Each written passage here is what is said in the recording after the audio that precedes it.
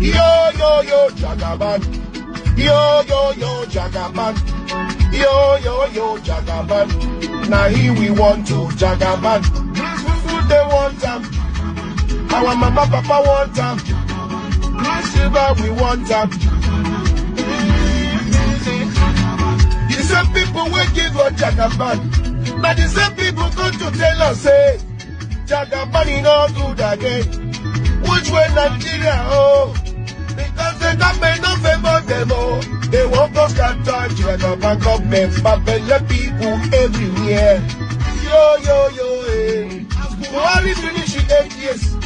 Jagaban go finish 8 years. We know they for church. Yo, yo, eh, eh. Yo, yo, yo, Jagaban. Yo, yo, yo, Jagaban. Yo, yo, yo, Jagaban. Now here we want to Jagaban. God save us, we want them. Our mama, papa want them. God save us, we want them. Yeah, my country people. Me and you don't say to change Nigeria overnight.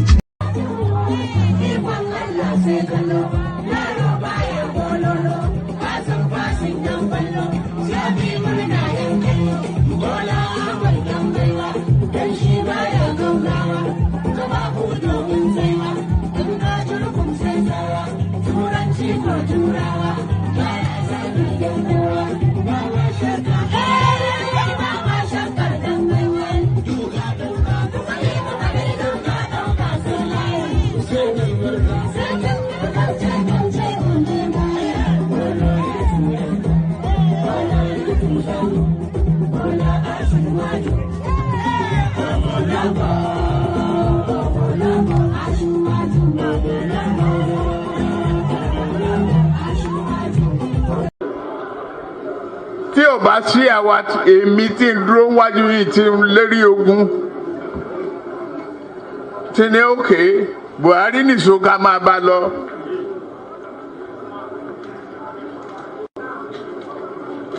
Kò lè di president. Ó ṣe kìíní olùlẹ̀. Ó ṣe kejì olùlẹ̀.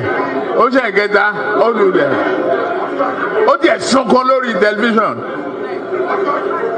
pé láyé òun ò tún rán mọ́. Mo dẹ̀ lọ bá ń Kaduna wà rán ọ̀rọ̀ ẹkún kọ́ lélẹ̀.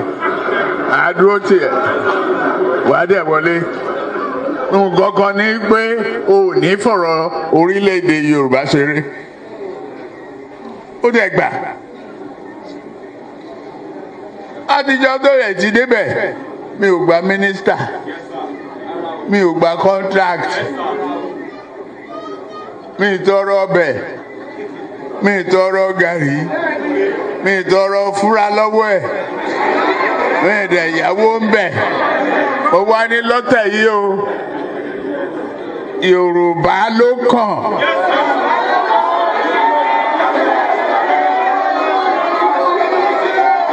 Tá a bá dẹ̀ sa Yorùbá náà, èmi ló kàn.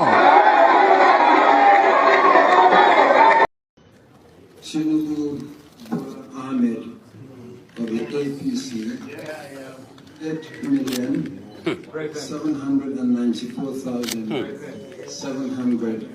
8,794,726.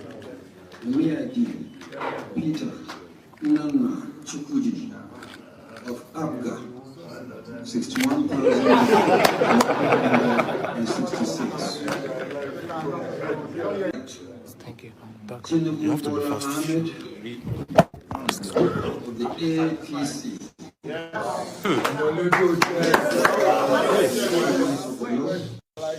Is hereby declared the winner and is returned.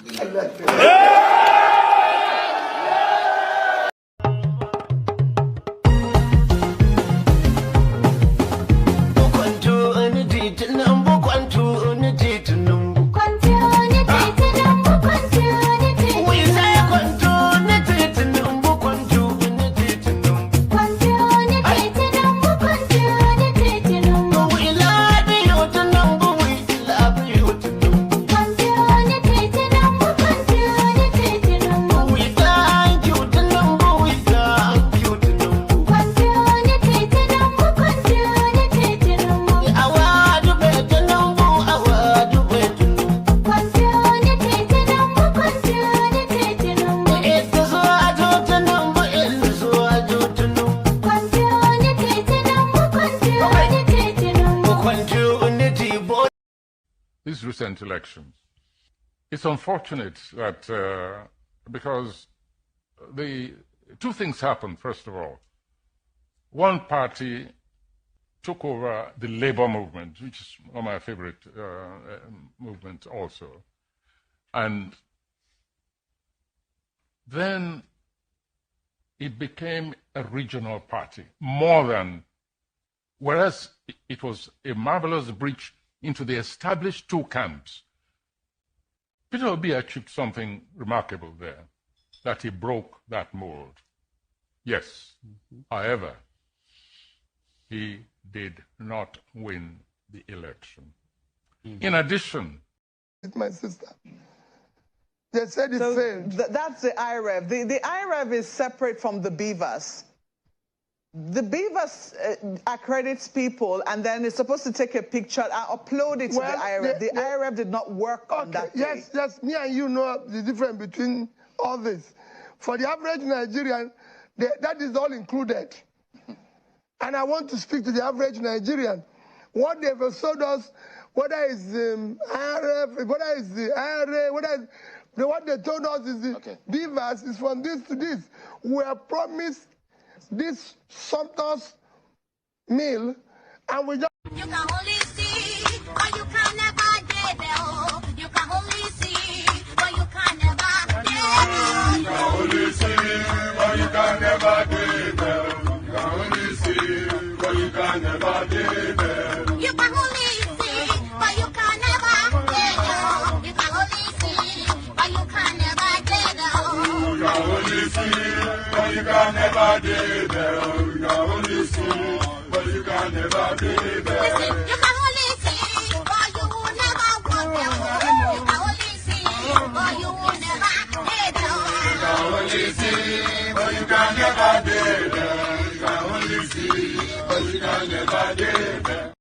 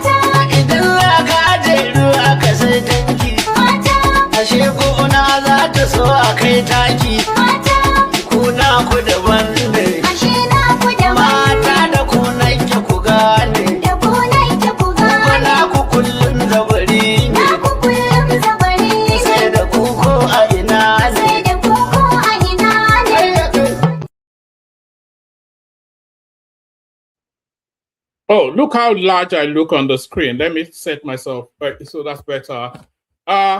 So good day to you. Good to be in your company and all that. Whatever it is that those are, I was going to say those are bookies from the north, but I'm thinking I have to clean up my language. So whatever it is that those our cousins from the north were saying is exactly right. So continuity, Tinubu and all that. So continuity, Tinubu and all that. So it looks as though Tinubu will continue because there is nothing that is even the semblance of an opposition. There is no real fight to push him out of power. All of these people, they're just doing the barest minimum to fulfill all righteousness. They don't even have a political party to pursue Tinubu. So I mean, it's you know, there used to be this phrase back in the day when they say a farrago of nonsense. That phrase is not in common use anymore. But if you ever want to know what that means, just take a look at what's going on in the opposition space. It's a farrago of nonsense. So there it is right there. Pardon me. Pardon me. Good day to you. Good to be in your company and all that. Good day to you. Good to be in your company. I hope you're having a wonderful day so far. I hope the wonder of the day continues for you spending time in my company. I certainly know that the wonder of the day continues for me spending time in your company. So good to have you here. A real delight. Welcome one and all, boy and girl, lady and gentleman, and anyone else. And the undecided to, you know, there's so many categories of gender now. Once upon a time, it was just male and female, but now I think it's about 50, you know. But whatever it is that, whatever your picadillo is, you're welcome anyway. But good day to you, good to be in your company and all that. The protocol remains the same. Click on the like button, just as I'm inviting you to do so, do it now. Click on the like button. If you're not already subscribed, please do that. If you want to come and join me on the screen, come in via the hyperlink that says StreamYard. It's the first line item in the comment section. So like, share, subscribe. So do all those things. So all of those three things are mandatory. Make sure every single person listening to the sound of my voice right now, you should be clicking on the like button. So click on like. And then if you look at your screen and you're not already subscribed, please do us that favor and subscribe as well. So like and subscribe. And then, of course, you can come and engage me via that hyperlink that says StreamYard. So do that if you feel that way inclined. Share the links to the stream in your social media spaces. So copy the links and put it in your WhatsApp spaces, all of those spaces you mooch around on social media. Paste the links there. So share the links widely so that we can generate even more traffic. That's really the reasons why we are asking. So like, share, subscribe. Click on the hyperlink that says StreamYard to come and join me on the screen. Share the links to the stream just as widely as you can. Super chat towards the stream. Say hello to me in the comment section. So very important that you say hello. You can say hello and let me know where you're joining us from. So first person to say hello is Agbadorian, as always, the first person to say hello. That's Abdul Mumin right there, telling me long time. I think I was out 2 days ago, so it wasn't that long ago. So there's that. And then that's Samuel Adeleke right there from Long Beach. I think that's in California somewhere, if I'm not mistaken. Unless Trump has bombed it up. I'm not quite sure. You know, there's a lot of funky stuff coming out of America these days. You don't even know where to place your thoughts. But yes, say hello to me in the comment section and all that. But there's such a plethora. There's so much to go through. But we'll go through them in bits. So I'll play you some clips. I will read you some headlines, and then we'll mix it around a bit. If anybody feels inclined to come in. The link, as I said, in the comment section. Shall we just get started? Why don't we get started with this one? So we're going to get started. And by the way, tell me in the comment section if you can hear the audio of this clip that I'm about to play you now. Tell me in the comment section if you can hear the audio. We're going to start with this one. So now this clip now that I'm about to play you, this dates back to 2008. And this is a story of a young man that wants to japa. So he has the intention to japa, and then he assembles his documents and then makes his way to the British embassy. This man is so he assembles his documents, makes his way to the British embassy, and this was what ensued. Tell me in the comment section if you can hear the audio. applying for a UK visitor's visa. It's his fourth attempt. This man is applying for a UK visitor's visa. It's his fourth attempt. Records show that he has 2 different dates of birth. Today, Officer Phil Morgan will ask him about his 2 birthdays and about some fake documents from an earlier application. On his previous application, he submitted forged share certificates. So we'll raise that interview and ascertain whether these are actually his certificates. If he admits to them being, then he will automatically fall to be refused. Morning. Who completed your visa application form? It is me. You did. Yeah. Your previous passport had your date of birth as the 25th of December 19... You see, it's always the recommendation that if you are intending to japa, when you are going to these embassies, go as true and honest as you possibly can go. Go there as true and honest as you possibly can go. There are only two answers they can give you. It's either a yes or a no. So those are the two answers that they can give you. But if you perfect your documents and your documents are authentic and you perfect your narrative and your narrative is presentable, then there's every possibility that they may grant you that visa. But if you are trying to do Nigerian Sakama J419, it's highly unlikely to work with these people because they know the Nigerian system for what it is and they have superior technology than you. So when you are going to these embassies, just go as true and honest as you possibly can go. But that wasn't the narrative of this guy. But let's take it from the beginning again. This man is applying for a UK visitor's visa. It's his fourth attempt. Records show that he has two different dates of birth. Today, Officer Phil Morgan will ask him about his two birthdays and about some fake documents from an earlier application. On his previous application, he submitted forged share certificates. So we'll raise that.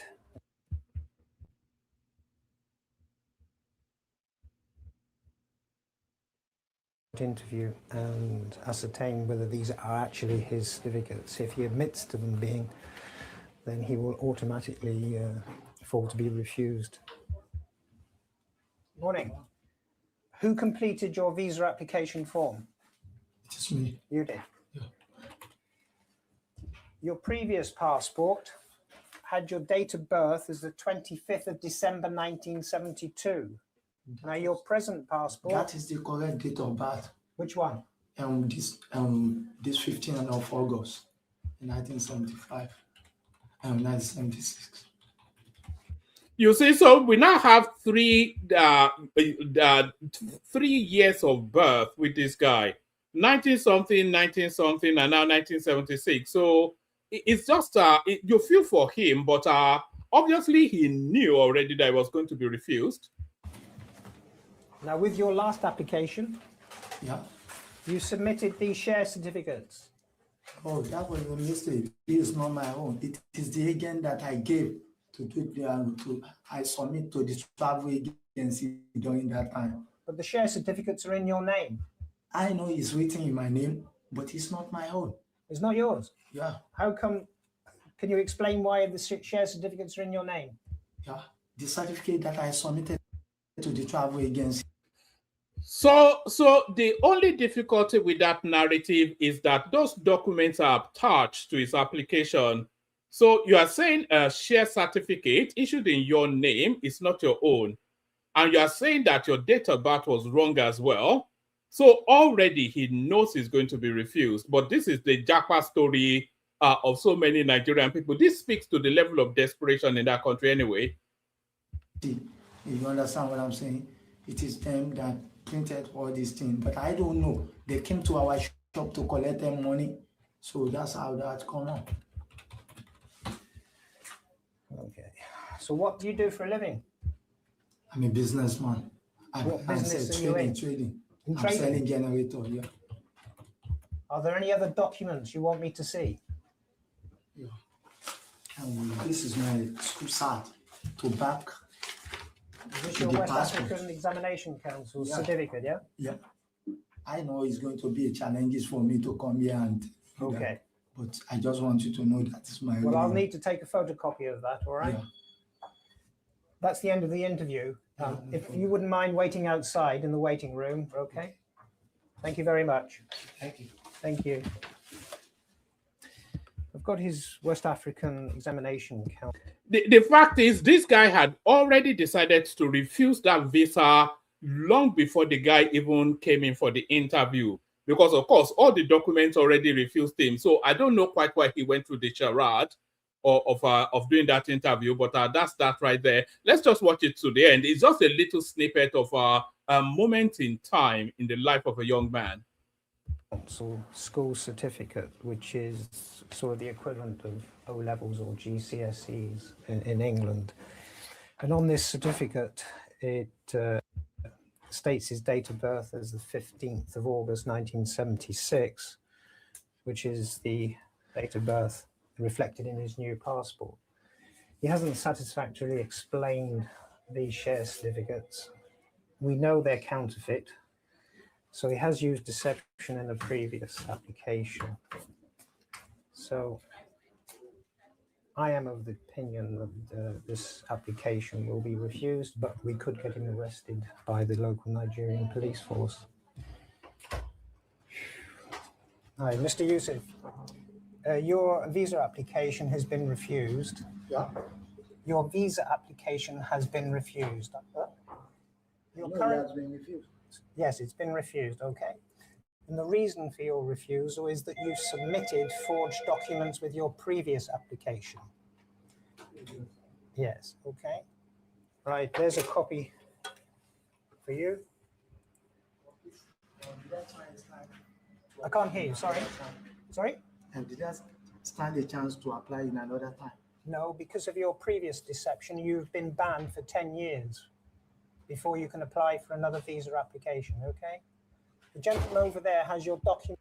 So essentially, they've told him now, surrender your life to Nigeria. So he will go and redo it, but with a different country. He'll probably go to Netherlands, Germany, try the United States, because the determination with this guy, in one way or the other, is out of that country. And passport. My name is Lawal from Special Forces. A Lagos police officer escorts him from the premises. You know that forgery is a criminal offense? You know you don't know. The man escapes with a warning. Their priority is arresting the large-scale fraudsters running the trade in false documents. So there it is right there. So that's just a snippet of a moment in time, the Japan narrative of a Nigerian guy. I wonder, so this clip that you're looking at now, this dates back to 2008.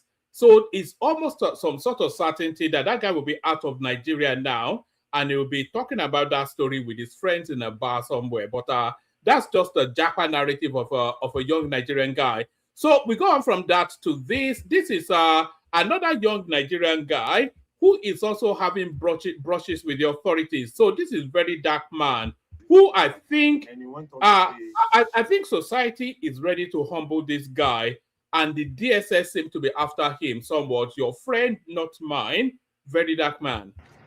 All right, so this morning I got a call from a DSS official, and then he said that, hello, very dark man. This is very dark man. I said, yes, this is very dark man. And then he went on to say, the protest that you people are planning, what is the protest about? I said, what protest? Because I'm not planning any protest anywhere.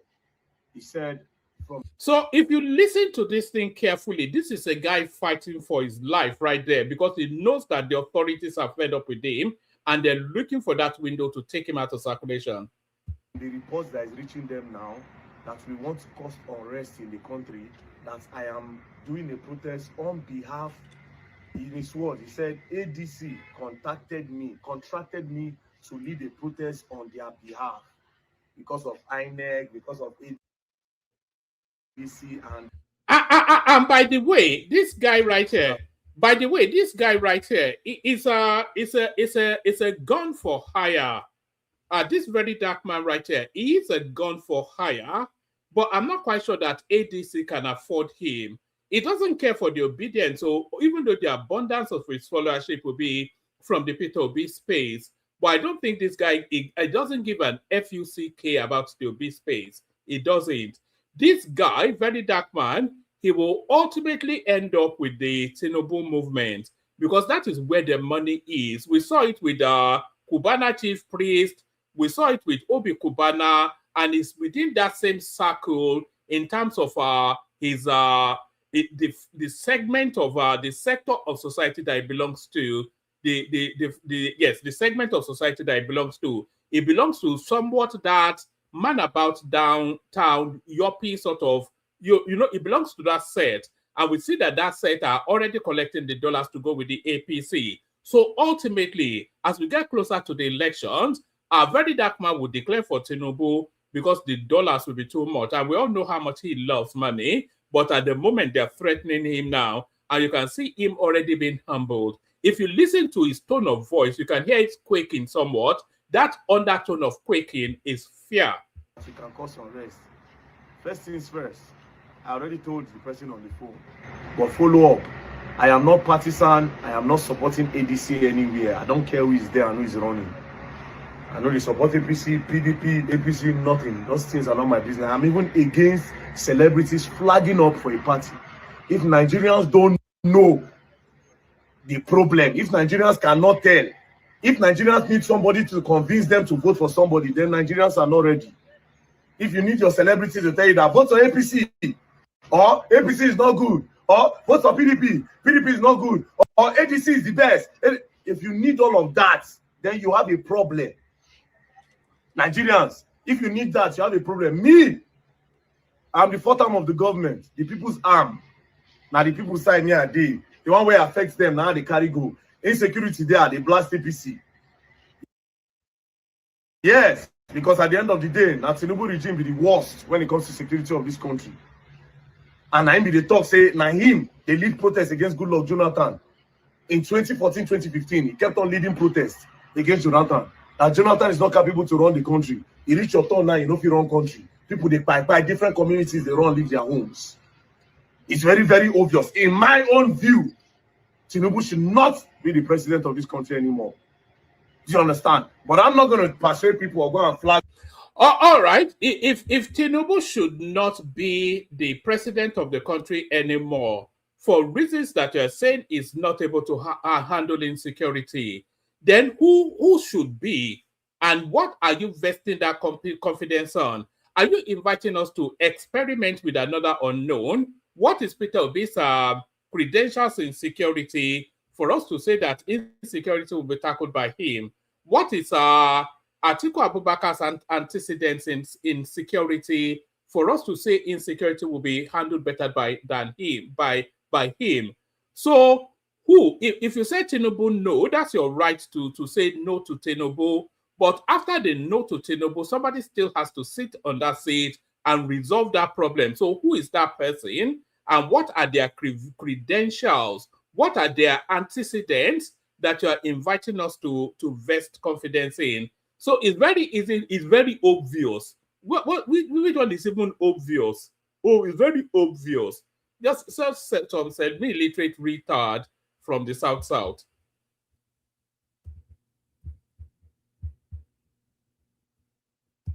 They lead protests against Goodluck Jonathan. In 2014, 2015, he kept on leading protests against Jonathan. That Jonathan is not capable to run the country. He reached your turn now, you know if you run country. People, they by different communities, they run, leave their homes. It's very, very obvious. In my own view, Tinubu should not be the president of this country anymore. Do you understand? But I'm not going to persuade people or go and flag with ADC. ADC, I'm not doing that. I am not partisan. On behalf of the people, I am saying that it is you that will use your sense. But for me, President Bola Ahmed Tinubu have not shown working. He took Nigeria from bad to worse. He took us to even 1990 something better pass now. How much be fuel? How much be dollar? We don't get light. Water no day. Do you know what you're really hearing from this guy? It's a come and get me. This is a flying of the kite. It's somewhat of an advertisement or an advertisement, depending on how you inflect language. It's a come and get me sort of output. What is inviting essentially is that, look, I have this influence, and whoever wants to buy it, I'm up for sale. So if they pack those dollars to him, very soon you'll see him in the company of Seyi Tinubu, and Seyi Tinubu will take him on a private jet, and then suddenly he will be part of the city boys. It will happen. Just note that I said it. but that is what is angling for right there. Before self with the seafood chop, how much be gari, how much be rice? You don't hear how much be egg now? One egg don't they go 400 naira. Egg used to be 15 naira. Egg went from 15 naira, went to 20 naira to 25 naira. Then it went to 30 naira. We start to complain. Say one case. When has egg ever been 15 naira in Nigeria? I'm an old boy, and even in the course of my lifetime, I've never known egg to be 15 naira in Nigeria. On what planet? In what planet? A crate of 12 will be about what? 500-600 naira, even back in the day. So when was egg? When was a single egg ever 15? Just look at that ludicrous statement. How old is this guy that is making that statement? How is it 32 thereabout? In the course of which lifetime was egg ever 15 naira? What a retarded thing to say. Count on 300 naira. Oh boy, from nowhere now, one crate don't they go 5K or 6K. Egg. That's the cheapest protein Nigeria still gets for people. And that's a lie, by the way. There's a crate of egg. You know, a crate is 24. You know, a crate of egg is never 5-6K. I can bring you the details now. I can give you the market prices of everything in Nigeria because it's all online. So a crate of egg is never 5-6K. A crate of egg at the worst, at its most expensive, is about 2,000, 2,200 thereabouts. So I'm not quite sure why this guy is lying. Maybe he wants that article dollar. Maybe that's what he's angling for. If you buy meat, say you don't get protein for soup. People they use egg, they substitute for protein. We know if you buy egg, a poor man if you afford egg. Because egg costs past a cup of gari. Now let's talk about gari. How much a bag of gari? How much bag of beans? Food stuff was cheap, but now even the people where they farm, the farmers say they farm for Benue and these other states where they farm, they can't go to farm anymore because of insecurity. But Nigerians now nothing talk, nothing concern me. The one where they directly affect the people and know say, okay, yes, I've used my influence, take solve.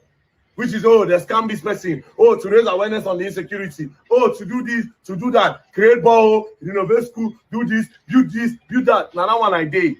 I cannot tell you, you people are grown. I cannot put my mouth to come and tell you that come and vote this person. I'm not doing party. But even if you could tell people who to vote for, on what authority is he telling people who to vote for? On what knowledge base?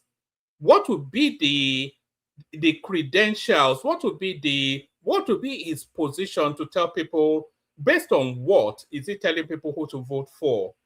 Because he gathers a few people and is knocking a few Instagram bait. But what exactly are these guys' credentials? I mean, what is the basis of his source? You know, I've never really understood people like this guy. I know if he tell you who to. Is this somebody like me that this sort of character will tell who to vote for? You know, who are these? What? Anyway, it just annoys me. All these random elements, they gain some sort of notoriety online, and then suddenly their chest is puffed out, and they are flapping about, peacocking all over the place, constituting a nuisance to civil discourse. Who is this guy going to tell who to vote for? The rascally amugbos and the runs girls that follow him up and down? Is it the runs girls? Is it? Look at this guy, man. Alawada, neboy, alawada. I'm not a politician. And you people will be the biggest fools if you let celebrities tell you who to vote. After we see they go on for Nigeria, you still need somebody to tell you to vote. That's all. So, what's your name? DSS. Maybe now this one I want to call you, take arrest me to come out me from the picture. But I just want to let you know you don't need to arrest very dark man because I'm not partisan. You understand? I'm not going to flag for nobody. I'm not doing party. I'm not going to do party. I don't carry this politics near me. I'm not doing party. If the people like, if they like, But for me, myself, and I, President Bola Ahmed Tinubu, I notice say you won't suppose near anything politics of this country anymore. Fortunately, it's not down to this guy what happens to the country because it's far too is far too retarded, criminally. It's not even. He said, "Oh, and then you protested against Goodluck Jonathan, this, that, and the other." Are we talking about insecurity in Nigeria to the level that it was under Buhari? Even the most ardent, obedient would buckle to say that now.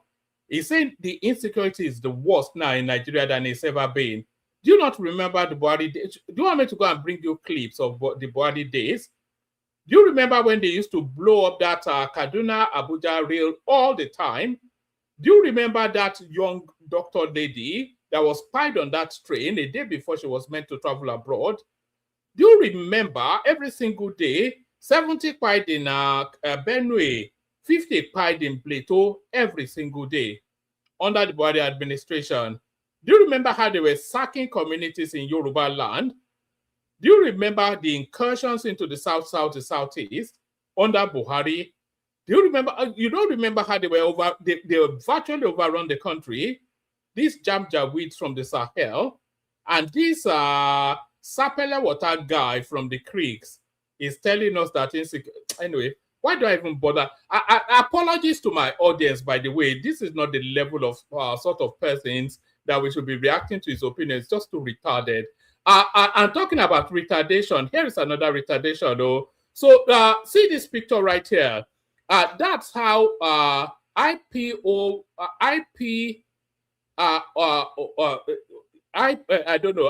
idiots is what this one is saying. Forgot this terrorist in Sokoto.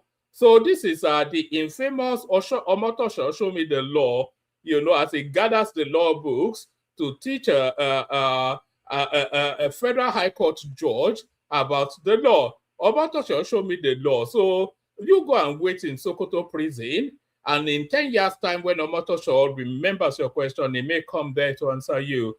But that's the thing, though. Do you remember, not that long ago, you couldn't draw breath for noises of Nnamdi Kanu this, Nnamdi Kanu that, and the moment you escape that noise, Nnamdi Kanu this, Nnamdi Kanu that, is Simon Ekpa this and Simon Ekpa that. But now that the authorities have put shackles around their ankles, now that the authorities have chained them down with a ball around their ankles in some prison somewhere internationally. When was the last time you heard anybody mention the name of this, this estate agent man from Southeast London that now turns into a serial killer? So you see how quickly they've abandoned these people. That's the narrative. All of these people supporting Peter Obi now, they were all Nnamdi Kanu supporters once upon a time. If you're long enough in the politics, you would know that every single one of these elements supporting Peter Obi now, they were all Nnamdi Kanu spaces. I've been in this space for long enough. I've been in this space for going on 4 years, maybe roundabout thereabout. So I saw the transmutation. I was quite into the Facebook space back in those days, and I saw the transmutation of a lot of these now Peter Obi supporters. They are dropping the Nnamdi Kanu avatars that they had on their profile and replacing it with Peter Obi. So a good 60-70% of the southeastern followership of Peter Obi, they are all Ipobians, they are all Biafrans, they are all separatists and all of these things. So how do you even straddle those two narratives? That's always been my bigger question. You, in the same breath, want to secede from Nigeria whilst equally wanting to govern Nigeria. Make that make sense now.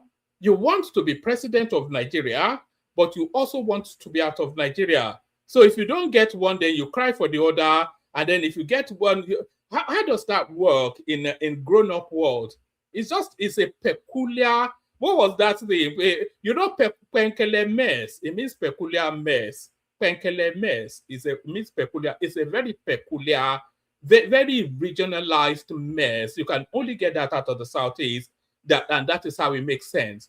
You want to secede from Nigeria, and in the equal same breath, you want to be president of the country. How does that permutate? How does that compute? Complete retardation, completely retarded. But then, of course, this is why people laugh at that space.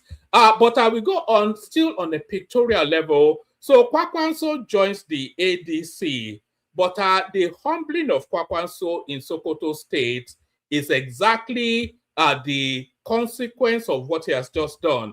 So Kwankwaso joins the ADC, and then the ADC then celebrates that they have captured Kano State. But who does Kano State belong to?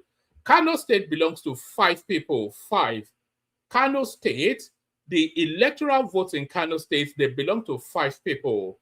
The first person that those votes belong to is the Emir himself, because he wields a lot of influence in that space.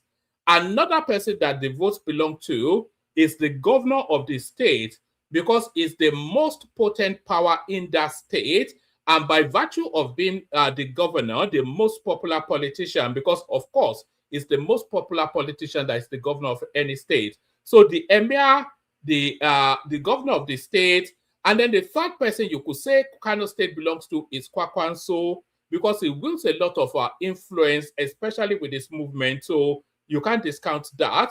And then the fourth person you would say Kano State belongs to is Ganduje, Abdullahi Ganduje, because Ganduje is a sharp, is a sleek, smooth operating politician, very popular within the state. His popularity was tested twice, and he was returned twice as the governor of that state. And when his popularity was tested under the presidential system, he returned a very handsome level of votes to Tinubu. So Ganduje wields a lot of influence in that state. So who is now the 5th person that that state belongs to? The 5th person that state belongs to is this chap right there on your screen, glad handing with Tinubu, former Kano State Governor Malam Ibrahim Shekarau meets Tinubu. So to counterweight the move of Kwankwaso to the ADC, Tinubu captures Shekarau. So Tinubu now owning the state governor, Abdullahi Ganduje, Shekarau. We don't know which way Lamido Sanusi swings, but I think Lamido Sanusi probably leans more towards Tinubu than Atiku Abubakar, even if Atiku is a Fulani. But let's leave out the emir. So if we look at the 4 powerhouses in Kano State, the governor, Shekarau, Abdullahi Ganduje, and then Kwankwaso. So out of those 4 powerhouses in Kano State, 3 of them belong to Tinubu. And these are supremely powerful people in that state. The humbling of Kwankwaso is coming to a TV screen near you. The humbling of Kwankwaso in Kano State is coming to a TV screen right near you. And dial your attention to the 16th of January 2027. That is when Kwankwaso will be thoroughly humbled. So we go from that to this. Nigeria's tax revenue matches oil for the first time in 15 years. So this is, these are one of those sort of storylines that doesn't really get the attention because it's not sexy enough. But this is one of the most important things that will ever come out of the news cycle in Nigeria. So Nigeria is generating internally generating revenues internally sufficient enough to match what Nigeria is accruing from oil. It says from 2010 to 2024, Nigeria generated 161 trillion naira in federation revenue, split evenly at 80 trillion each from oil and non-oil sources like taxes per a March 2026. According to a report, yes, all shares dropped from 75% pre-2014 crash to 25% in 2024, whilst taxes surged, tripling from 10 trillion naira in 2022 to 28 trillion naira in 2025, thanks to the reforms, VAT hikes, and enforcement under leaders like Taiwo Oyedele and Zaka Dedeji. Though debt servicing now takes nearly 40% of revenue and public skepticism lingers over spending and accountability, the report sees this diversification as a path to stability if paired with transparency and job growth. So this tells us now, you see, you know why this is important? You know, for the domestic servicing of the economy, that servicing is done in Naira. The wages are paid in Naira. Local contractors are paid in Naira. All of the functioning of governance are paid in Naira. So if the government generates sufficient enough revenue in Naira domestically, then that insulates the foreign exchange coming in. And if the foreign exchange is insulated, that impacts on the value of the Naira, and then it reflects then as an overall positive for the Nigerian people. It's not that complex. So, but then of course, you know, this platform is for intelligent people. So hopefully people understand what that means. And if you don't understand what that means, then you probably shouldn't even be on this platform. Where else do I want to take you? I have so many things, but I'll try and just leave a few out just to manage the time. But I am not going to leave this one out. So you see, the language of fed-upness, I think you've heard me use that phraseology on this platform quite a few times. The language of fed-upness. So what you're about to hear in this next clip, this is the fat boy from Edo State that calls himself Dele Momodu. Why didn't he? So what you're hearing from this journalist now is that they are just fed up of the pay, whatever it is, the Sakama J, the sleight of hand, the fake indignation, the dog whistling to nonsensity. The journalists are fed up with the nonsense. So the two people on your screen here, the man to your left is a journalist. The lady in the middle, she's also a journalist, and then of course Dele Momodu is Atiku Abubakar's Man Friday. So I want you to listen intently to this interaction, and you hear the exasperation in the voice of this male presenter, because they're just fed up with the bullshit that these people are spewing. Why didn't he then put in? So why didn't they then put? Why didn't he then put in? So why didn't they then put in the man? If only you had not taken things with too much levity. Must it be ADC? You are giving have opinion of the some ruling other party. political parties Ask your that questions. You could have joined that is not immersed deeply. In fact, now you know what this guy is exasperating at, the presenter. What is exasperating at is the lack of preparing. I did say to you that the opposition are just they're just fulfilling all righteousness. They have no real intention of opposing Tinubu. They have no real belief that they're going to chase Tinubu out of office. They're just fulfilling all righteousness. It's just like a lottery ticket sort of a purchase. Imagine buying a lottery ticket as a financial investment. That's essentially what the opposition space is saying. This guy is exasperated by their lack of preparedness, and is telling them then that, why didn't you cover all of the bases? Did you not know the potholes within this ADC thing before you went into it? All the lawsuits have been there for long enough. Why wasn't all of that resolved? And rather than address that, this fat boy from Edo State, it just turns it into a street fight, and they escape into that indignant funk where they live. So this is the language of fed-upness is what you're hearing from this journalist. Why didn't he then put in? So why didn't he then put in the man? If only you had not taken things with too much levity. Must it be ADC?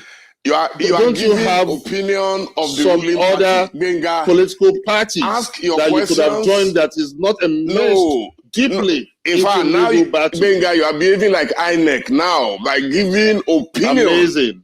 That you should not give. I'm asking you should ask questions, and when you ask the questions, I will respond. Go ahead, Chief Dele Momodu. You are saying we should have done this, we should have done that. Yeah, I'm telling you that. So please don't behave like INEC. by pushing answers into my mouth. No. Okay? It's just an advice. You don't have to take it. It's an advice. You are asking me a question, and I'm enjoying your questions, and I'm responding to it. So yours is, if there are follow-up questions, then I will be grateful for it. But for you to insist that ADC made a mistake, that is why Nigeria is where it is now. Because if ADC did not make a mistake, then why did INEC strike their leaders of the records as being members of the ADC? So if a mistake was not made along the line, INEC would not have struck them out. The Court of Appeal actually struck them out, and INEC is just adhering to that court judgment. So if the ADC did not make a mistake, so they've gone through 2 cycles of legislation, they've gone through 2 cycles of the judiciary, and they've gotten the same result. So if the Court of Appeal, if the ADC did not make a mistake for lack of preparedness and lack of professionalism and the arrogance of ignorance that the people of that space are known for, if they did not make a mistake, then why were they struck out? It's just, you have to, sometimes you scratch your head in bewilderment, in befuddlement at just the level of people that are contending the Nigerian politics. We defend government blindly. A lot of people just defend whatever government gives them, they gobble it up. No, it's unacceptable. All right. Now, if the opposition fails to unite, do you think that the race is somewhat over? And by the way, they will go around blaming Tinubu for this. So the lawsuits were there all the way through. Do you know that the Dumebi Katuku faction of the ADC, they're already holding a convention to pick their ex-schools and pick their candidates, etc. So all of that is going on, and this is not something that just suddenly happened upon them. This has been a situation going back, since they came into that party. This has been a situation. Now at the 11th hour, when INEC is now counting down the clock, they are now scrambling around blaming Tinubu.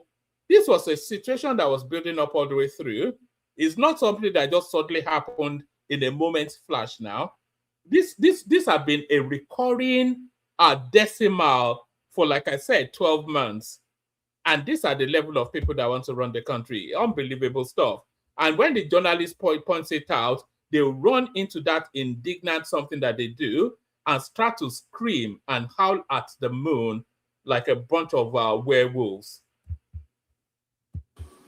How can opposition fail to unite? The man who came second in the last election, Alhaji Atiku Abubakar, is in the coalition. All right. So these are people just coming up to lose. That I think there's nothing to offer from any of these people. So let's go on from that to this. Ogun governorship race. Iyabo Obasanjo meets Tinubu. So like joke, this lady is pushing aggressively for that seat. And what would be more delightful than to have an Obasanjo in that state house just to poke fun at her father? It would just be a full cycle, wouldn't it? Ogun Guba race. Iyabo Obasanjo meets Tinubu. A governorship aspirant of the All Progressive Congress APC in Ogun State, Senator Iyabo Obasanjo, held a private meeting with President Tinubu at his Lagos residence Monday. Correspondents gathered that during the meeting, the daughter of the former president formally briefed him on her political ambition and plans for Ogun State. Sources said the meeting centered on Obasanjo's intention to contest the governorship of Ogun State. She outlined her vision for the state, highlighting priorities in governance, development, and public service if elected into office. During the meeting, the former senator was said to have reaffirmed her loyalty to the ruling party and expressed her commitment to its objectives. And of course, Obasanjo, also an APC member. We saw him in the APC regalia in our session about 2 days ago, she pledged to actively mobilize support for President Tinubu ahead of the next general election, emphasizing her readiness to contribute to his re-election campaign. Our correspondents had reported how Obasanjo had sent tongues wagging at the weekend when he appeared in a Tinubu-style outfit. I wonder if that was sort of for his daughter to, to wet the ground, to thaw things for his daughter. So that's that. That's Yabo Obasanjo then jostling for the APC ticket. So whoever gets that APC ticket will be the next Ogun State governor, of course. I think we all know that. ADC crisis deepens as new faction emerges, rejects David Mark's coalition. So when it rains a pause, it's just like I said, a farrago of nonsense. A farrago of nonsense. 2027 ex-Kano State Governor Shekhar Rao set to return to APC after meeting Tinubu. So as we already discussed, that's a counterweight to the move by Kwankwaso to the ADC. 12 months after inauguration, rain destroys bus terminal built by Wike. So for all of the praise that we get by that we give to Wike, look at this now. This is about what? This is 40 billion, 50 billion edifice, right? Look at that, unbelievable stuff. Somebody should be arrested for this. So maybe look at that completely just by water. So rain did all of this. Look at that. Oh my goodness me! Look at that. This is something that Wike claimed he spent 50 billion naira on. Okay, we want to see what happens now. And he signed this off, by the way. What was the quality maintenance? What's the quality protocol for contracts in Nigeria? What inspection do they do as these projects are being done? What level of inspection takes place? Look, this is just rain and wind, and it tore up the entire. My God. There was gridlock along Kefi Expressway in Abuja, etc., etc. Anyway, so the picture tells us with head to row. This is just too much. They spent in excess of 50 billion naira on this shambles, on this farce. But there it is right there. Wike now, when he's too drunk to do anything. Anyway, maybe it's time for him to leave. I don't know. Nigeria turns to its billionaires. No, I'm not allowing any ads. Nigeria turns to its billionaires as it moves to pay $2.3 billion owed to power firms to fix Africa's largest power crisis. So that's that 3.3 trillion naira deal that Tinubu struck with the Gencos. And here it is right there. Tinubu approved 3.3. So that's that. So that speaks to that same narrative. Still, what else do we have? Omokri knocks David Mark over ADC leadership tussle with younger rival. Atiku, age 32, of course. Jocelyn Demebi Katuku with age 31 or whatever. Look, this is now his new title. Look at how they're referring to Reno now. Ambassador Reno Omokri has criticized ex-Senate President David Mark over his reported involvement in a leadership struggle within the African Democratic Congress ADC, describing the situation as troubling and emblematic of deeper structural issues within the party.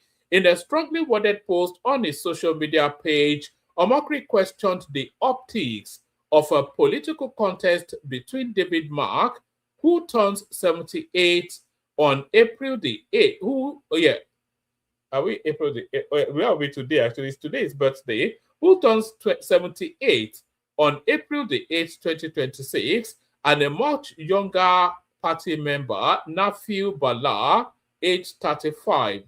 Why would God bless anyone to get to the ripe age of 78, and you will, at that stage of your life, be dragging a position with someone who is 15 years younger than your daughter?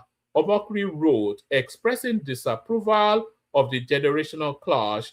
He underscored Mark's long political career, noting that the former military governor of Niger State and ex-communications minister had held public office for decades. David Mark got his first political appointment in 1976, which is 50 years ago, he stated, contrasting it with Bala's relatively young age and recent emergence in political cycles. Omokri described the development as sad, arguing that it raises questions about leadership transition and generational balance within Nigerian political parties. He added, I would have thought that David Mark would be embarrassed to be in a power tussle with a youth who is almost the same age as his first grandchild. Beyond the personalities involved, the former aide blamed the crisis on what he described as a failure of internal party structures within the African Democratic Congress. According to him, elders who should ordinarily mediate disputes are themselves entangled in struggles for influence. The problem with the ADC is that the elders in that party who should have been in charge of conflict resolution organs are the very people struggling for power, Omokri said. He warned that the situation has weakened the party's internal cohesion, adding that the resulting tension cannot be attributed to external actors. This has led to the breakdown of moral fabric in their party, for which they are to blame, not the federal government, the presidency, or INEC, Reno said. So, but that's just a sharp. This is just a sharp microcosm right there of the things that afflict that country. Look at this man now. What 78? You know, by the time we complete the next election, he'll be 79, and that's just an official age. He'll probably be in his 80s. So what is it still that's when it's enough for these people? It's just unbelievable. If the younger generation don't bullishly wrestle themselves from these people, and talking about octogenarians or septuagenarians, article to Tinubu, rice spaghetti won't save you in 2027. Don't worry now. There's never been a time in Nigerian politics that rice and spaghetti did not save the politician. So we've gone from that to the next one. Federal government, so this is the headline piece. This is what inspired the headline for the stream. Our federal government rattled over likely Obi Kwankwaso ticket. So I'm not quite sure how ridiculous. I'm not going to read all of it because it looks, oh God, no, I'm definitely not reading all of this. It looks like a thesis. I'll give you two or three paragraphs, but I think the headline tells us all we need to know. Federal government rattled over likely Obi Kwankwaso ticket.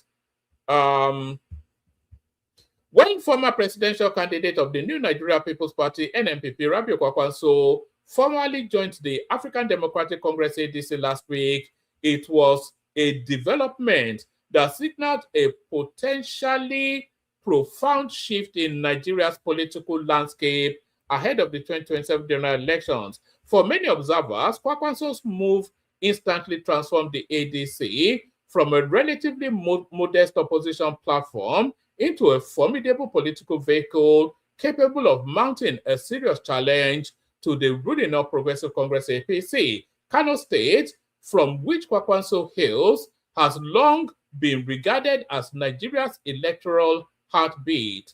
With the largest voting population in the country, the state had historically, the largest voting population is actually in Lagos State, not in Kano State.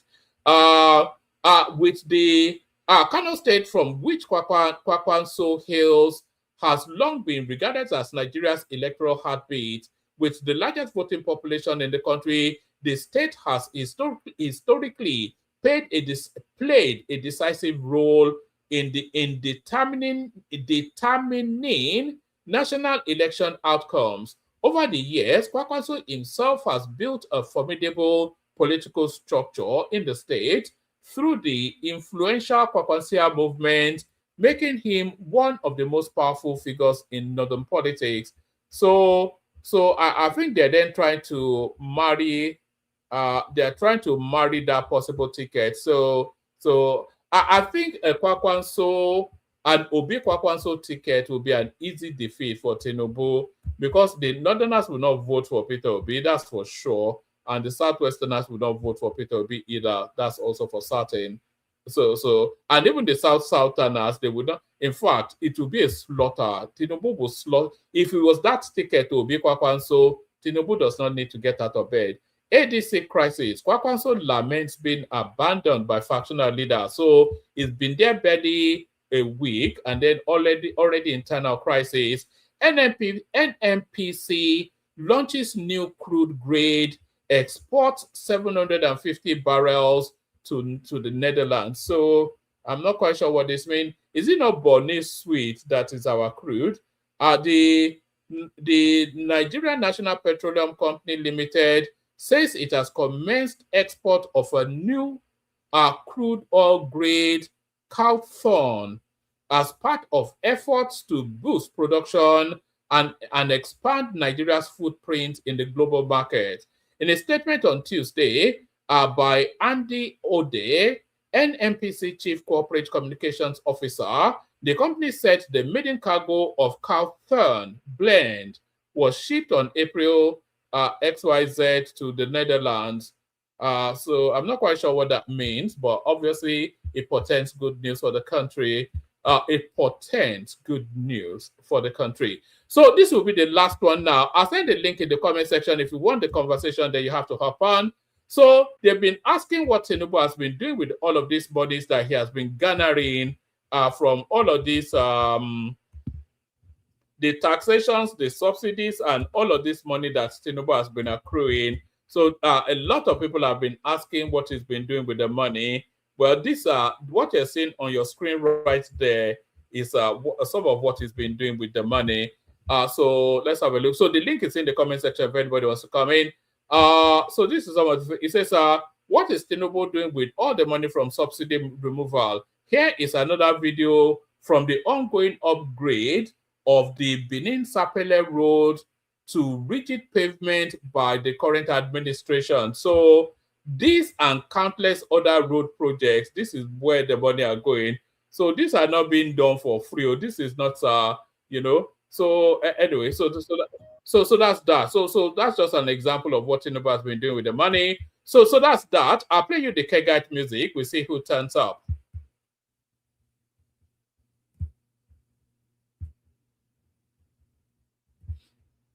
As you know, there it is. Water, only water, where they see ma. Water, only water, where they see ma.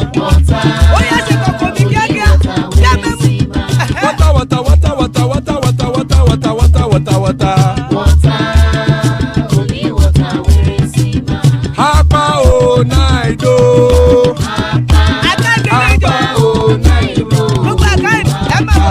Hapa you don't come o.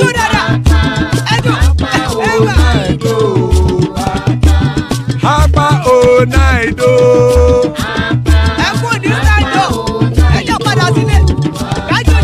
Oro keke elemu ye o. Ide shodi ya keke elemu re o. Obi master keke elemu re o. Chifu Wailati keke elemu re o. Erukulele elemude. Erukulele egbe elemudodo jare o. Erukulele Ghana ti de egbe body o. Ọmọ ẹlẹ́yẹ ẹ̀yẹ o ó dìle o. Olúyẹ̀lá ẹ̀yẹ o ó dìle o. Petrosodana ẹ̀yẹ o ó dìle o. Petrosodunke ẹ̀yẹ rẹ̀ ó dìle o. Ẹlẹ́kọ̀ ọ̀run mú ìní o.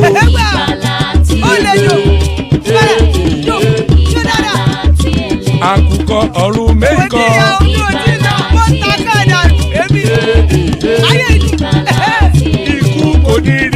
ṣe o.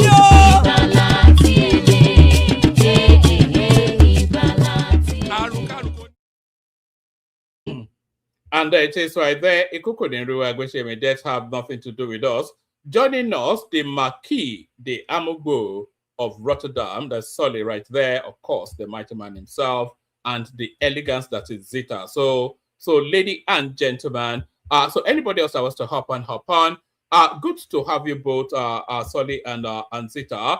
Solly, you are in first. If you're ready to go, we go with you, Solly. Yes, so I see that you have been causing problem on TikTok. I was just scrolling through TikTok and I was scrolling through one of the programs that I usually attend. And I just somebody shouting, screaming, and say, one woman went to know this one. I was like, oh God. Where was I? Which one was that? It was it's a Yoruba woman. Let me see if her name is Queen or something. Queen Ade Iwa. No, I don't go there. I don't go there. She's quite a lousy woman. Woman, very lousy, very abusive sort of a person. I can't leave her alone now. No, I don't go, but I don't go there though. It's not you're more likely to see me on maybe Zaza or Abbey Governor or those sort of people. Or anyway, or Batala Princess, or you know. There's one that is Yoruba Siwu or Saru. I don't like that woman at all. That's the one I don't like. But anyway, TikTok is the most exciting place on social media now, and it's the most toxic also. It's brutal. It's brutal. But now it's toxic as Twitter. That Twitter, I don't even use. No, that Twitter is for Yaba West people. That Twitter, they will go back to what you said 10 years ago. You need to have a mental condition to be on Twitter. No, they will break me. If there's any place that will break me, it's that Twitter. They will go back to what you said 15 years ago. They don't let anything go. Anything. So they were just complaining, shouting, screaming. Maybe you'd not come on the program, but you see, he has been seeing you going from one place to another. You know, I'm quite a colossal figure on social media. You know, I was in some platform just earlier on today, and the guy was then trying to warn them about me that I know this guy. I very quickly started to pop up all my streams on YouTube, and I said, okay, well, you know, I am that entity, and I'm here to wrestle you to the ground. You know, it's just anyway. It's so much fun though. Those TikTok people, but you know. Yeah, it's fun and addicting in a bad way, Sha. So they were now saying that, oh, you are hiding your face and they've gotten you. They know what you look like. I said, but one man has been on YouTube for you have been watching him for over 4 years, I think, 3 or 4 years. And I've always seen his face. So he's not hiding anything. So he was just making up some stuff. I said, okay, no wonder you are so angry about the argument and everything. Do you think it's easy to beat one man in an argument, pin him down like I always do every session? You have to have a high intellect in order to beat one man, because one man is very tricky, you know. So all you guys should give me kudos to all the time I have to pin one man down, beat him down with facts, you know. When one man tries to play his games, you people don't give me my kudos. So do you know what an oxymoron is? I think I've said that once before. Do you know what an oxymoron is? I know the word, but I'm finding it hard to. It's two words that should not exist in the same sentence. Okay. Let me give you an example.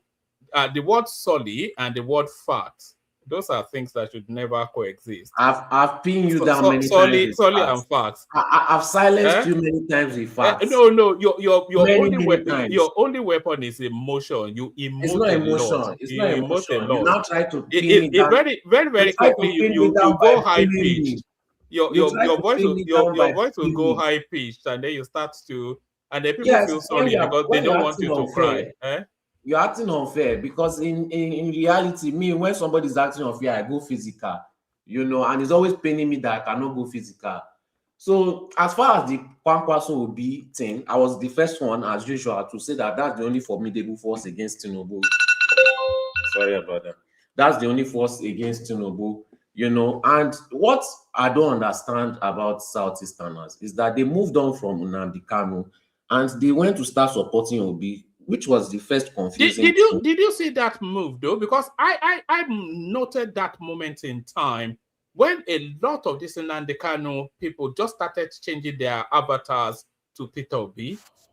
You know, and Nnamdi Kanu hated Peter Obi. Do you know how many times he used to make live stream insulting Obi, calling him, you know, a homosexual, saying that Peter Obi is sleeping with men, this one and that one.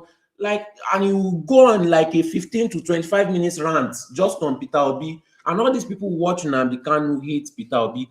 And they just came and they said they are supporting Peter Obi. I said, okay, you know what, support him because, you know, he wants to be president. But if Peter Obi becomes president, will he release Nnamdi Kanu? No. So Nnamdi Kanu is going to stay in jail. So all that support, holy, Nnamdi Kanu, it was a lie. They are not even there to back their boy up. It was so disappointing. Okay, I accepted that. They now said that, okay, Obi, Kwankwaso. You guys insulted Fulani people for almost a decade. Almost a decade.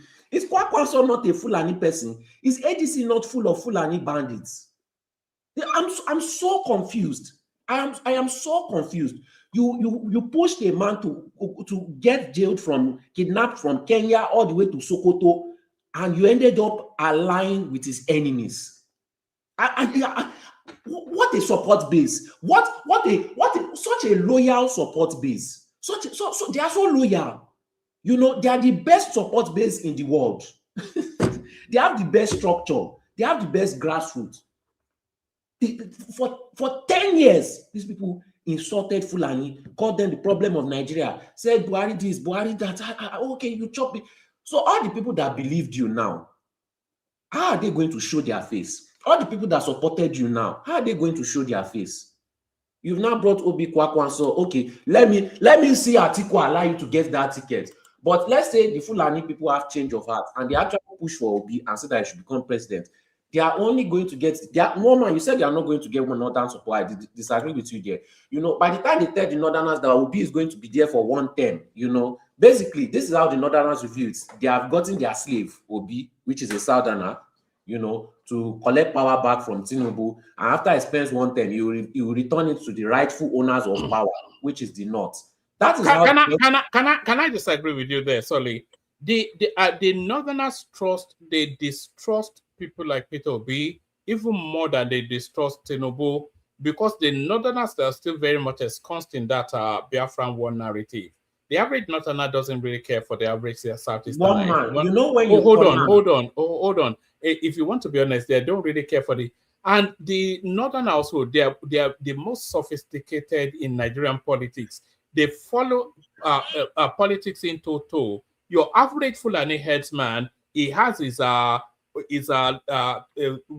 transistor radio dialed into BBC Hausa 24/7. So if Obi is telling them that he's going to be president for 4 years, I don't think there's a northerner that will believe that now. The Igbos become president for the first time, and then they will give it up after 4 years. How is that possible? They know it's a scam now. If Tinubu, if Atiku, Kwankwaso, Malami, El Rufai, Aisha Yusuf, all these northerners say that is going to happen, then most likely a chunk of them is going to believe it. You know, a good chunk, they are going to get some votes. I won't forget my point. Well, anyway,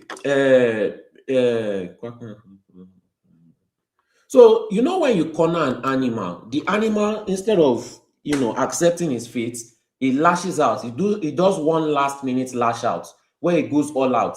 That is what we are seeing with the Fulanis now. That is why they are doing all these attacks all over the place. They are lashing out because slowly they are realizing their grip on power. It's not just going to be removed, but it's going to be permanently removed if Tinubu is re-elected in the next election. Probably not 100% guaranteed, but there's that spectacle that permanently their power will be removed from Nigeria. These people are not even indigenous to Nigeria. That's another thing. These people are supposed to start all over again, apply for citizenship. You know, first of all, they need to apply for residency in Nigeria, then apply for citizenship after spending 14 to 15 years in Nigeria. We don't know where these people are from, and they are collecting power, becoming governors, becoming local government, people that are not indigenous to the country. Do you know how crazy that is? Anyways, so they are scrambling and they are desperate for power. In that desperation, one man, I can see them pushing for Obi and making all this narrative. Is it a high chance? No. It's a very slim chance, yes. But then again, like I said, they are cornered. And when an animal is cornered, we can already see what they are doing once they are cornered. At this point, they are very desperate for power. They are acting. What guarantees a northern president in 2031? Tinubu or in their mind, it is Obi. In their own mind, it is Obi. Hold on now. If Obi becomes president, the constitution allows him 2 terms, which is 8 years. So Tinubu, the constitution also allows him 2 terms. So yeah, but Obi is telling them that he has 4 years left. Huh? Obi has been telling them. But forget that now. They are not idiots now. You can't make the presumption that the Northerners are stupid. Well, Tinubu has been playing them anyhow. Maybe to other tribes they are not stupid, but to me they are stupid. To me, they've always, as in the way Tinubu is just dealing with them right now. Are these people smart in your own opinion? Look at how they set up. Look at how they destroyed PDP. Look at how they are destroying ADC. And you are telling me that they are smart. They just have violence. But Yoruba people let me engage you in that space for a moment, Solly. You see the northern politics. They come under one overarch, which is the northern interest. But that northern interest is not a monolith. It's not a singularity. What the northerners want is power to come to them. Within that power coming to them, even within the northerners, you have the extreme conservatives, the oligarchical sort of northerners, like the Buhari types, the Abubakar Malamis, even a little bit Atiku Abubakar. And then you have new generational northerners, like the governor of Niger State and all of these sort of people. Even Shekau. So you have an ideological sort of tension within northern politics. So with Tinubu now, what Tinubu is going to get rid of is the ultra oligarchical conservatism that is in the north. And there are elements within the north that feel that sort of politics should go. So you can't just say, and they know that if Tinubu flushes out that politics, then the new generation of northern politicians can reshape that landscape into be a more 21st century sort of globalized outlook. This sort of rolling cattle all over the place, slaughtering people, and just feeding on oil, no development. A lot of them are fed up with it now. You'll be surprised, though. A lot of them actually want Tinubu to, because if Tinubu wins again, it finishes that sort of patriarchal, oligarchical, conservative, religious, extreme sort of northern politics. It finishes that class of politics. And maybe the North wants that. Yeah. As long as power does not go back to Fulani in the North, I'm willing to take anybody from the North. However, if it is going to be Fulani, from my opinion, I see Tinubu giving power to the Igbos. Yes. They will groom an Igbo leader and they will say, okay, maybe it's just time for the Southeast to take power. I don't want that power to go back to the North. And if it's ever going back to the North, it must never touch the hand of a Fulani. All those Fulani governors need to be removed. All those Fulani local government chairmen, they need to be removed. They need to, by fire, by force. I don't care. These people are too violent. And in their violence, they don't even strategize. They just want to use full violence, no strategy. They cannot continue like that. This is 2026. We are moving into 2030s. We can't keep on acting like barbarians. So the barbarians need to be exiled. No more rehabilitation, no more funds, no more nothing. But do you not think that there are elements in the North that are in accordance with those sentiments that you're expressing? They have, but how many of them have power? They have power. Tinubu will be. Is it time for your medication? What's that a lot? No, this is the time I usually wake up. You wake up in okay for the markets, Abi. Yeah. All right. Just for the benefit of people who may not know, do you know that Solly, he has his own YouTube channel in excess of 100,000 people there, but all he does is trade. What do you trade? Is it currency? Gold. You trade gold. Yeah. Yes, on the stock market. If you know, on this platform, Solly is probably the wealthiest person and the youngest as I'm well. not though. I'm not though. Do you want them to show? Do you want me to show them your cars? One man. Do you want me to show them your? Do you want me to show them your cars? So ADC, the smallest car you have is a Ferrari. What are you talking about? One man, ADC and Wuru to the answer. And trying to bully their way in, oppress everyone in their way and out of their way. You know, their normal Nigerian behavior that they don't want to change is what is affecting them now. That can never affect us in AAC because we know who we are dealing with. You know, they are so unprepared. They are too proud. They think they can will their way into power, which comes from religious psychosis also. You know, and they are all surrounded by psychophants. They've been surrounded by psychophants all their life. So they have lost touch of reality. I'm just waiting for their primaries to be done and dusted so that we can have our final predictions.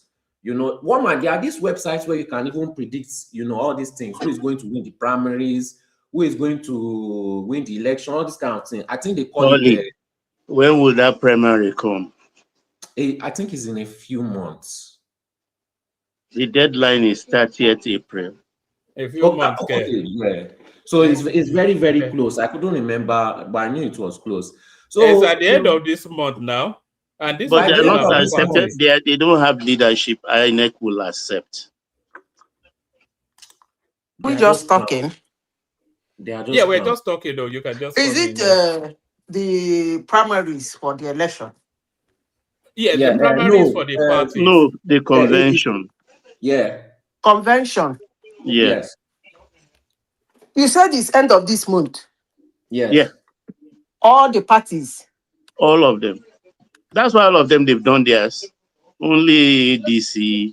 No, okay. Convention NDC. is different from primaries. Okay. Yeah. Then within 1 month they have to do their primaries. Though primaries is in May. Primary is state by state. And then they will do the grand one for the presidency. When is the deadline for that? I don't understand what you mean. I think it's in July or so. No, when I'm talking about the primaries for the presidential ticket in ADC. That's what we are talking about. Which one is that one they have, but they have to do their convention first now, where they will now reappoint their national working committee and reaffirm who their secretary will be and their chairman will be. Which party? Because it is the secretary. Wait, it is the secretary that will sign the forms for the contestants. So if they don't have that established in the convention, then INEC will not accept. So which party? In law. Which party is remaining? There is a NDC, which Makinde will be going to NDC, operated by Seriaki Dixon, because Makinde's wife is an Ijaw woman, so Ijaw Parapo there. And I think who will follow Makinde to NRC to join him? Some of them, anyway. It's whole thing is a puzzle. But what is puzzling me is that, see, I'm not a lawyer, but this what is it called? That Latin word? Can anyone remind me? Antebellum. Antebellum. That word. Look, that word is in dispute right now. I'm not a lawyer, but I know definitely they can put a paper, a motion to that appeal court for the judge to clarify the meaning of antebellum, what he meant by antebellum. It is allowed in law. If there is no clarity in judgment, any party can come back and say, look, we don't understand this. Can you put clarity to it? They are not doing that. They are just threatening. Posturing. We will do our convention and we will be on the ballot. Who will put you on the ballot? Are you going to print your own ballot paper? To do convention? No, we can't do your convention. If you do your convention, INEC doesn't recognize your executive, so INEC will not be there. And the law says whatever you're doing, be it convention or otherwise, INEC has to have a representative there. Even Wike own that is suspect, INEC was there. You didn't understand my question. The problem. Solly has a flaw. I just interject Yeah, you mean him. I want to hear what Madam Sister has to say. You are talking about ADC, right? Yeah. Yes. And now cross line. You maybe we didn't understand ourselves when I said who is stopping them from doing their convention? Nobody. It's them that is having problem with don't themselves. forget, Makinde did one and was not recognized. See, let me tell you something. Baba, there is something people will have to understand. If you are being asmarted, smart, it doesn't necessarily mean negative. Yeah, because it's a game. Yeah, I agree with you. So, when your party refuse to come together as one, it is nobody's problem. It is you people's problem. When APC started their madness in 2014, they started it underground. Okay? They started it underground. Before Nigeria, we know what is going on. I've said this severally. The problem these parties are having, more especially PDP and the, will I call it LP, and then ADC, and then now they're moving to NDC. These three parties I'm talking about, they are majority PDP. And all of them, I think, not just even the three. Which party you want to go to today that's not PDP? Is he in the new NDC? Seriaki Dixon, wasn't he in PDP before? They are even coming for NDC now, Seth. The thing is that there is something fundamental about those people. They have no ideology. Apart from that, they are used to spending Nigerian money, not their personal money. They are very used to that.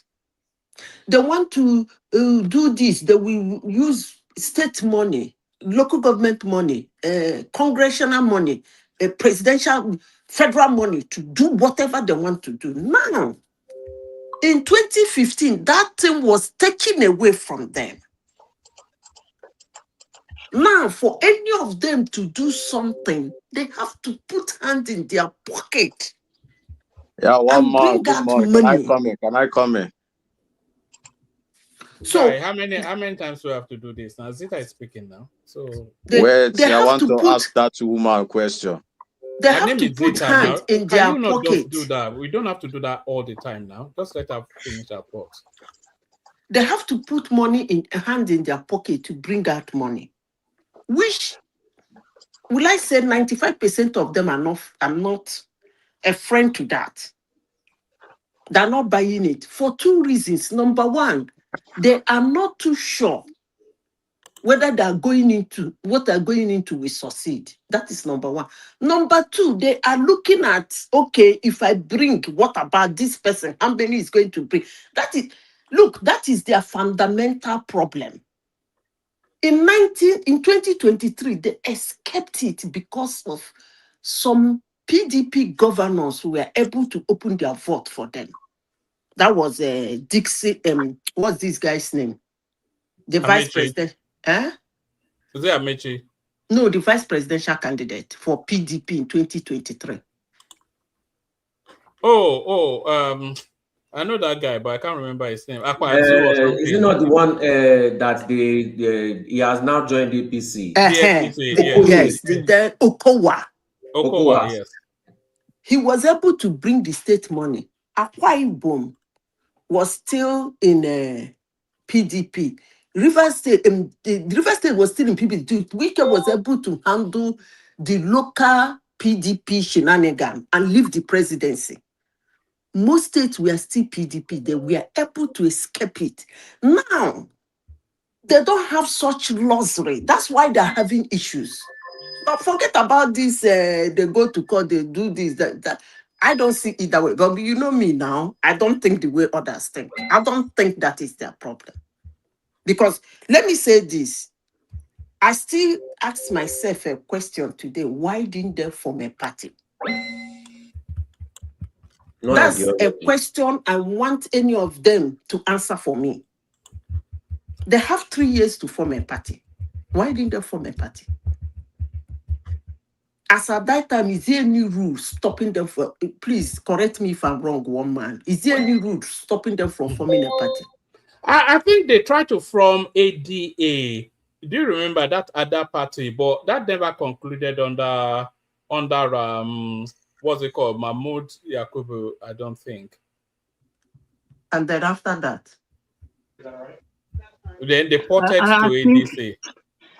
I think if Solis will still permit me, I think these people in the alliance, because it's not a coalition, it's more of an alliance. One man put it right. I think they are slow. That's the conclusion I've come into. Because, like you said, Kwankwaso could have easily. But they're not slow to steal our money. Wait, when NMPP started their problem, you understand, the owners of the party property, Kwankwaso has the unique opportunity to transform his Kwankwasia into a political party. He did not. Obi had the unique opportunity of transforming the obedient movement into a political party. They don't. He did They not. didn't have that opportunity. They did. He had the opportunity. He has the opportunity. Same thing. They didn't. The vice president, Atiku, he could have. You look, this man they are fighting is a bad guy. Look, when he wanted to leave their whole lot of people, they are the most difficult astute politicians ever in the world, not just in Nigeria. They are people in AD. He left them and formed his own party, ACN. They didn't believe. He wrestled them with ACN. And when they were going to even hit him and do something, he transformed ACN to AC. That was what he took into the coalition. He collapsed into APC. Look, politics need patience and it needs a lot of money. Even look at Atiku. Now he has spent $1.2 million to a lobbying firm. When picking a lobbying firm, I don't know who is deceiving him. He picked the worst. Is the only client of that Bonaventure, whatever that firm is, a firm who did not have a single client. They had $25 in their account balance sheet. Can you imagine? That's the firm who pushed you to that firm to go and pay $1.2 million to launder your image. It's strange what is happening. Like Dele Momodu said, he said, maybe they've been jazzed. I don't know. Because if in 2023, Obi had paired Atiku, they will have won that election. But something just scattered them.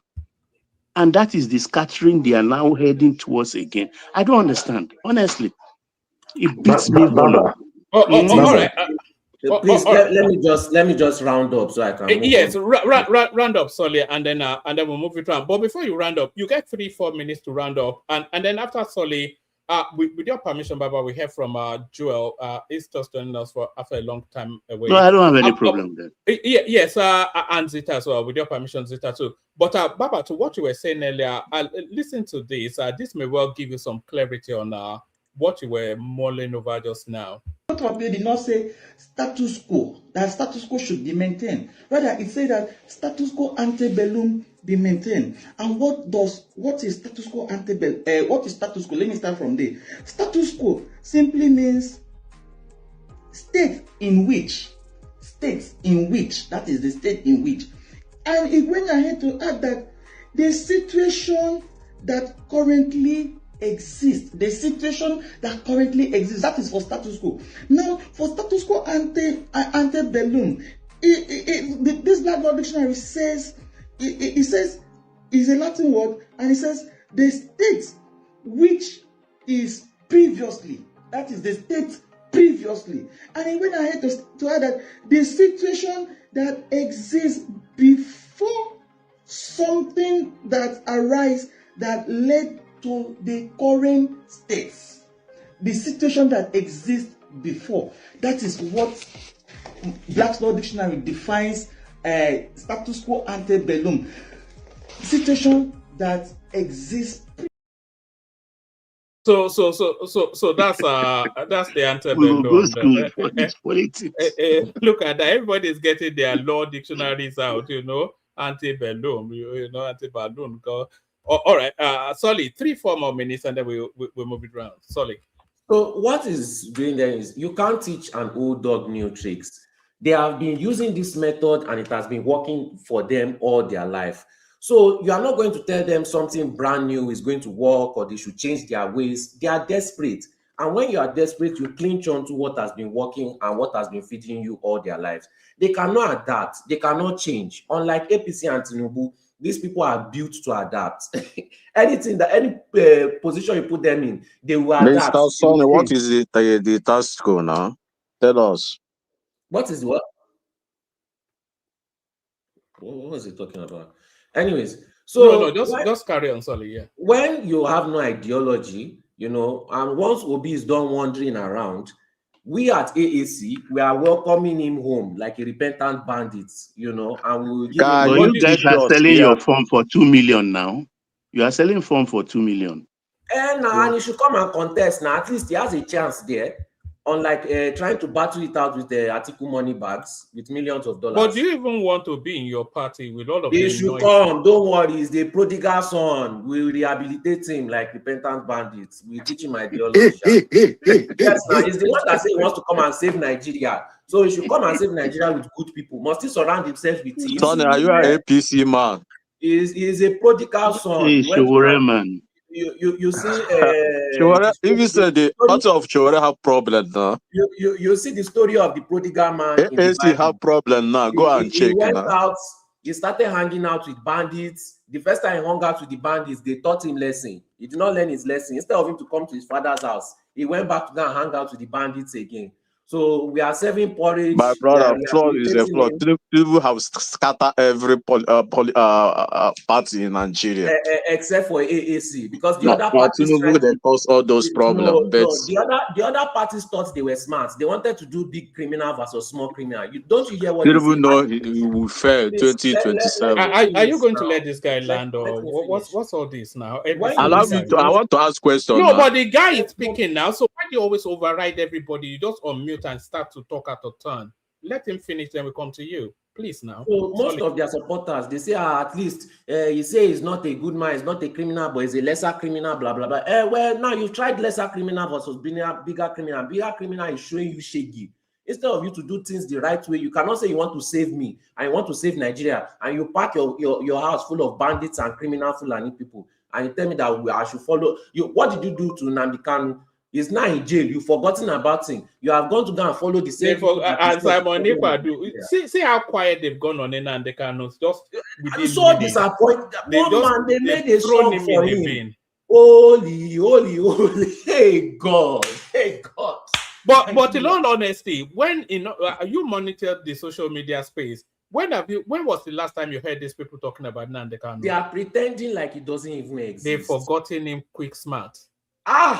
Or more. So Obi Kwankwaso, they may get some votes, but you see one man, I said this here again. I said that Tinubu will not beat you. He's just going to put your head in the toilet or the water every time when you're about to, choke, when you cannot breathe anymore. Then they will bring your head out to breathe. That is what they are doing with all these Obi and his fellow bandits. They are going to press you down. They are going to tire you out. By the time it's now time for election, you will be so tired. You will be so, you will not be able to express yourself. They would have just beaten you blue and black. all because you don't want to do things the right way, all because you want to do wuru to the answer, all because you are so desperate for power, you just want to remove the same thing that brought APC and Buhari, you want to repeat it again. Nigerians, learn your lesson. It is not that APC is a problem. APC is a true reflection. It's 150% reflection of Nigerians. Just that Nigerians are complaining because they are not there to eat the national cake. If you put them in that APC position, Tony, can I come in? they will do the same thing. The other ADC bandits, they will do the same thing APC One is man. doing. Maybe even plus more. Please let me finish now. Maybe even plus more. Just can I ask you a little question? Yes, God Almighty. There is no problem with APC. Nigerians are a true reflection of APC. The fact that they form ADC, the fact that they are doing all this nonsense, it shows you their true intention. They don't want change. They just want to be the ones oppressing. So by the time Tinubu is done with them in 2031, hopefully these repentant bandits would have changed their ways and they will finally want to do the right thing with AAC. You see how at AAC, we don't have any problem. We are not suffering from, the process of criminality like ADC and the other bandits. So change your ways or, continue to suffer. Plain and simple. All right, take Patrick's question. I have a question for you as well. Then we'll move on to Mr. Sonny, Abi. Carry on. We're listening. Okay, is a painful thing you come here begin to talk another person candidate, talk somebody, you're supposed to come here and study your candidate, not talking about P2. I have invited Obi to our party. Wait, let me come. I don't know where you stand. I don't know where you are, APC or AAC. I don't know. You're supposed to, since where you are talking here, never say your candidate. Never tell us what your candidate can do. I mentioned my party. No, don't mention your party. Just the talking bra bra bra bra bra bra Peter blah blah blah blah. No. What is your point? My point, where is your candidate stand for now in the 2027? Is it contest or not? Contesting, yes. So why can you not say your candidate? Leave Peter be alone. Why can not sending your candidate to us? Leave Peter be alone. If I sell my candidate to you, will you vote for him? Oh, that doesn't show that your candidate. No, I asked you a simple question. If I sell my candidate, will you vote for him? No, it's supposed to tell us what your candidate can do difference now. My candidate, will you vote for him? Yes or no? Because you're coming here all the time talking down to people, talking down to Kwankwaso before you supported Kwankwaso, because now Kwankwaso defended to ADC. You people leave everything now, begin to attacking Kwankwaso and P2B. Why this platform one side? You don't have any point. You just wanted to complain and lament. You don't have any point. Okay, beat your mark. Let me submit. Meet your mark. All right. Guy, I'm just going to have to remove you because I try so hard, man. Don't just settle yourself down. I've lost my even. I was going to ask you, Solly, that do you think Showore is taking sufficient enough advantage of the implosion of Peter Obi? Because Peter Obi is ebbing out of red. Peter Obi has lost a lot of followership. Is plateaued. Nobody is interested because it recycles the same things and it's gone against everything it stands for. So everybody, is lost. Is Showore doing enough to grab those people that are disenfranchised with Peter Obi? Is he playing the politics right? Yeah. Yes, for his last two runs, he has somewhat, been cloud chasing because his level of speech is not what he's right, but his level of speech, Nigerians are not ready for that kind of truth yet. You have to slowly tell them the truth. You have to slowly put them in realization. But Showore is ramping it up. What Showore does is he tells them the truth, they insult him, and then the truth comes to pass. It's the same thing that I do here.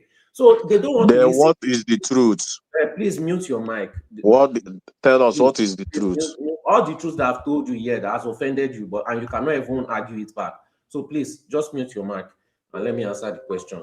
So where Showore is going to take most advantage of it is these people, they don't want to change, right? They don't want to listen to what you have to say. The only time they listen is when it's either too late or when they cannot do anything about it again. So once Tinubu shows them how Nigeria works, once Tinubu wins the election again, their eyes will open and their eyes will have turned into pieces. So next time Showore tells them something, they will believe it instantly because at that point, they will have no choice. You see, when APC is telling you that they don't even need you to come to the polling units, they already have your vote. You guys think it is a joke. You don't even know how election is won, yet you want to beat them. How? How will you beat your enemy if you don't know your enemy's strategy? You just want to will your way into power. And that is where religious psychosis comes into play. Religious psychosis has damaged so much of their brain that you cannot even give them facts and proof and reality for them to accept. They believe that they can will their way into success, will their way into power, inheriting other people's success. All this nonsense, bad Nigerian behavior, Tinubu will stop it after 2027 election is won and gone. Then we will not take full advantage of all these unrepentant bandits in ADC, and all of them will run to AAC. Just watch and see. Do you actually want the politicians of the ADC, or do you want their followership? We want their followership. Because I don't think Atiku will offer Showore anything. I don't think Peter Obi has anything to offer. I don't think Kwankwaso has anything to offer. Showore said it, that if Peter Obi truly wants change, he said it with his mouth. It's not me even. Showore said it already. He should come to AAC. No, it's just throwing jibes now. That's just jibes now. It's just no, it's not jibes though. It's not jibes. It's jibes now. If he says, okay, then let him come and test the Peter Obi is unlikely to go to AAC. Peter Obi is it's a bigger political entity than Showore. Yes, it cannot beat Tinubu. Showore beating Tinubu. Do you know how many? Showore got 14,000 votes in the last cycle. 14,000. As long as Nigerians continue to cry and they don't want to change their ways, they will continue. Obi got over 6 million. So Obi is a bigger political entity than Showore. When Nigerians are ready for change, AAC will win. Till then, they should stop complaining online. I'm even tired of hearing their complaint. Some of them will say, you know my frustration. Some of them online, they will say, oh, Nigerians are suffering. Can't you see that we are suffering? Nigerians have been suffering for years. None of them said anything about it because it was not affecting them. All of a sudden, they now want us to feel sorry for them. When we were complaining that Nigerians were suffering, these same people were insulting us. They will be looking down on you. They will be saying it's only poor people that fight for Nigeria. Now that is affecting them, all of a sudden, they are now good people that care about Nigeria. Sycophants. We already know the kind of people that they are. So they should stop complaining. They should stop saying, they complain about APC all the time. But if you look at their life, they behave like APC bandits. So what is their complaint about? So they have Sorry, if Showore doesn't change his politics, then it's not likely to progress beyond that 14,000. Yes, but one man, it is about laying a foundation of an ideology. You see, when the next generation. Yes, hold on. We understand the ideology, and a lot of people actually understand the ideology too. But there's something they call real politics, which is the reality of the landscape. Yes. So if you don't play that part, what is the meaning? What is the value of that ideology if you don't get to implement it or get to action it? No, I disagree with you there. You see, when Moses got to the promised land, he himself was not able to enter the promised land. But he had laid the foundation for the Israelites to get to Israel and reach that promised land. That is how AAC is. Even if Showore doesn't become the president, you see, the current generation cannot tell their children that they do not have a way to escape APC. They cannot lie to their children and their grandchildren, because if they ever try to lie, we will tell them that Nigeria had an option. Nigeria had a way, but they chose to side with Fulani criminal bandits. So this generation, they cannot have any excuse. Now, the next generation will have a landing spot, a foundation, a party that has not changed its ideology for decades. If they say that they actually truly want to change Nigeria, they have a way, they have a source, they have a place to start with, instead of starting all the way from scratch. AAC is not here to grab it all, win it all, take it and run away. It is an option for Nigerians to escape their pain if they choose to do so. But as long as they choose to continue to side with Fulani bandits and party criminals, then they continue to suffer. And none of them should stop to complain. God punish them if they complain. Why are they complaining? The leaders is a true representation of them. Unless they choose to come together after suffering for so much, AAC is there for them. It's just like the people of Israel. They didn't like Moses at first, but after they suffer, they won't buy. They had to go with Moses. Even after going with Moses, they still rebelled, like the Fulani bandits that they are. Same thing with Obi. Instead of him to change his way, he still rebelled again. While we're in the desert, he went back to Fulani bandits. You know, but at the end of the day, we will bring them back to the promised land, whether they like it or not. Thank you. All right, brilliant. Excellently put. So well done, Solly. Thank you, Solly. Stay with us, Solly. We go from Solly to Joel of Nashville. Joel of Nashville on the One Man Show. Thank you, One Man, and good to be back.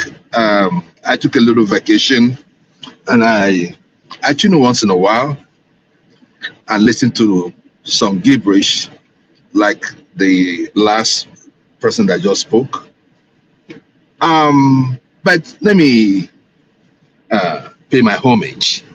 Good morning, afternoon, evening, wherever you may be listening from. Joel of Nashville on the One Man Show. One Man, it's been a fascinating experience looking at the master strategist shooting himself in the leg. But you know what? Before I even go, I won't let this slide. The last person that spoke, my friend, my very good friend, Solly. Is that Solly, right? Yes. Okay, Solly. Oh, thank you. 1% of 6 million is what? 1% of 6 million is what? I think 60,000. Thank you very much. You did not make, you made like 0.04% or 0.4% or thereabout of the entire vote of Peter Obi. And yet you have the temerity to come here to speak on Peter Obi. It's unfortunate. It means that you don't know your place. You don't know where you are in life, like Sowore does not. Sowore ought to be a counselor. A counselor. We've not tested Sowore in any public office. Sorry, Joel. Somebody was actually pointing out in the comment section that his total votes will not even win him a councillorship. Even Sowore lost his polling booth in all the elections he has partaken. What are we talking about? Can we be reasonable for once? He is the chairman and I don't know who the chairman of AAC. I know at some point he was the chairman and the presidential candidate at the same time. Do you know why we didn't ask no question? Because nobody cared. The 19,000 people at least is still good enough to give him some money to sustain himself in Nigeria.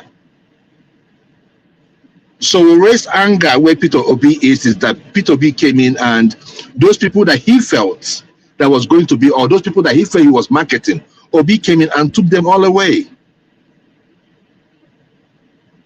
Can we have common sense in this country? You've not been tested. I bet you, if Sowore was even a contested for or was a local government chairman and performed, people will relate to that. People will always reference to that. People will follow him. So please, let's keep this Sowore. And I think within these few days too. So I don't know if somebody sprayed Shetos in his head and he's been talking like somebody that's about to get mad or somebody about to get into dementia. An opposition attacking the opposition. You are the only person that is a saint. Every other person is bad. You have to question your life. And to you, all the followers too. I see you call people Fulani bandits. Those are people's fathers. They weren't bandits some few weeks or few months ago when they were in the APC. All of a sudden, now they went into ADC. Now they are political bandits. We cannot just be on couch say it the way it is. Solely when I met you in Netherlands, you told me point blank that Tinubu has closed everywhere. You say Tinubu has held everywhere. Everything now is under Tinubu. That I thought you were joking. I thought you were joking. But let me leave that Oshowere by the side because he's trash. I don't think I should be discussing Showere. I think if I have 5 minutes, I should discuss Showere 10 seconds. It's not worth my time. But let's move forward. Can I just say I was listening to somebody here, and somebody was talking about why didn't Obi float a political party? Why didn't Atiku? Why didn't this? Why did? The simple reason is this: ignorance. Sometimes you can be talking and you think that you're making so much sense, but you're making a rookie mistake. A rookie mistake. I believe that if you are coming up on this show, you should have some history behind you. We are not here to joke. This is the one-man show. One man went to no show, for crying out loud. You don't just come because you want to speak or because you have hate for someone. You just spew nonsense. We knew what happened. We wanted to float the obedient party. They refused it. We wanted to float. We went to Ada. They refused it. The only party that went through was what's his name? Dixon. And that was through a court case. So sometimes when we come out here, we should understand. Tinubu, you have won the presidency.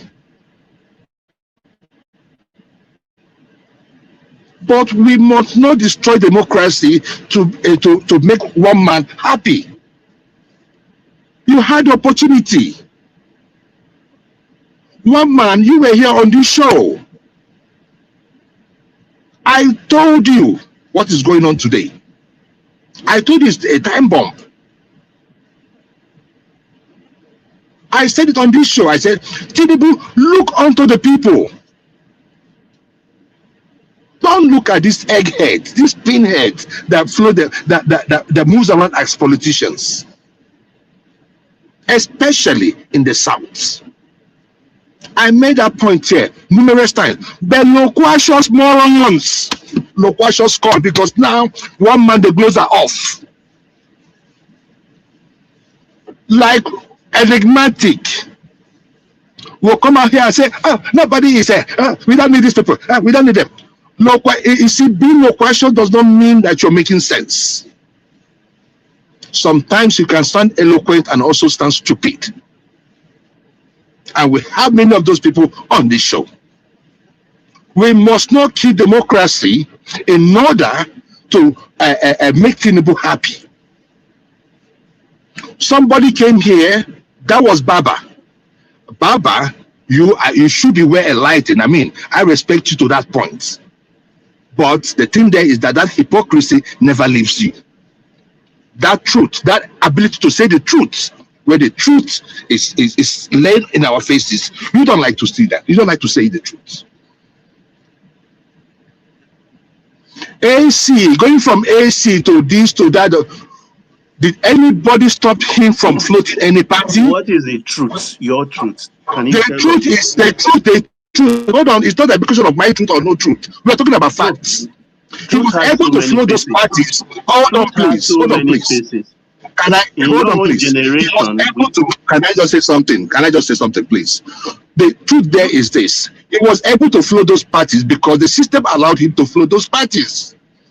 Let us be real. When it was happening to Labour Party here, people say, "Oh, Obi should have done this." Okay, now it has happened in ADC. Who are you calling? You see what is going on in PDP. Abacha was not even this bad. Abacha was not this bad. At least let there be a competition. At least, can you pretend? Can you pretend? You are killing. So what happens after Tinubu leaves? Then we have one northerner that comes in there and says, I am not going to live with this same system. Now we are turning into, we are going pre-Cameroon, pre-Togo, pre-Congo. Like, we are degenerating. How is it that all these parties are having issues? Then the faction, because gradually the truth are coming out, is coming out. Then the one that won in the courts, because we see those houses that be built for judges. I have told people, if this thing they are doing causes a revolution, leave Wike for me, I'll find him. Because everybody will have to answer to their own. I want to go and look for Wike myself. Good. I am not telling you, see, Baba, I am not telling you, see, on God, if there's any revolution in Nigeria, Baba, I am going to enter flight from here. I'll go to Nigeria. What is my target? If I can't find Wike, if I can get a Hope Uzodinma or a Devumahi, or chief priests, or Kubana chief, those kind of people. At least you use them to show example. Flip that. Can I give you? Can I give you? So one man. Hold on. One man. Hold on, please. Hold on. You think about America? The issue there is simple. It's on special brew. Maybe it's been drinking the same thing as Donald Trump. Many countries today, Many countries today. You see what's happening in Venezuela. You see what's happening in Cuba. So he's not going to any Abuja to fight anybody. He's too Americanized. Joel, okay. Forget fight or no fight. Ajebota. Thank you. That's no problem. The one man, the issue is just simple. It is staring us in the face. If he walks like a duck, quacks like a duck, it's a duck. All these parties are having issues. Even the ADC we are talking about, the Gombe dude. How can you? There's no honor. I know there's no honor amongst thieves. But amongst politicians, it's a bit a stretch. Because as a politician, you represent the interest of the people. And a thief represents interest of himself. It is unfortunate what is going on in Nigeria today, one man. And I hope this does not put us into problem. That you have the police, you have the army, it does not stop anything. Because even amongst them, when it sets, those policemen and army that you want to protect you will not be there to protect you. Joel, 3 more minutes. Three more minutes, and then we move on. Can I respond, please? One man. Let me finish my 3 minutes. Then you cannot respond because you can't take this my 3 minutes. No. Solely forget it. I know what you're going to say, and it's going to be a like question or contribution. It wouldn't make. And in fact, I don't need to think about you, so because I can't think about AAC. I'm talking about serious business. I'm talking about AAC. Nabe, guy, chill. If you want us to come to your party, then tell Showore to step down. Joel, what's the problem? Joel, do you want to use the 3 minutes to? Joel, do you want to use the 3 minutes to talk about a possible Obi Kwankwaso ticket and what that would mean? Well, yes. The issue there is this, right?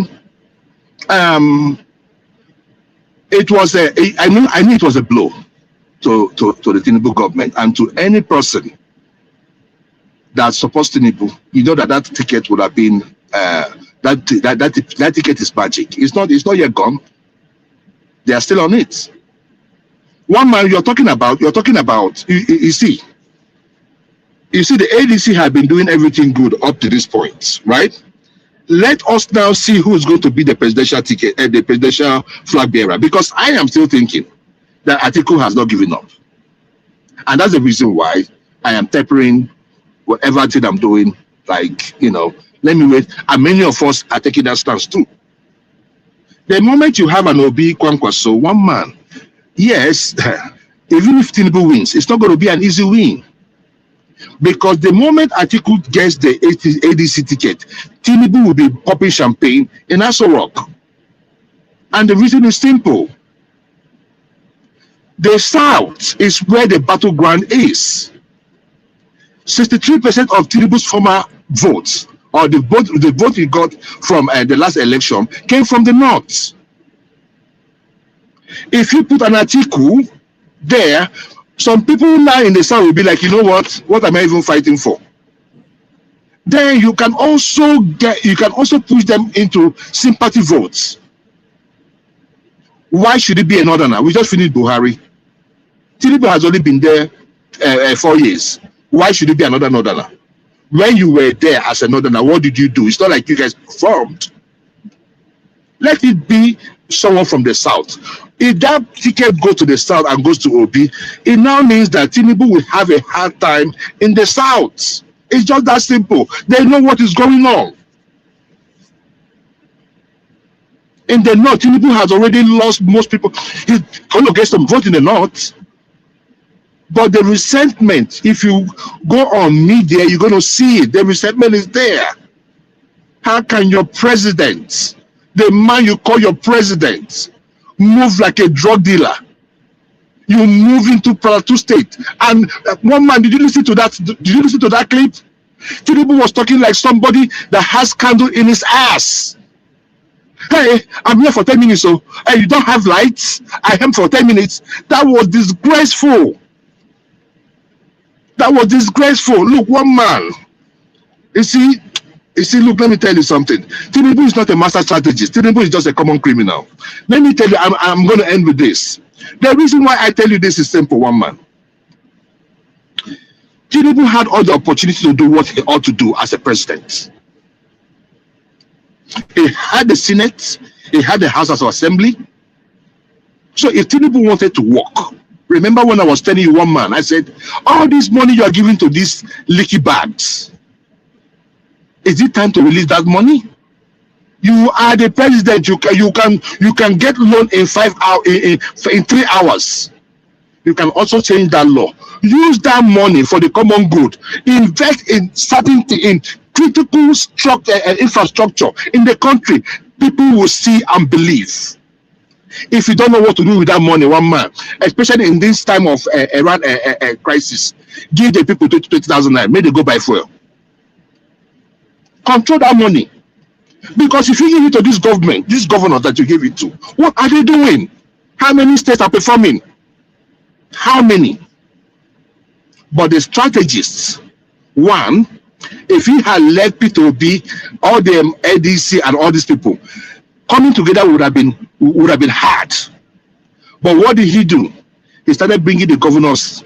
Now you started creating a me against you, right? Now what did you do? You started uniting everybody. All right, start bringing it up. Yes. You go to LP, you cause problem. You go to PDP, you cause problem. You go to all these parties, you cause problem. Where do you think they're going to go to? You think they're just going to sit down? No, they won't sit down, one man. They won't sit down. But this case, I hope it does not blow Nigeria up. Thank you very much, one man, for the opportunity, and God bless you all. All right, so that's drill of one man. It's my turn, right? Can I turn? No, Baba, it's not your turn. Less than 1 minute to respond to I beg now. Less than 1 minute. One man, why are you afraid? Why are you bringing me down? Why are you afraid? One man. Because you kept cutting into people, and I told you not to do it, but you still carried on. That's why. Okay, just remove me, Abi. Because how many times have I told you not to cut into people? And you okay, you know that one, but you don't know this one now. Which one? Can I come in? No. Baba and Zita are still jostling too for who. Zita was submit a long time now. No, she Baba hasn't. already She was just interjecting. No. You know when she was talking very long time now. I never talk. One man over to you. Yeah, you just have to wait your turn. I'm only opposition here.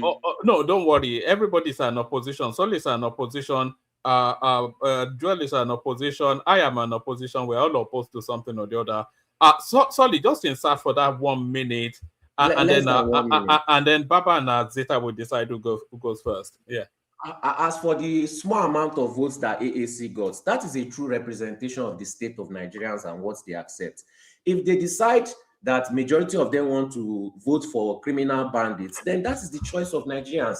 Nigerians can do whatever they want to do, and they will get the result of what they vote for. You cannot be shaming us because we do not give people rights and beans for votes. You cannot be shaming us because we do not cajole people's votes, because we do not steal people's privacy and fake fingerprint stomping. You cannot shame us for not doing criminal activities. If we got 60K votes, those are 60K votes of people that actually truly want to change Nigeria for the better, out of over 100 million.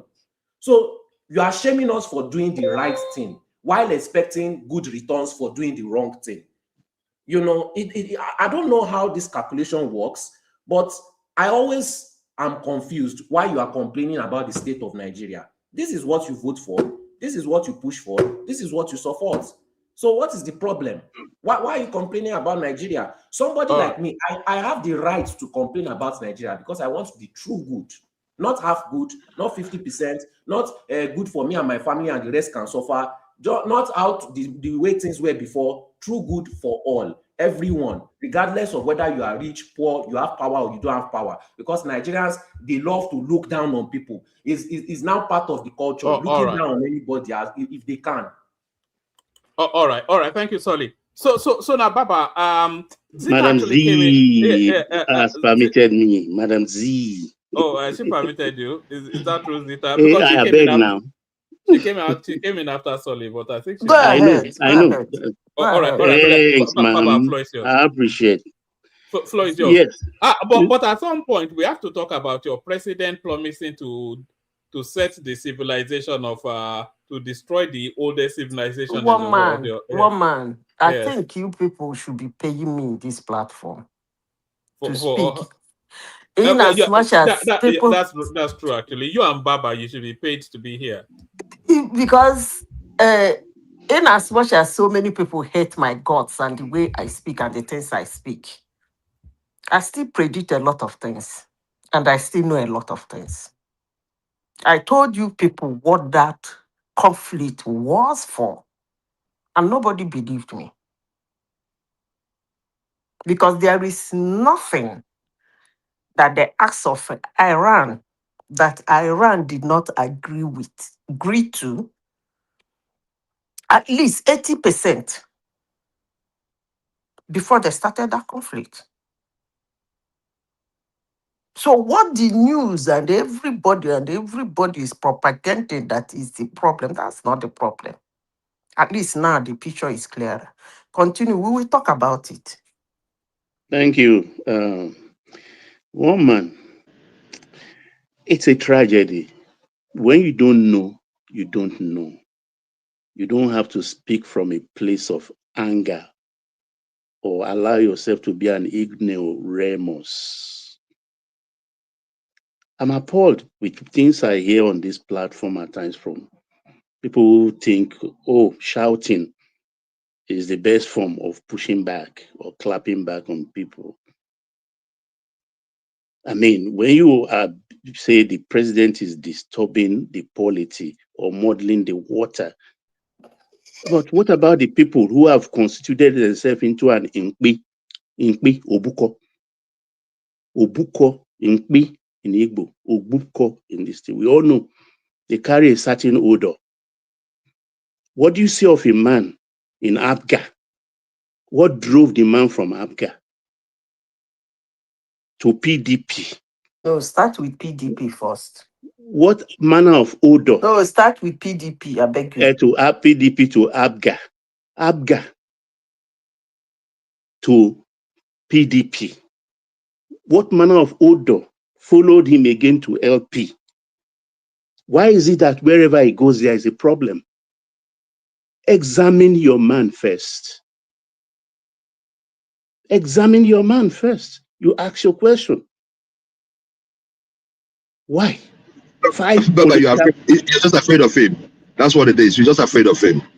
Come out in the contest. You're not afraid of him, you know. Don't heckle What do me. you I mean? did not heckle you. Can you allow me to flow? They allowed you to flow. One man, take control. This is a civilized platform. Go ahead. Go ahead. I'm not talking. Thank Go you. ahead, please. Sorry. Thank you, sir. There must be something wrong with somebody with a rolling stone that can gather no moss. According to Napoleon Bonaparte, that great emperor, he said, and I quote, "It's only in politics stupidity is not a handicap." I repeat, it's only in politics stupidity is not a handicap. Napoleon Bonaparte, apologies to you.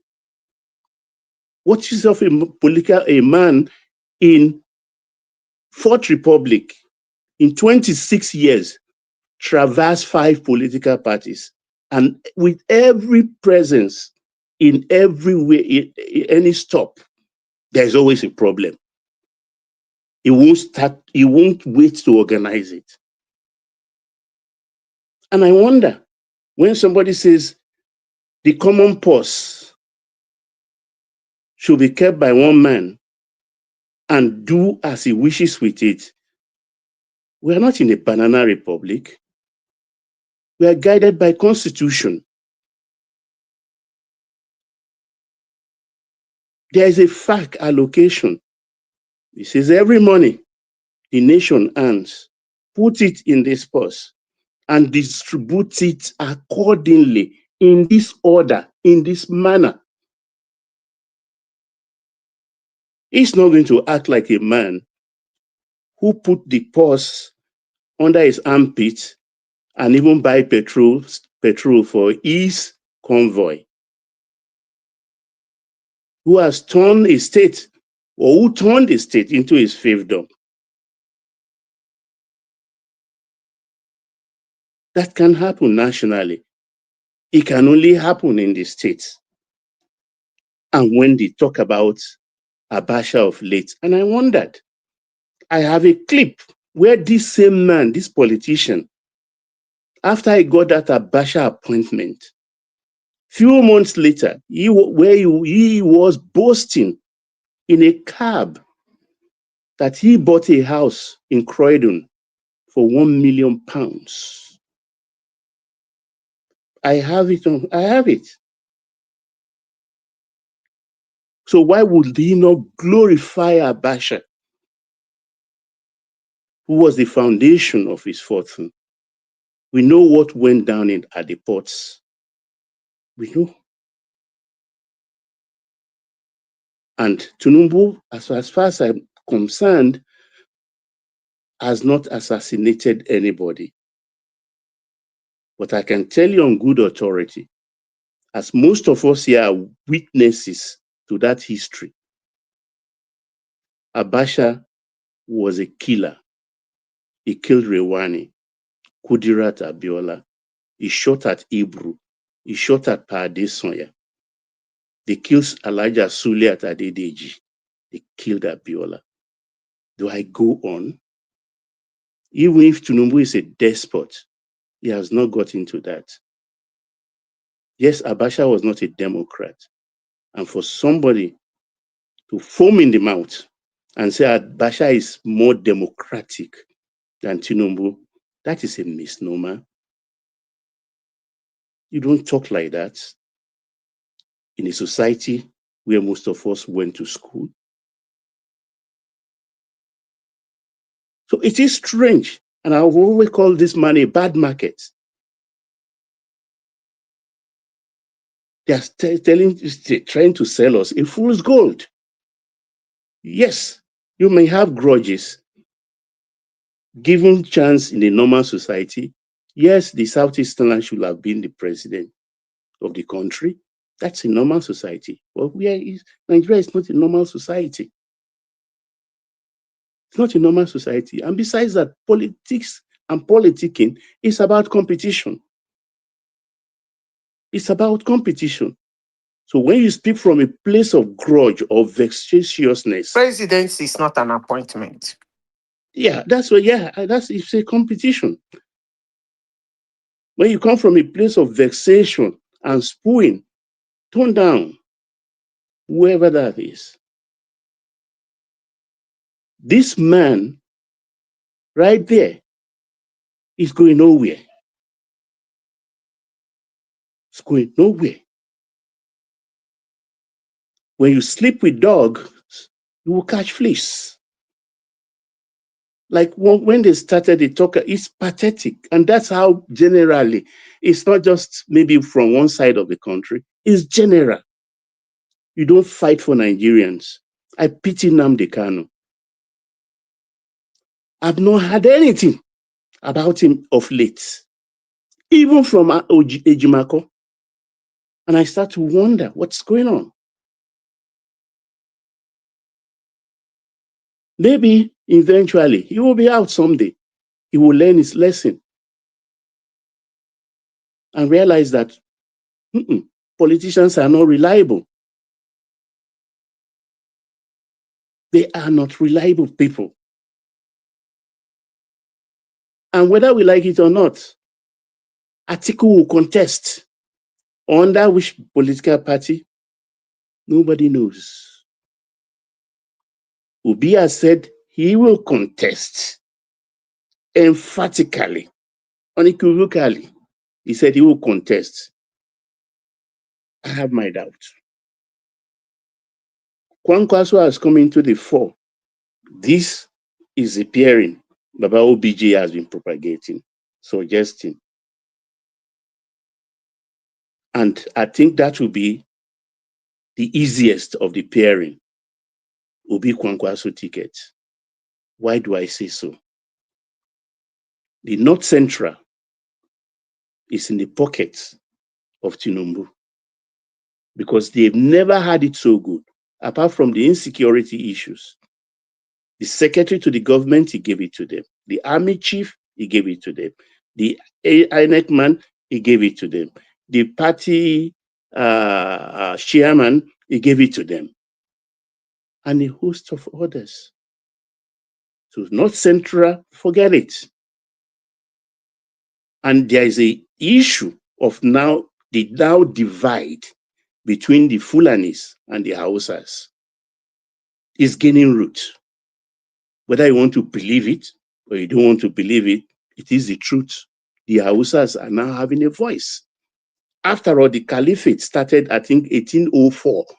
1804, the Caliphate started. That is 222 years. That's the age of the Caliphate. The civilizations down south, they are over thousands of years.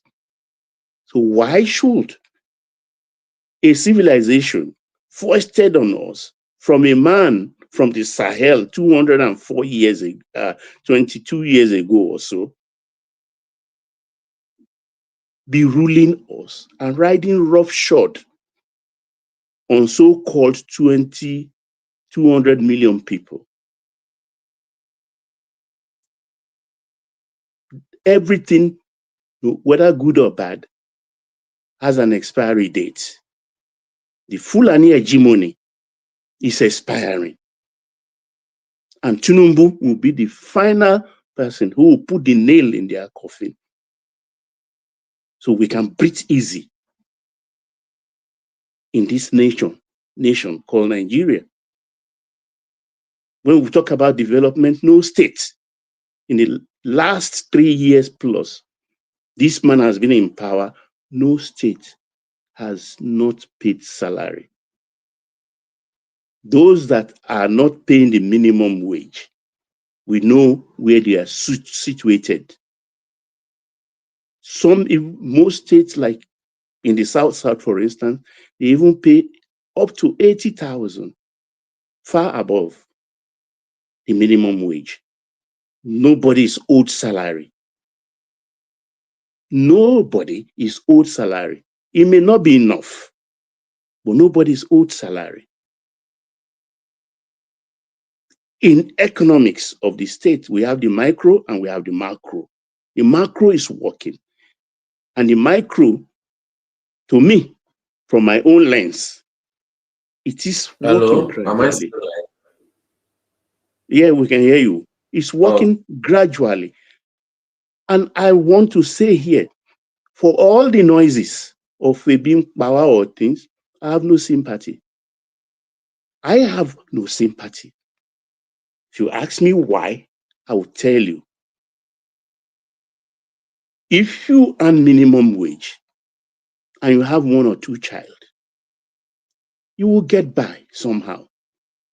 Your sisters, your uncle, your church will chip in. But when you earn minimum wage, How many minutes now? and you want to improve yourself, Can you give him go get. Can you sometimes? just keep quiet?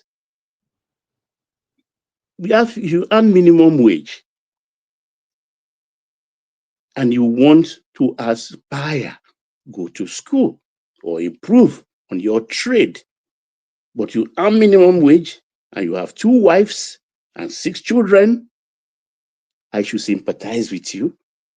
Hell no. Hell no. And that's how most Nigerians live.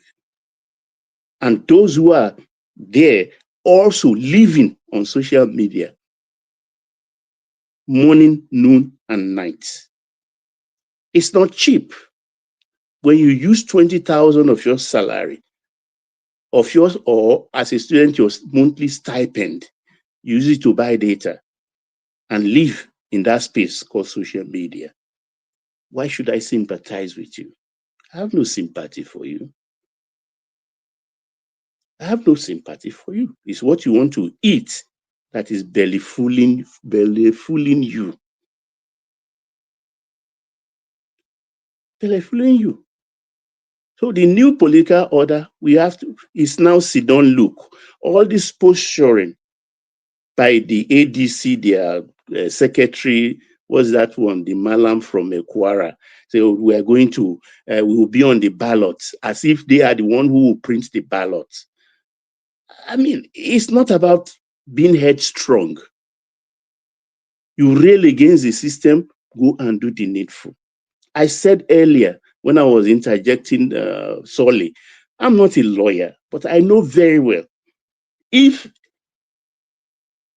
a ruling or a judgment of a court is in dispute because of a word or a sentence or a line or a paragraph, you go back to that court and seek clarity. Seek clarity. They are not doing that. They already go back the court yesterday. Well, I didn't. Maybe you enlighten us about that, but I've not heard anything about that. They are not seeking clarity. Kwankwaso Go is and trying to verify corner. now. They're already on court now. No, unless you show me, I beg. That's your verify. No, that can't chop us again. Kwankwaso is trying to corner Nafiu. He said he spent 24 hours wake up time and asked Nafiu to come to his house so that he can talk to him. Nafiu refused to show up. Must you wait for earthquake to happen before you start studying geology? What have you been doing? A politician is supposed to think far ahead of your opponents. A politicking is a chessboard. It's not checkers. It's not checkers. It's a chessboard. You make your move. You should have foresight. You didn't see this coming. Now you are in disarray. Rather than do the right thing, you are pontificating, you are posturing, and every 24 three more minutes, Baba. yes, 3 more minutes. every 24 hours you wake up, a new thing has happened. The dates are coming up, rolling up. Who do you want? When APC, even in power, APC lost a 36 National Assembly seats. APC in power. INEC canceled that election. What happened? Nothing. They licked their wounds. They lick their wounds. You don't know what is called government? I will tell you. After God, Now government. After God, government. APC in power. They cancelled Zamfara election. Nothing happened because of the same thing. These are recent history. They just block their head and at the end of the day, they will break their hands, they will break their leg, and nothing will happen. I yield one man. All right, brilliant, excellent. So thank you for yielding the space, Zita. So Zita, you're up now, but all of the topics I wanted to speak to, but I also want to play you this clip as a way of bringing you in. So Zita and everyone else, watch this. It just happened, and the entire world is still trying to process what they just witnessed. In a move that has sent shockwaves from Washington all the way to Buckingham Palace, Donald Trump has done the unthinkable. He has personally, deliberately, and without any diplomatic warning, shut down King Charles's upcoming visit to the United States. Not postponed, not rescheduled, shut down. The phone call that triggered this nuclear-level diplomatic explosion lasted less than 12 minutes, and in those 12 minutes, everything changed. Britain woke up this morning thinking it still had an ally in the White House. By noon, that illusion was completely and utterly destroyed. Sources close to the situation are describing the mood inside Downing Street as nothing short of total collapse. Keir Starmer, the man who was supposed to be steadying the ship, is reportedly in a state of absolute meltdown, pacing, panicking and desperately scrambling to contain a crisis that is already completely out of his control. The Labour government has been humiliated, the monarchy has been dragged into the mud of a political war Starmer started and cannot finish. And Donald Trump, he is not backing down, not even slightly. He is leaning in, turning up the pressure and making it crystal clear to the entire watching world that if you cross him, if you embarrass him, if you refuse to stand beside him when it matters most, there will be consequences, real consequences, historic consequences, the kind of consequences that... It just happened, and the entire world is still trying to process what they just witnessed. In a It's right there. The orange man, the orange man in the White House. The impeachment of that guy is a matter of moment, not anything else. I don't see that guy completing the 4 years. It's just not possible. That's what you people always say. One man who is singing that thing, is he your sister? Oh, who's that? Who is saying that thing? Is he your sister? It's a news reporter from British TV. It sounded like your sister anyway. Yeah, all right. The Oh. orange man in the White House. One man. But I've not read that news anywhere apart from the one you sent to me. One man. I heard the news. I heard the news. It was right here. I heard the news. I had it in the morning service. Does he even know who King? Some people were saying there's going to be military coup in the government because all the generals in America. Well, you know. He said he's going to do what? He said what? Military coup. Impossibility. Okay, one man, I don't have a need. Fellow Americans, I Brigadier General John Smith. I Brigadier General John Smith on behalf of the American Army. This Solly is very funny. It's rumor now. I make I laugh. Solly, you are very funny. For even thinking that kind of a thing, you are funny. Come on. I don't want to make references of instances of things like that that have happened over the years. I don't even know why you want me to speak to it. Person verse you verse her back. So what's the big deal about it? Why did you even bring the topic here in the first place? No, now it's just, you know, there seems to be no limit with that guy. It's calling people F words. It's just no dignity. One man. Anyway, we'll see where all this lands, but it's not going to land in his favor. One man. Do you know that the whole of Europe, they have shut down their airspace to him? But carry on, Zita. He said what? The whole of Europe have shut down their airspace to I him. beg one man, calm down. Let me say this. I really do have issue with us when I discuss things like this. Because why I say I have issue is that I don't know whether it's the hate or the derangement syndrome on this man that make people to forget how America function. Honestly, sincerely speaking, when things happen these days, they pin it on the man, which is actually ridiculous. It's not the man, it's the seat. And let me remind you that Joe Biden, as much as you people love him, as much as quiet and simple and bringing you people together, that man called a reporter on camera, on live TV, the son of a bitch. So I don't really understand this.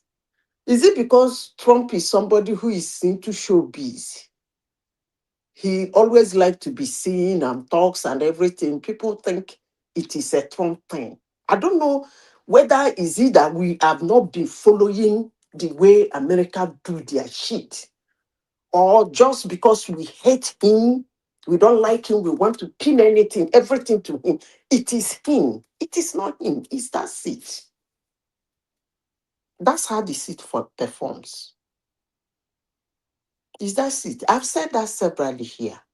But heck, nobody will believe me because most people are blinded with their dislike for the man. You wouldn't believe that Joe Biden would look in the camera on a live TV screaming and call a reporter the son of a bitch. I mean, Joe Biden has said worse. come on, I never come liked on. him. I don't know why you are saying all of us like There's him. some worse things than that, but one man, can I go to the topic and we come back to this? Yeah, carry on. Floor is yours. Okay. One man, first of all, I have to say this before I move to politics of disarray and politics of shutting down politics. Let me say this. I actually wish, and I hope my wish is being granted, I actually wish for Obi to be a front runner in a party. I don't mind Obi Kwankwaso. I look forward to that. Because somebody, they say, why do you say this? You said you don't approve of Obi being the president of Nigeria. No, that is not why I said he should be a front runner. Why I said he should be a front runner, and I will repeat it again, I have said it before, is that I want Nigerians to experience real politicking. They have not experienced it before. And if he pick a ticket as a front runner, I just want him and Tinubu, just like they let Buhari and Atiku run in 2019. I want him and Tinubu to run. Atiku and Buhari. Buhari is from northwest, right? Atiku is from northeast, Abi. In this case, Obi is from southeast, Tinubu is from southwest. I just want the two of them. I'm not talking about if there is going to be any other party, let them be like people like Showere and some ridiculous human beings that will not be known, that we get like 100 votes and 300 votes. I don't want to talk about them. I just want it to be something like 2019. In this case, when that starts, I will be bringing out things in this platform for people to see what politicking looks like. Although some people will not listen, they will not see, at the end of the day, they will shout, election has been rigged. But that doesn't really matter. I would like to do that, and I will enjoy doing that. I want Nigerians to experience real politics because that situation will bring out real politicking. That being said, let me go back to people screaming and throwing jab here and there. You see, one man, you don't go in and throw in your towel and come and sit down and be wailing. It doesn't work that way. When you throw in the towel, you shut up. And I repeat myself, and I will say it again. Why didn't they form a party? There are several ways of forming a party. All this ADC, all this Labour, all this WW, WB, there are a lot of ridiculous parties in Nigeria. Gather them together, make it one party. One thing will happen, number one, you have a lot of people who will not let them kill their party. That I'm talking about the legal aspect of it, or whatever you people think Tinubu does. Because in 2014, they did not just wake up and pronounce APC. They have to collapse some parties. And they refused to call it any name of those parties collapsed. They formed their name. But if some group of Nigerians and their some group of dumb politicians and their supporters believe that Tinubu is so politically bad that he has shut down politics in Nigeria, then go and rest now. How about you go and rest? Because the utterances seem weak to me. You mean there is no way you can outsmart Tinubu to get a party registered? Really?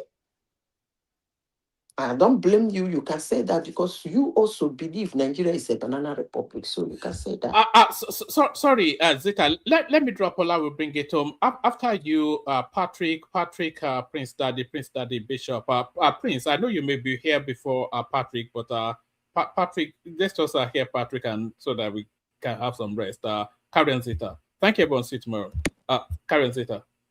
So you cannot, if you think he's indolitable, you can't do him anything, then don't forget the election. Because you are already sounding weak. He's the one, he has killed the whole party. He has destroyed the whole party. He has done one man. Come on now. This man was outside when he came in. Somebody outside can unseat him. So why is everybody saying he's the one, he's the one, he's the one? He's the one killing every party. He's the one causing problem in a party. Are you telling me that everybody is weak and he's the Superman? This is actually ridiculous. That people for 3 years now, some group of men and women that want to unseat Tinubu has not been able to find a way, legally and otherwise, to get their ass together to face him. And they're full of complaints. As I said before, that's not actually the problem. The problem is for their ability to bring out money. If the day they solve that problem, it will be very, very, very easy for them to face Tinubu. But if anybody doesn't want to believe me, that's okay. I rest my case till we enter another topic. One man said he has two more topics for me. But let me yield for now so that other people can speak. Ola. Madam Zita, don't mind them. They are just unserious. They just want to make excuses, complain. They don't want to do they don't want to work at all.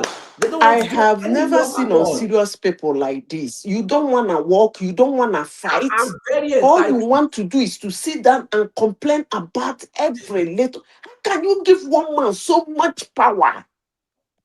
A man that got that power from outside, that man you are giving so much power, left government almost 16 years before he came back. And you are putting so much power in his only one man. Now in the scatter ADC, now in the scatter LP, now in the scatter PDP, now in the scatter NLPC, now in the scatter WP, now in the scatter Owerri, Aba, Lagos. They have even called names of people that are going to to chop off their head during revolution. Come on now. Oh, If God. he has a Hopus Odemba, have governorship priest, have Wike, you too have your own Hopus Odemba, have your own Wike, have your own governorship priest. If it need be, have 3 of them. But 1 to Madam 3. Zita, it is impossible because none of them have any ideology to stand on. That is the They are all problem they refuse to accept. They are all just scrambling for power. No. They refuse to accept that they lack leadership skill. That is the problem they have, which they refuse to accept. The day they accept it, they will come down, arrange themselves, and fight. But Madam Zita, people like this, they don't listen to anybody now. Their blood is still hot. Ola Patrick is waiting. Oh. Okay, sorry. I didn't take my 5 minutes, but I'm ready to yield for anybody to speak because I have things, more important things I want to talk about. I know, but you know, I don't want know. to talk about people who are welling and talking rubbish. Like, Ola, over to you. Okay. Baba, good day, Yes, sir. Madam AI, good day, everyone. I salute you. I love you. Yes, sir. I love you and the inside. Yes, sir.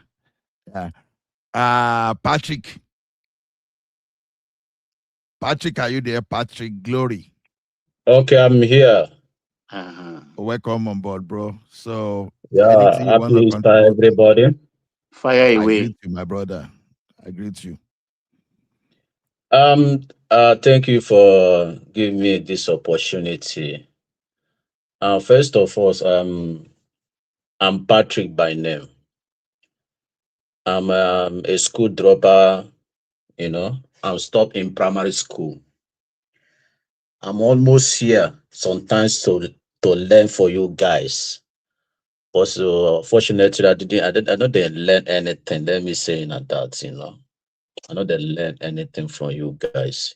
It's very shameful, Let me start now this. Point of correction, my P2B, let me starting from Apuga. P2B never scatter or destroy any political party in that country. Let us set our records straight. I respect elders, but where elders leave something they're supposed to say and see black and call it white and see white and call it black, that is problem I have with elder peoples. P2B never destroy any party in this country. Never. P2B was in Apuga. He promised Ojukwu, I will never leave this Apuga. And he do. He never leave Apuga until he finished his tenure. Before Ojukwu died, he finished his tenure. Then somebody he promised already died. That covenant is already break. He's supposed to go and look for his future. He cannot stay there because I promised my father, I will never leave you. I will never leave you. I will stay with you. See that covenant have died after Ojukwu died. P2B, he decided to look for another party, can use and go for federal. They went to PDP. Where some people come here and say he's scatter Apuga. That is lie. P2B never scatter Apuga. Today, P2B bring Apokodike. Today, Apuga still they rule Anambra State. If P2B leave Apuga not they rule Anambra State. That one is different. But Apuga still they lead Anambra State today. Apuga never died. P2B how to go and look for his future. He's a man. Somebody marry your husband, die. You can go and marry another husband, another man.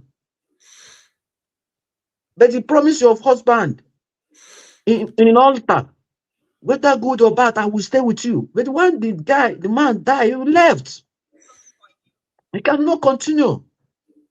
So come to Labour Party. Before P2B enter Labour Party, there is crisis in Labour Party. There is crisis in Labour Party. P2B come there and manage that crisis. Apapa and the Arabambi and the Jiros Abule crisis is there. Not P2B. P2B didn't scatter Labour Party. Let us once and say the truth. And everybody in this platform know the truth. The Bible said that say the truth will set you free. Whether you support APC, you support another party, where you want to say the truth. The man never scatter Labour Party.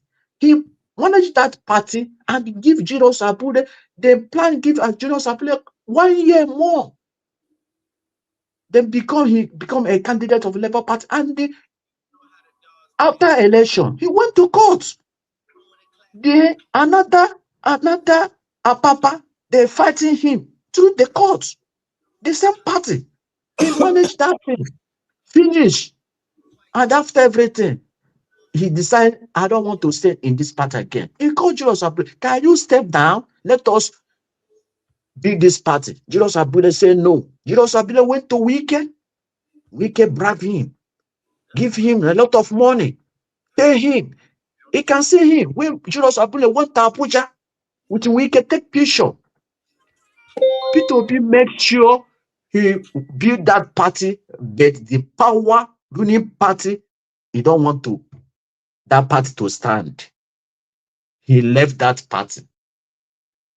He entered ADC. Before he entered ADC, there is leadership crisis in ADC. When I saying this, because I heard when I enter this platform, I see many people say P2B destroy BDB, destroy this. How? Can you say? Can you one day say true? Mr. Patrick. Wait, I just started. No, Bishop, leave and Bishop, just wait. It will be your turn. You cannot just. What I want to say is simple. You can make your point. Go make your point. You are not fighting anybody. What you are doing is completely unnecessary. State your point and back it up. My brother, my point is this. Please, I'm here to learn for you guys. No, you have said that there is nothing you are learning from anybody, so that's fine. Just express your opinion. This is my time. Can you allow me to? I'm here to learn for you guys. But anytime I'm here to learn for you guys, try to say something. Somebody understand where you are going. Okay, don't say something because of you help somebody. He hurt this guy. This guy not want to be. Will never be president. Then you can bring a lot of allegation. You can be a lot of allegation put for that person head. It doesn't work like that. Okay, Patrick, hold on. Let Bishop quickly interject you. Bishop, you see, you are wasting your time. Talk about they get antsy. And that bolster me on. I will always talk about to be every day. It's incompetence. It's nuisance value. I don't understand. You know, one man is left. You are entitled to hold your opinion about what other people say. I am entitled to hold my opinion about exactly.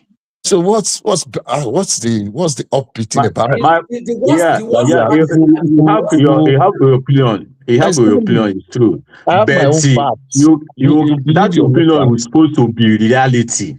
Patrick, my own opinion is not reality. What do you mean that my opinion about Peter Obi is what I know of him? If you have a contrary view or fact that contradict what I say, go ahead and say it. You say he did not destroy. Yeah, I'm here now debunk everything you guys are saying. It's not true. It's not fact. You are not debunking. I told you, go and check a Labour Party. Where P2B enter Labour Party, is it a crisis already in that Labour Party? Yes or no? Yes, crisis in Labour Party. What? Hold on. Let me leadership problem. There's a leadership problem in Labour Party before P2B enter. Let me ask you a question, if you don't mind. Just one question. Is there any party any party in Nigeria or any place you have people that there will not be a crisis, and there will not be crisis. Is there any party that does not have crisis in Nigeria? Thank you, Bishop. That's a My question. brother, yes. So why Yes. is a leader a leader if you cannot manage crisis, manage left and right? So let us have does AP Okay. not have its own You, crisis? you can, yes, and let me answer your question. You can manage that crisis, the crisis you know where he's standing, where he came from, not crisis before he came. There's crisis before he came. He cannot manage that crisis. So don't you, because if you have crisis after he came, don't you think hold on 1 second, please, 1 second. Don't you think it amounts to gross irresponsibility on Peter Obi's part if he knows there is a crisis in a party that he is going to, and he does not have the wherewithal to resolve those crises, and yet he shook his head inside? Don't you think that kind of a person is completely, don't let me use the word.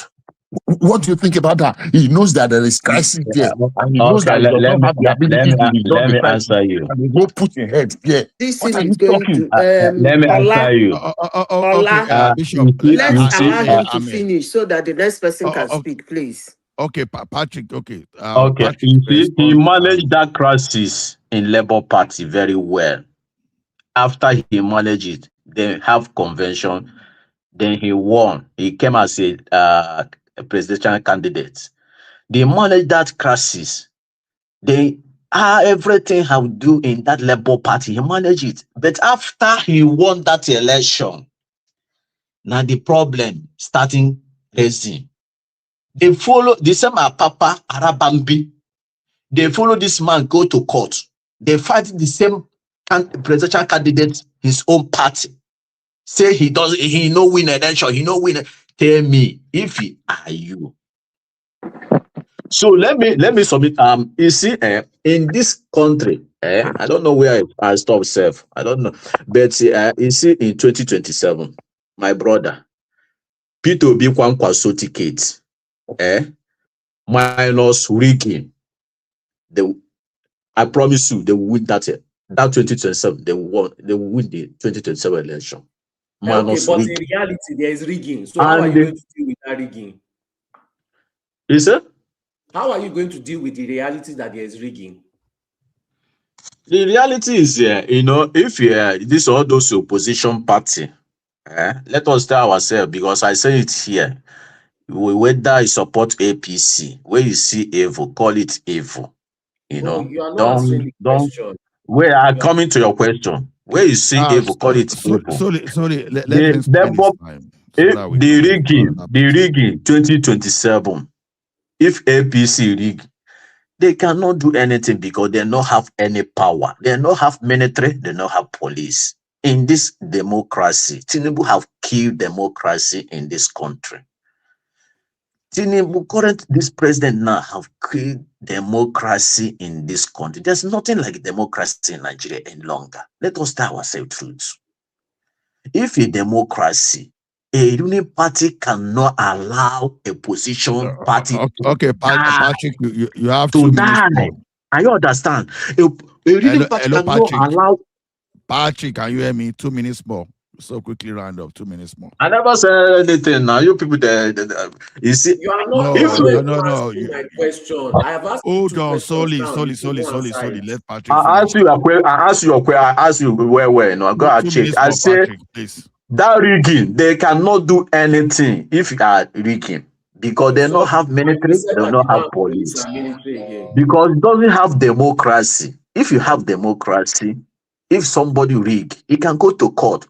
Court will give you a judgment. But in Nigeria, everything in that country, both court, both House of Rep, both judiciary, everything in that country controlled by the same one man. How can you go to court, have a judgment in the court? You ask now why ADC never go to court. They are already in court. They are already in court yesterday. I don't know whether they will have a judgment. I don't know, because everything in that country controlled by president. Let us tell ourselves truth. Wike in Abuja grabbing some people land. He get one hotel yesterday, one day before yesterday, one very mansion, 4-story building collapses day before yesterday. Wike is already grabbed that land. But the same weekend, they want to arrest that owner of the hotel because the hotel collapsed. The same weekend, the terminal boss, Wike built in Abuja, the same terminal collapsed. Who will arrest Wike now? Tell me. Who will grab that land? You see injustice in this country. I told you, this country will never go forward because of injustice. No rule of law in that country. Patrick, round up now. So never you guys can hear any day or any time say P2B destroy Labour Party. P2B never destroy any party, both PDP or ADC. Patrick. Hold on, sorry. No, Bishop. No, he keeps on repeating this thing, and I asked him who said that thing that he keeps on. You people, I'm here listening for Matanzita say it. P2B destroy Labour Party, destroy ADC. I said it too. I call him in Yeah, because I call him in that view. How are you? Who are you to say people to not hold their own view? Yes, because I told you people when older people decided to share. I'm here. I want to correct something. Where older people see a black, call it a white, it shows that the democracy in this country have failed. Patrick, let me correct something. Yeah. Okay, go ahead. When somebody is saying something, the person mention my name. I want the person to quote me correctly. You know why I'm keeping quiet about Patrick? He has not crossed the line. I have my own red lines. You know me in this platform. He has not crossed it. As long as he maintained it within me and him, I don't mind. But let me say this. If he wants to quote me, he should quote me correctly.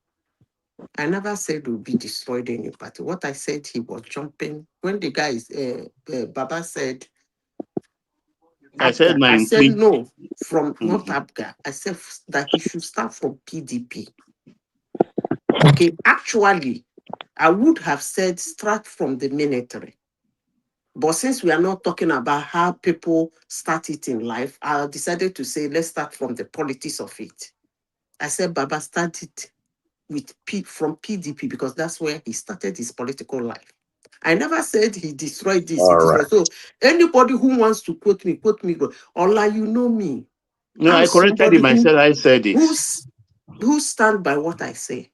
Like me, hate me, I don't care. I say what I want to say. But if you want to quote me correctly. Please. Okay, let me debunk you now. In military, Hold on, Patrick, don't debunk. You just have 1 minute, so because others need to speak too. Okay, I have some minutes. You see, when some question, please, so that others can speak. You see, when some people came here, and say something does not true. In military regime, P2B, Abacha did not pay P2B one dime. Go and show me receipt if you are Abacha government pay P2B. Bring that receipt and show us. No, nobody said that. He was paid. Why you say military regime? What kind P2B that thing. What kind of a pedestrian argument is this? I don't know. Yes. Nobody said that. I said he made money. He bought a £1 million house in Croydon. He said it from his mouth. Business. He's making money with not government money. His business. It's important. Okay, let's move on. Ola, you have been saying 2 minutes now for almost 10 minutes. I bet let's move on. Yes. And the secondary, let's move on. There's no secondary. No secondary again. There's no. Give me some time. Hold on. Please, I just have one question. Okay, Patrick. This will be every day. Now me I will talk about him. If you not go vex, you can vex. If your head go cut them. Baba, Please, I have one question, please. Just a very quick question. Hey, I love you, Dr. Simba. I don't know why I'm just people here are to make wasting sure I our time. organize. Let me round up. Let me round up, please. Let me round up. No, Say what I Patrick, want you've to spoken say. enough. You've spoken enough, Patrick. No, he give me 1 minute now. There's Hold you on, have spent more Patrick. than enough time. Ola, give her 1 minute. Time, Let's I move beg. on, Just make people rest. Baba, Ola is not giving him any 1 minute. I beg. He cannot be Simba, bullying now. anybody. Bishop, He I beg. cannot be Just bullying time am. anybody, Now Baba. 60 He seconds, I beg. Make una give her. cannot be bullying Oh, anybody. He dear. cannot be bullying everybody. He Just bully. allow him now. Allow him. Simba, I don't wait. even like Let him. hold on. Okay, everybody, hold on. Everybody, wait. I have Let us question. honor. Hold on, slowly. Don't ask him question. Let us honor Baba. Patrick, you have 1 minute. By my time here is 9:35. You are going to stop at 9:36. Your 1 minute, please. Okay. Well, some people came in platform say they use idea they support APC party. The same hand they say they are AAC member. I wonder which kind of people be that one. Some people are here supporting Tinubu and say they are AAC and attacking opposition. Opposition attacking opposition is a madness. My brother, if you want to support somebody, come out, support somebody. Don't say you are AAC. You are not. I ask you people a question. Who will arrest Wike now? The terminal Wike build have collapsed. And Wike and the grabbing people land. Something no concern Wike. He grabbing that land now. You want to arrest that man. Who will arrest Wike? The terminal you build. Just small for the day before yesterday. The terminal have collapsed. Do you know how much they use to build that terminal? This government of Tinubu is a disaster. This government of Tinubu, go to North now. No any northern and no any northern not vote Tinubu 2027. It is 1 minute now, Patrick. So Yeah. it is 1 minute. So thank you. I don't know the next person because I know I joined along the line. Is it Madam Prince or Daddy, Bishop? actually. Prince Daddy or Bishop. It's Okay, Prince Daddy Prince Daddy. before Bishop. Okay, Prince Daddy, please fire. Please your contribution, please. Prince Daddy is sleeping. You know, when it's my time to talk, then you guys give me a headache. Got like 10 voices talking at the same time. It's kind of ridiculous, you know? My prince.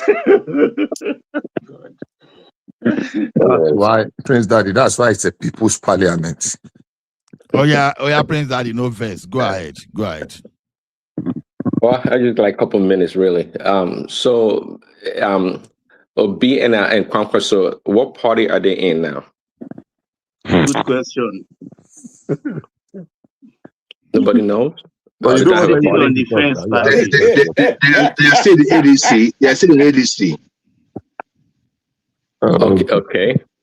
Yeah. So are we saying that Atiku is packing his bag and is done? Is that what we're saying? Or what is the deal? There is no deal. What we know is this, right? Let Tinubu allow them to have their process. That's it. INEC should hands off and allow them to have their process. That's it. Okay. I don't good. What is the main topic for the day? I thought, what's the other topic? No, I know I joined Baba, Bishop, and Madam AI. They were here before me and Soli, so they can brief you. So my just to coordinate.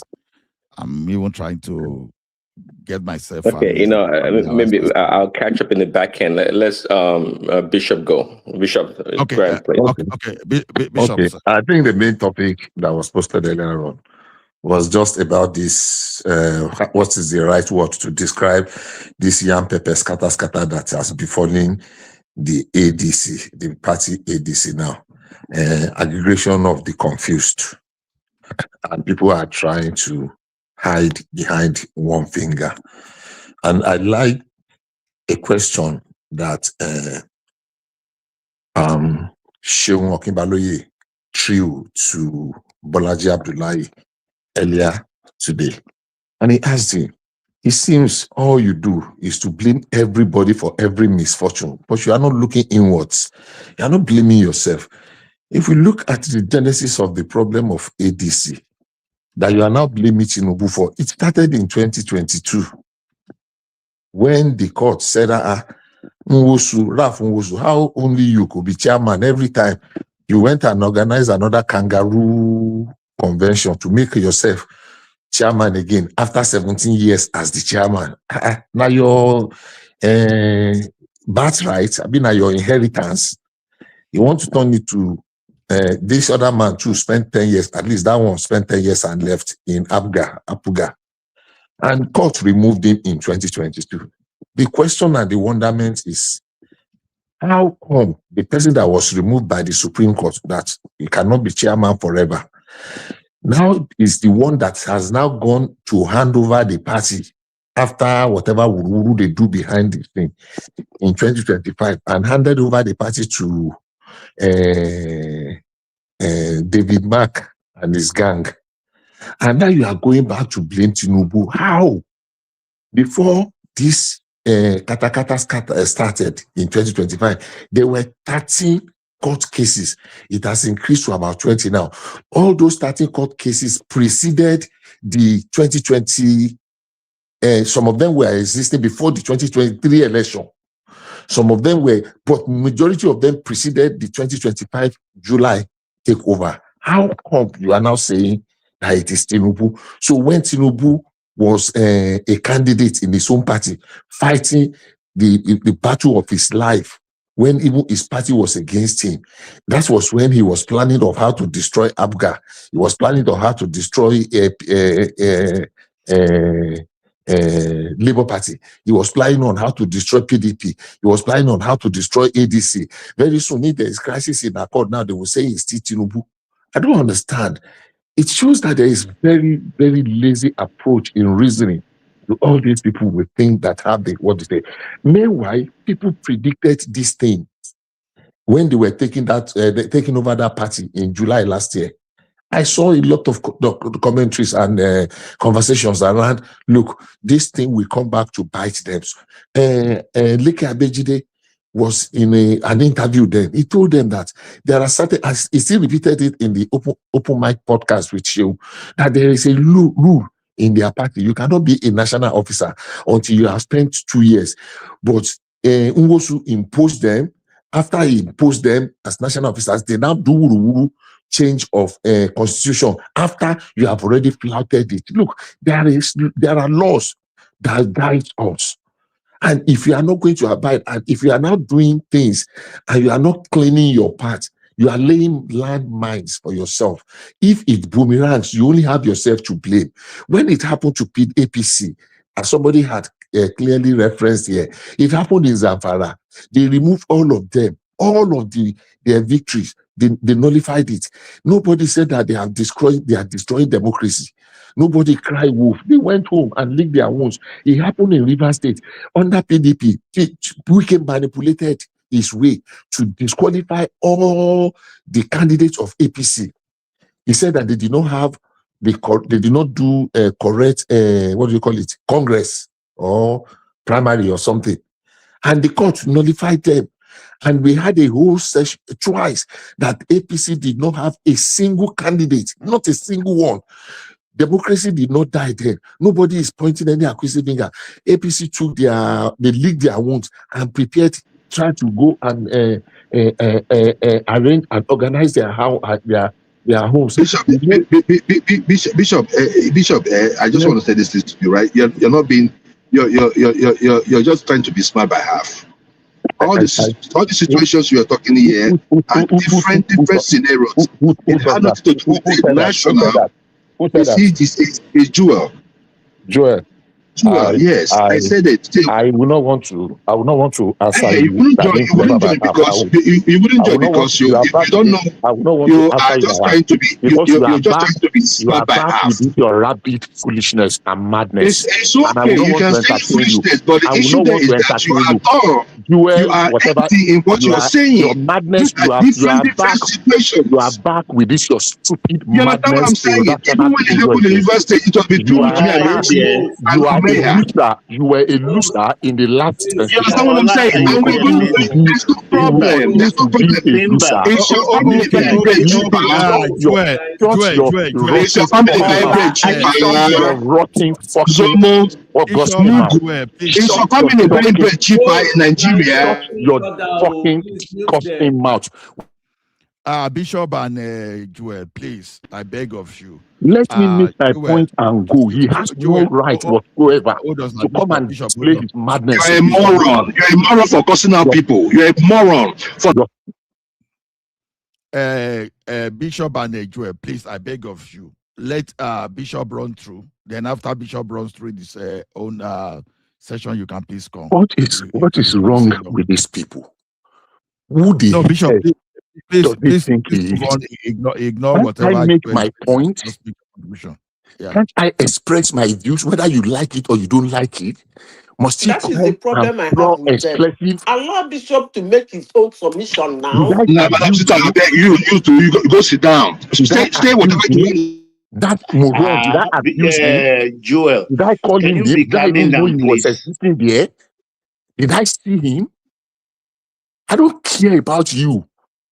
You've been a numbskull all forever on this platform, an irritant, a non-entity. Bishop, please. So Bishop, let me please, make my please, point. Just continue. I'm making my point. I did not abuse anybody. My view is what I see. And I am entitled to express my views. So anybody just train in just to be, that's what he knows how to do. My view is they are accusation of confused people, and they are not making the electioneering or the democracy to be very interesting because they are too easy to defeat. They are too easy to manipulate. They are too, in fact, they are not bringing up the kind of competition that I would like to see in the campaign of ideas, debate of ideas so that we can see, because they have rabid non-entities like this one that are running after them in the name of whatever they call themselves, obedience. They will not want to entertain the voice of other people. They will not want other people to talk. You want to bully me to silence?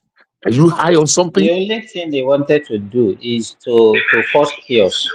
They don't want to cause chaos. I did not abuse you. I'm only saying what is obvious, clear to the eyes. Everything I said is backed by facts. The court cases are there. They've been there like forever.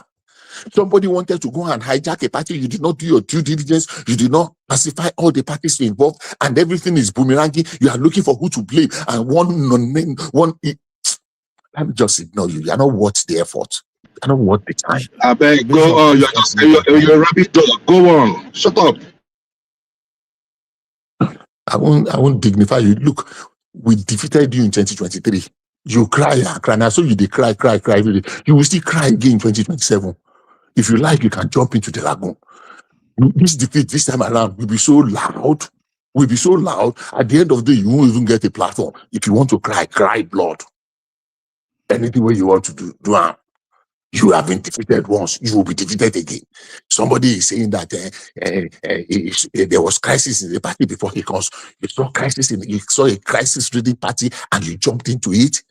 The unfortunate aspect is that, look, we think we have educated people in Nigeria. Unfortunately, the kind of people that are claiming to be educated, are claiming to be exposed, they are worse than people that do not even go to. I can't even see any difference in them. You can see the narrative. What is on ground today is that Tinubu had, what do they call them? Had outsmarted, had outplayed. You don't play all of them. What is this game where they play? You don't boo-boo all of them.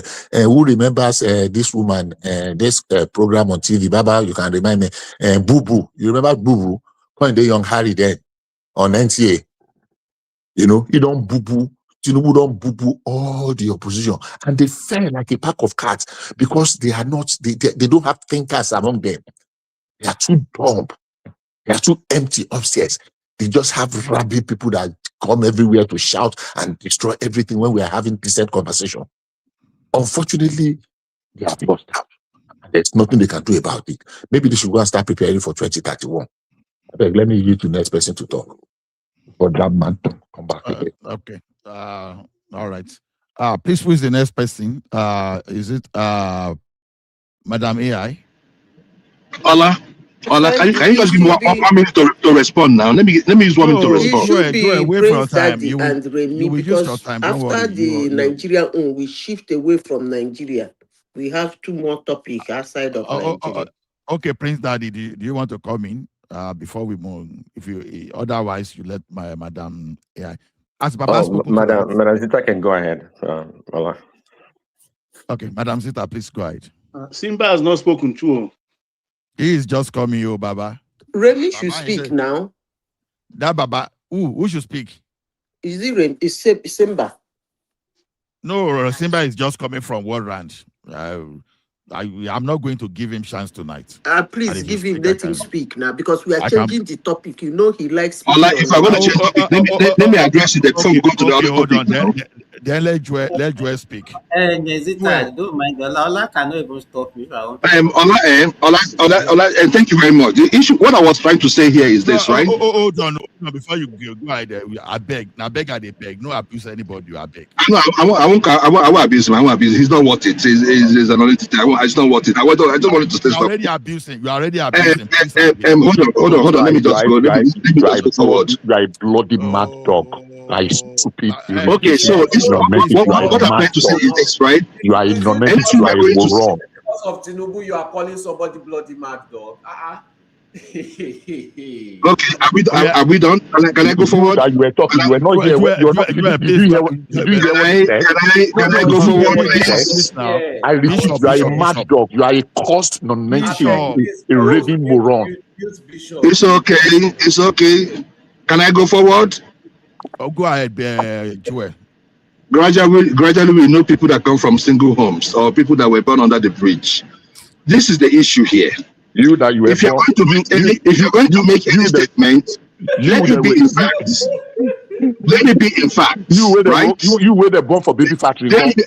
Ola, if you can put him down the same way, he's the one interrupting me. We was causing me in the back seat. They're not born you for baby factory. So just allow me to just talk. Gradually we are knowing these people. Can I just talk, please? Joel, but don't abuse anybody now. We answer him. The issue there is this, right? The issue there is this. If we are going to make any statement here, let it be born in facts. All these cases that was being mentioned, whether it's Zamfara, River State, they are not the same. They are not the same, including what is going on in ADC. It's not the same. What we just did is just what some people here are doing is just because they feel like it is favoring them. Why are you afraid of competition if you are not cheats? Why are you guys afraid of competition? What is the big grammar all about? Let's go to the field and compete. That's all. This issue of this person, no. We all see it. We all saw how it happened in Labour Party, where, just 30 seconds, okay? In Labour Party, where a judgment was given since April of last year. It wasn't honored 4 days after Obi left the party. Till 4 days after Obi left the party. We saw what is going on. But you know what? Why I like this life, you see this life we are living in, is that if you think that you are hiding in abroad, right, and you're living good, and you can say anything you want to say, it's okay. It's going to get to somebody that's around you. And nobody in Nigeria today will tell you that they're having it good. Most people, unless you belong to the inner caucus. It does not lie. But the thing there is that this master strategist, we will still come back here and we'll discuss this issue. 2027, all these things that Tinubu is doing. It is okay. We will not allow it to happen. Somebody said that in 2023 we lost. In 2027 we're going to lose again, right? I don't have no problem. I don't brag because God gives power. Please, can I just finish, please? God gives power. Like the same thing that you are repeating. Please, let me just finish, please. Let me round up. God is the one that gives power. So it's not for any empty head to come out and say you're going to lose election. You're going to, all these things are backing, you're just backing. Okay, Thank thank you you. all. Prince Daddy, can you take over? You are not the moderator. Make your mind not to scratch you.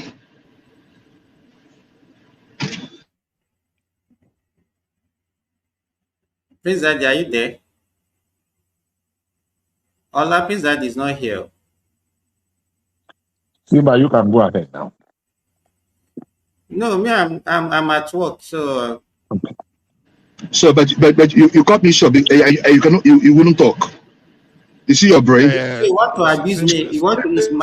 I'm the next. You want to abuse? Man, speak, man. If you want to talk, you talk. You don't just cut me off, and you're not able to. You're not the one to talk. You don't want to talk. Now they say talk. You don't want to talk, but you just your mouth too scratchy. They say you will just stop me from talking. Can you just imagine the arrogance? Nonsense. I will not. Wait, why you like fight like this?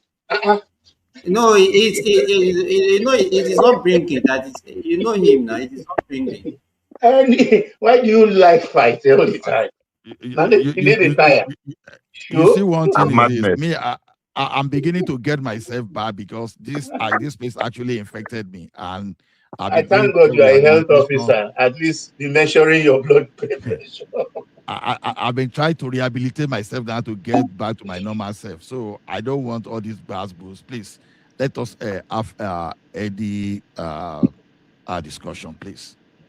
Joel, are you done, or you still want to? So I still give you. No, he cut me off.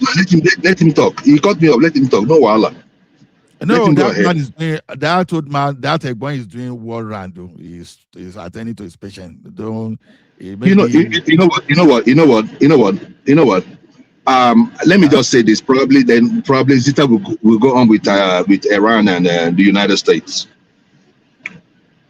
The issue in ADC today is not an issue that will only happen to ADC in future. We should start looking at issues like, I don't know if it's the hate for OBO, because anybody that's talking here is Obi is about, if Obi does not get anything by next year, Obi will just go and retire. He's already a billionaire, right? So Obi is already good. So if you're looking at Obi, stop looking at Obi. Let's look at the process, so that tomorrow it could be you, it could be somebody that you know, it could be even the right candidate. But what we cannot allow happen in Nigeria is to have a dictator that wants to have a one-party state. We cannot allow that to happen. All I'm only saying is this: for the people calling him the master strategist, I don't know the strategy in destroying other parties and uniting other people. I don't know. I don't see no strategy in that. Then you're coming up now to make it look like, no, there's no smoke without fire. Every party, the other time it was Arabambi was, and the media, they call them factions. You see an illegal entity and you say it's the faction. So tomorrow, if I let claim to APC chairman, I'm a faction. That is stupidity.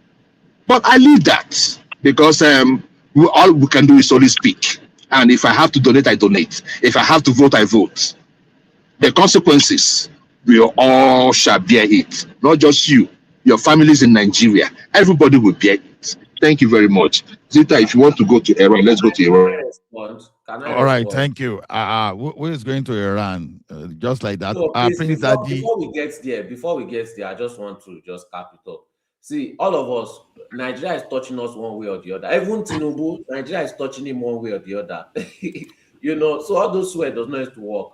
All these things that is happening with ADC is not a surprise. Everybody outside ADC has already told ADC what will happen. They chose not to listen. Everybody has already warned them. They chose not to listen. They will be saying, you hate them, or you are working for the opposition, or so many excuses just not to take correction. ADC's failure is the inability to take correction. Everything they twist it as hate, as working for the opposition, no form of correction. Nobody can tell you anything. So they will always continue to make the same mistake. That is why AAC will last. As ADC has come and gone, AAC will be here forever and till tomorrow forever till next year, after this election and next election. Can you say the same about your party? You can't. Ola, can I interject? Okay, no, Remy, hold on. You will interject. I will give you your not even interjection. I will give you your full time. Now, solely, okay. Me, I will just create this thing. You know, I'm biased. Someone said the other time that Obi did not destroy Abga. I don't know. It depends when you put destruction in context. You won under Abga. Okay, people call it Apuga. I don't know where they got the U in between. So let me say Apuga, whatever is that U in between. Now, you won the governorship under that ticket. At least if the court declare you the winner. And instead of you building that party, you left the party. And you were supposed to be one of the very hope for the party to run very well. You ran away.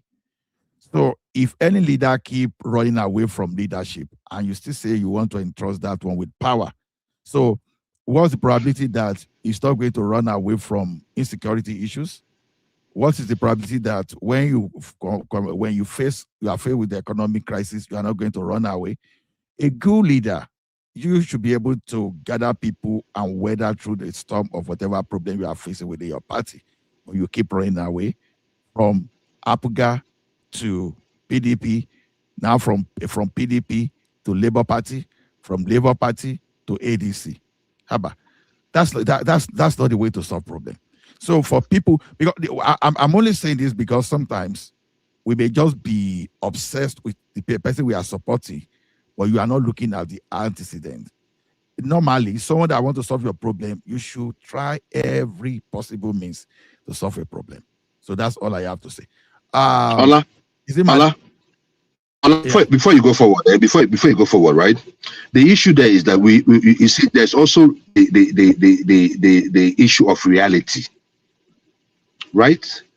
Abga only controls Anambra. They ventured into Imo State, and what did Rochas do? Rochas ran away. This is the thing. Abga only operates in Anambra, and if you want to win something national, you have to go to a bigger party. Even when Tinubu won the first election under what? Under AD. He couldn't have won the election if he didn't merge with CPC. Is that not how we got APC? No, Joey. Don't let us miss it. We know Lula of Brazil. When he won and he went to the grassroots to keep building his party. We've seen the example of Awolowo that he was operating within. My brother, you're talking about good times. You're talking about places. You're talking about things where things were working. Principle is principle. What I'm saying is that we are dealing with politicians with no ideology. The Tinubu you want to refer to, Tinubu never left ACN. Never left AD. AD just metamorphosized to another thing. Then when they were joining, it was alliance between ACN and CPC that formed APC. It didn't run away. So he stayed within his party. He built followership. No, it's not only that too. ABGA, NNPP, CPC, AC. They are all joined APC. Who canceled themselves out and metamorphosed into APC. Hold on now. So what I'm saying is Okorocha brought in ABGA, perfection of ABGA. Exactly. So that's why he ran away with it. The thing is this: a coward is the person. A coward is the person that will run away from responsibility for the responsibility from fight, and so for the responsibility to now corner and defeat him. That's exactly what is happening to Obi. Tinubu never ran away, so it will be a terrible idea, a terrible comparison to use Tinubu. Tinubu brought something on board. He brought. Okay, go and look at the ministers under those people that were under Buhari. You see, you talk of Fashola, you talk of Yemi Oshibajo, you talk of so many people, even Rauf Aregbesola. So this guy brought his machinery. He worked.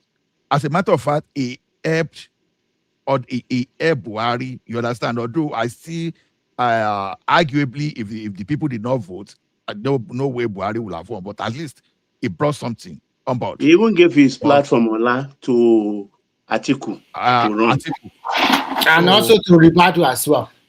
Exactly. So no basis for comparison. So let's be honest with this Obi, because I'm scared when people just give this power overrate Obi when it comes to some certain power. If it can run, or I could want to chip this one. When Soli was making his submission the other time, he said only AAC still remain. Actually, if they want to follow the Constitution of Nigeria, AAC should have been delisted as a registered party because they did not. They want nothing. They want nothing. But it's only in Nigeria that. Come and delist us now. Come and delist us. Are we not still here? You already delisted. You're not important. You're not important. That's what the point is. You already say. Soli is talking and laughing. He knows that. He knows that. No, do you know what? I see love the courage. I said what I said, and it still stands. We are still here. Soli, I support you, Gary. I support you. Even if you are not winning anything, you are saying you are not jumping. Yes, at least the but the problem with that party, that's principle. The problem with that party is also their leader is also a very selfish somebody. You are the chairman of the party. Okay, let me finish. Calm down. You're the accountant. You're the accountant. Calm down, please. You are the chairman. Did you apply for any position and they did not give you? No, please, let me respond. They don't get other people for the party. What are you talking about? They don't get other people for the party. What are you talking about? Please, let me respond. Mr. Remy, did you apply for any position? Let me finish. Mr. Remy, did you apply? Mr. Remy, did you apply for any position and they didn't give you? Can I finish? No, it's a simple question because I know what you are going to say. He does not need to. There are other people in the party. Let him give it to them. There are people in the party. Give it to the people in the party. It's not. He doesn't need to join your party. If you want the position so bad, it is there for you. Let me finish. Sorry for that. Okay, Soli. Let Remy make his own. What I'm trying to say is that the leader, Shewori, and also the president and chairman, is also not a democratic person. Even if it happens that Nigeria will vote for him in future and become the president of a country, it will also become a dictator. Based on what? Okay, that singular act alone shows that he wants to nominate any governorship candidate. He wants to nominate all the people for that party. That is not true. You are not. What do you mean? What do you mean? You are just making claims. You are making unfounded claims. You are not in the party. You did not apply for position and they did not give you. No, Soli, hold on. Soli. Why is it being allowed to? No, Soli. Hold on, Soli. Everybody, hold on. Soli, you've had a very good point. Hold on. You've had a very good point. Hold on now. Soli, hold on. You've made a very good point. Don't spoil your point. The fact remains is that even Shewori himself still remain at the party is enough. Whether he gave someone a chance or not, forget. Yes. So that one, if you are using that one as a comparison to B or to other people, I think is way ahead of for being that angle. He remained in that party, and it's also probably, I don't know why, maybe he's struggling to build that party. Because when you see his vote in 2019 compared to 2023, the vote diminished by more than 40%. 50,000 votes in 2019 to less than 35,000 votes in 2023. That is not a good achievement. No, he said less than 35. No, 19,000, 14,000. Be specific, please. Be specific. Don't give him number. Less than 35 means that probably it's 34,000 plus. So right? We are no be ended up in the same position. The two of us did not win. Whether you got 6 million or you got 14,000, the two of us did not win. Madam Zita, you got to speak. I like that. The two of us ended up in the same place. Okay, all right, Madam Zita. Fair enough. You're right. overtake you? Where did your 6 million overtake you? That's not cow punch. That's not cow punch from Soli. We arrive at the same bus stop. You use Lamborghini, I use Kurupe, and we arrive at the same bus stop at the end of the day. No, you win this one. You win this one. Sorry, but the person that arrived in Lamborghini arrived in style. and in AC, you were sweating. Ola, I quickly want to talk about ADC before you. Oh yeah, go ahead, Remy. Since Madam Vita is not speaking, I think you guys have analyzed it very well. A house built on salt will fritter away, whether in the short or in the long run.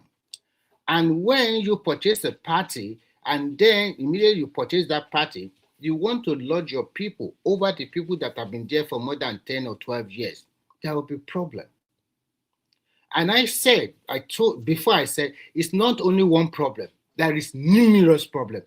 As of yesterday, all the 36 state chairmen of ADC, they already lined up behind Kashuku. So that means that totally tell you that they did not do a very good homework, and they're so arrogant and so irresponsible, thinking they can do whatever. This is Nigeria. But in a political party, the people you dare not fight is the grassroots people, because they are vast in this politics, and they know how to wait for you. They know how to get you. And this is what is happening to ADC. If we must tell ourselves the truth, that party is dead already. Because with 10 court cases, and you have up to May ending to present all your presidential candidates from your primaries, I don't see any solution in sight in that party. Even if there's going to be a solution, probably it will go back to the Kashuku fashion again. So for Obi and the rest, because they don't have patience and maybe they don't know or maybe Obi just playing for playing sake. Or maybe Atiku is tired. Because when you continue... Remy, let me say this. Sorry, give me just 1 minute. I think even the problem that they are having, I think is something that they can solve in-house if they are very serious. For example, what INEC did to their ESCO, the chairman and the secretary, whatever, the only thing they needed to do is just to go to court and ask them, okay, help us interpret this. No, it's just wait. That is what they're supposed to do initially. Why are they wasting? They know that there is no time on their side. So why are they wasting 1 week? They'll give them date now. Let me see what I want to say. I don't have time. Let me see what I want to say. Are you done? Remy, let me just conclude. So since last week, they're supposed to have done that. So at least they will know whether INEC is right or not. But instead, the only thing they will say, as if they are the only Nigerians, oh, they don't want opposition, oh, the Nigerians will fight them. Oh, the only thing they wanted to do is to just put that country in chaos. And that is why they are not taking responsibility. These are the people that want to solve insecurity, that want to solve power, and ordinary party leadership tussle, they cannot solve. And Nigerians are still see them as the options. I pity those people, though. Okay. Simba, you put it in a more simplistic manner, but it's more difficult than that. Because that party, there are some people that hold that party. The problem of that party is higher than the problem of insecurity that we have. Of course, you are right. Because at the end of the day, if you said that they should go back to the where they were before, then these people, they will get to power, Remy. They will get to power and they will blame your opposition for insecurity, blame your opposition. How can they get to power? Are they different from Tinubu and the rest? They are the same old people, my God. Do you think Nigerians are so dull? They are not the same people, I beg. They are not the same people. Malami, El-Rufai, Atiku, all of them, they are not the same people. Shola. Don't mind him, there is just a kiki around. Obi was a former governor. Shola was a former governor. That is the only reason why we say that unless Obi is the presidential flag bearer, ADC will just fall like PDP. That is what we are saying, because we know all these things. Let me quickly finish. All of these people, There have been former this, former that in Nigeria. Some of them have people be in public position for more than 24 years. Example, Amishi. He was a rep speaker, a governor 2 times, a minister 2 times. It is people like that will now tell you, I'm broke. Are you kidding?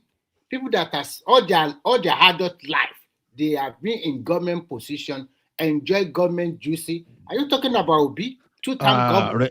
Remy. And also during the Abacha regime, he was part of the people that they gave some. Remy, please hear this one. You said Rotimi Amechi, Malami, they are not different than Tinubu. Did I hear you right? In terms of what I'm trying to tell you is that these people, they are in politics for so many years. Even to me, Amechi even enjoy more than Tinubu. No, but it doesn't mean they are the same. That's what I want to correct.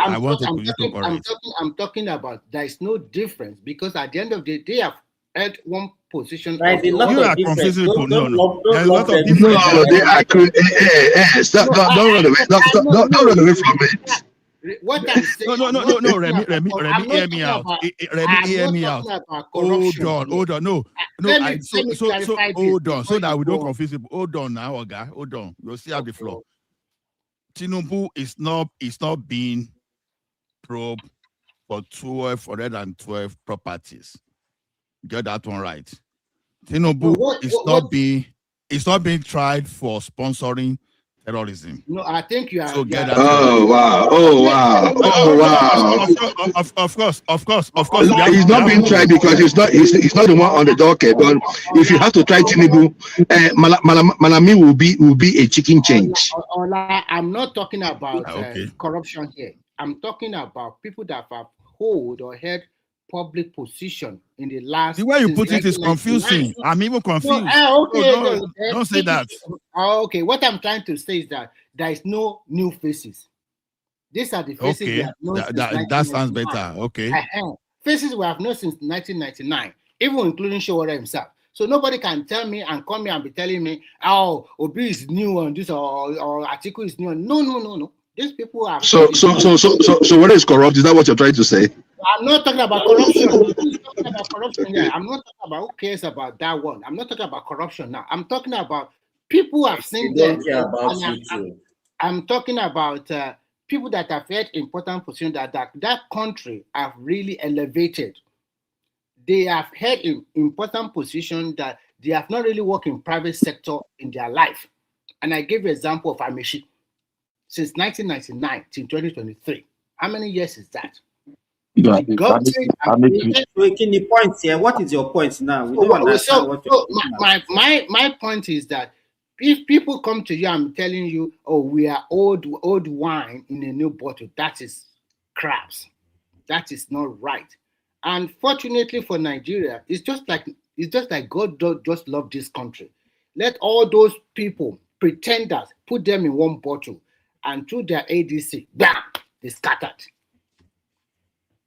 That is it. That God really liked this country, that at the end of the day, he wants that country to have good governor for the next 20 years. And if we are telling ourselves the truth, Tinubu is the good government. Oh my God. I will conclude this way.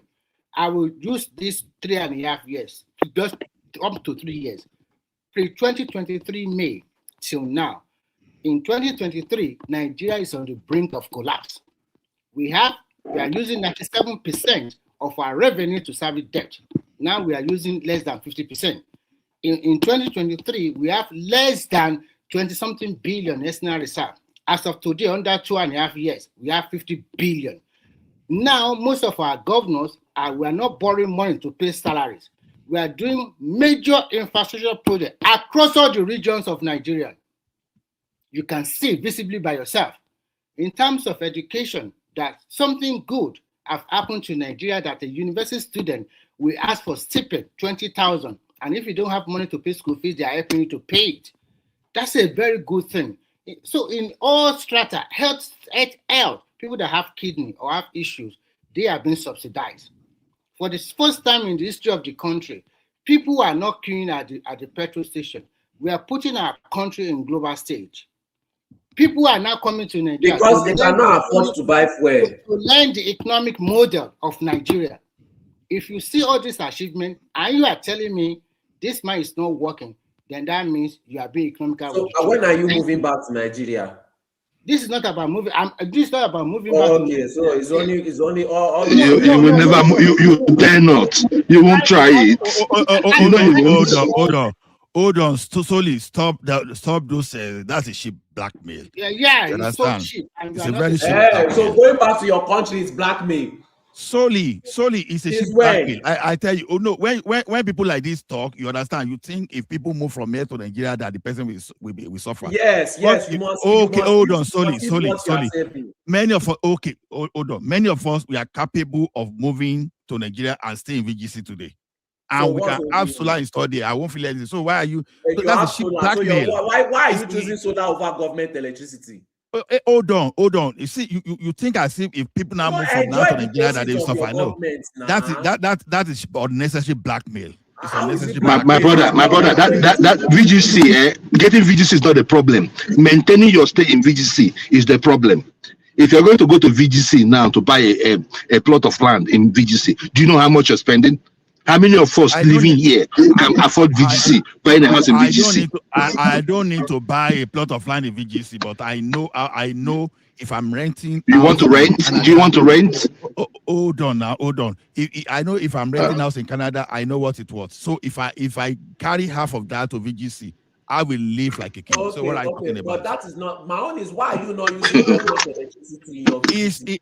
There's no basis for even making that statement. Use government electricity now. Why you not using what government is providing? Do you know what you just did when people are talking about the problem? Are you not using government electricity? Hold on. Whenever we are talking, hold on, Solely. Whenever we are talking of problem to be solved, you say it's blackmail. Just hold on. When we are saying problem to be solved, the next thing, when are you moving to Nigeria? Person you are talking to, whether they have capacity of starting a business and employ people and live like Tony Elumelu and Co will live. So it's a cheap blackmail. It's inconsequential. So let us face the problem. No. But Ola, it's not a crime to tell you to go back to your own country. If you feel that Tinubu has done so good, you go back to the country. You go back to that area. It's okay. Hold on, Joel. Because I have a neighbor that moved from Nigeria. You understand? And started with them for that Dangote project, and the guy is not willing to come back to Canada. Deal with that. So there are so many people. Hold on. There is a guy. The guy does not eventually stay in Canada because he's dealing with oil and gas, selling some products, and this guy is making multi-billion even by dealing with oil and gas in Nigeria. Person like that, you tell person like that okay, when are you moving back to Nigeria? Hey, no. You see, Ola, you're talking about special cases. On the average Nigerian here, how much do they earn? Let us be realistic. Let me tell you something, my brother. Okay. Hold on. It's about choices. Hold on. Let me tell you one thing. If you don't know, hold on. Let me continue. If you don't know, Prince Daddy is not average Nigeria. AI is not average Nigeria. I put it to you, Joel. You are not average Nigeria. Bishop is not average Nigeria. Remy is not average Nigeria. Baba is not average. I never say I was. Probably by the grace of God, I never say I was. So why that question? Ola, let me just talk about all this thing. Sorry. Let me quickly say. In matters of moving to Nigeria or staying abroad, it's a matter of choice. Before you travel to Nigeria, there are so many Nigerians that have traveled abroad before you. Maybe your father or your grandfather. Some of them stay back. If you go to America now, you will see generation of family that have went in the 1970s and they are still there. So it's not a matter whether your country is good or not good. It's your personal choice. As we are talking today, I see some Nigeria leaving UK, moving back to Nigeria. I have seen a lot of video that the way they move from Canada, move back to Nigeria. So it's not a matter whether your country is good or not. You cannot also not tell me that the same Nigeria in 1999 is the same thing in 2026. Things have changed totally. If you see the face of most of the state capital, they have changed. That is a development. Maybe it's but it don't translate to it don't translate to money in people's pocket now. If we are talking about moving to Nigeria, it's just a purely individual choice. You cannot say, because if you are doing it abroad, you are a multimillionaire, you might find abroad life more suitable for yourself. But if you think it's not, you can move back to your country. So it's just an individual choice. You can't force people. So you cannot say, okay, as you are talking today, whenever you go to Nigeria, because I often go to Nigeria too, I see people building new houses. I see people buying cars. I see people getting married, having children. I see some people, their life have been elevated. And at the same time, we should also have the other aspect of life. Maybe life is not as good for them. The same place you are staying in the diaspora, you cannot tell me as well that you are not also feeling the pinch of inflation. What economic recession is not also affecting your pocket. The increase in price it's affecting, but we're affording it. We can afford it. It's affecting us, but we can afford it. It's a lie. Everybody change their lifestyle. For example, if you are buying gas for $1 before, but now you are buying for $4, don't you think you and your income is not increasing, or your no, but it wouldn't make me to change my lifestyle. You will adjust. No, it wouldn't make. Why are we giving ourselves unnecessary trouble about that one? Let's move on. I beg.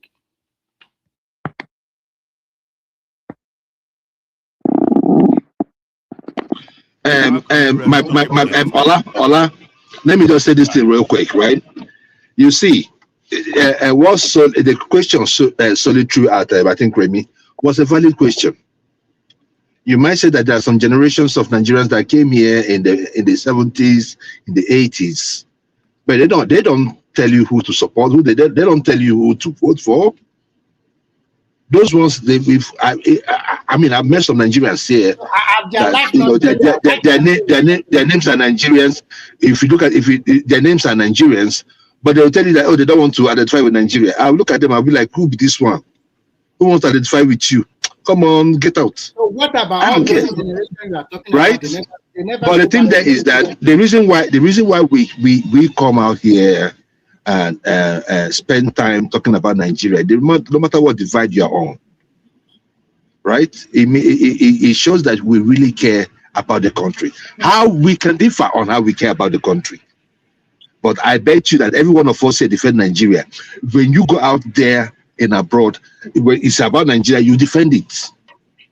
But what we are saying is that we want to start being proud of Nigeria, because there are certain factors, certain things that they will throw at you. You'll be like, yes, you know that, man, your country is not doing good. First, your country is not doing good. I disagree with you saying that some Nigerians will talk good about Nigeria. Some Nigerians, they find joy in demarketing their country. Just like no. See. How do you listen? Example by yourself. You said you will meet some people in wherever you are living, and they don't want to associate in Nigeria. Yeah. That clearly shows that they, in their own opinion, they don't want to be associated with that country anymore. You can't force them. So that we are I'm not forcing them. I'm not forcing them. No, I'm not forcing. It's the choice. Some people who wish to return to Nigeria, you can't stop them. Some people also go to Nigeria every year. They have projects they are doing in Nigeria. They have business they are doing in Nigeria. That will allow them. Mr. Remy, please, let's be realistic. There are more people leaving Nigeria than people coming back to Nigeria. The percentage is not even close. We're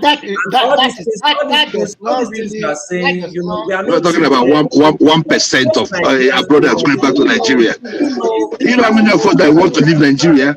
Remy, what are you talking about? There was war in Ukraine and people still chose to stay in Ukraine, and all these other countries that are going through a lot of stuff and people still choose to stay there. It says a lot about Nigeria. If you are coming here and trying to be disingenuous and trying to all of us live outside Nigeria now. We are not living in Nigeria. We cannot be easily so what is the total population of Nigeria in diaspora?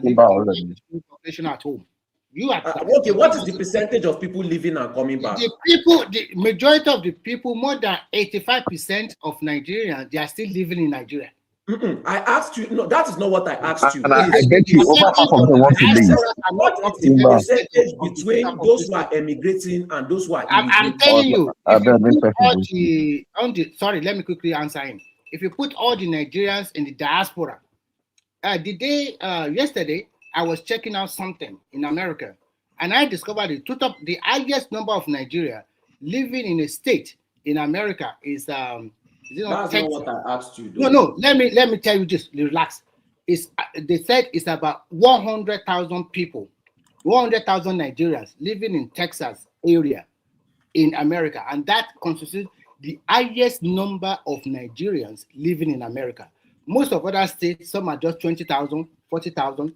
So when you pull all those people together, all over the world, I don't think Nigerians living in diaspora, I don't think we are up to 10% of the total population of that country. I asked you how many percent is emigrating, how many percent is immigrating. I can't give you that figure. That's about immigration and immigration. We have to go to the Nigerian immigration service. This debate is irrelevant. This debate is irrelevant. Let's leave it.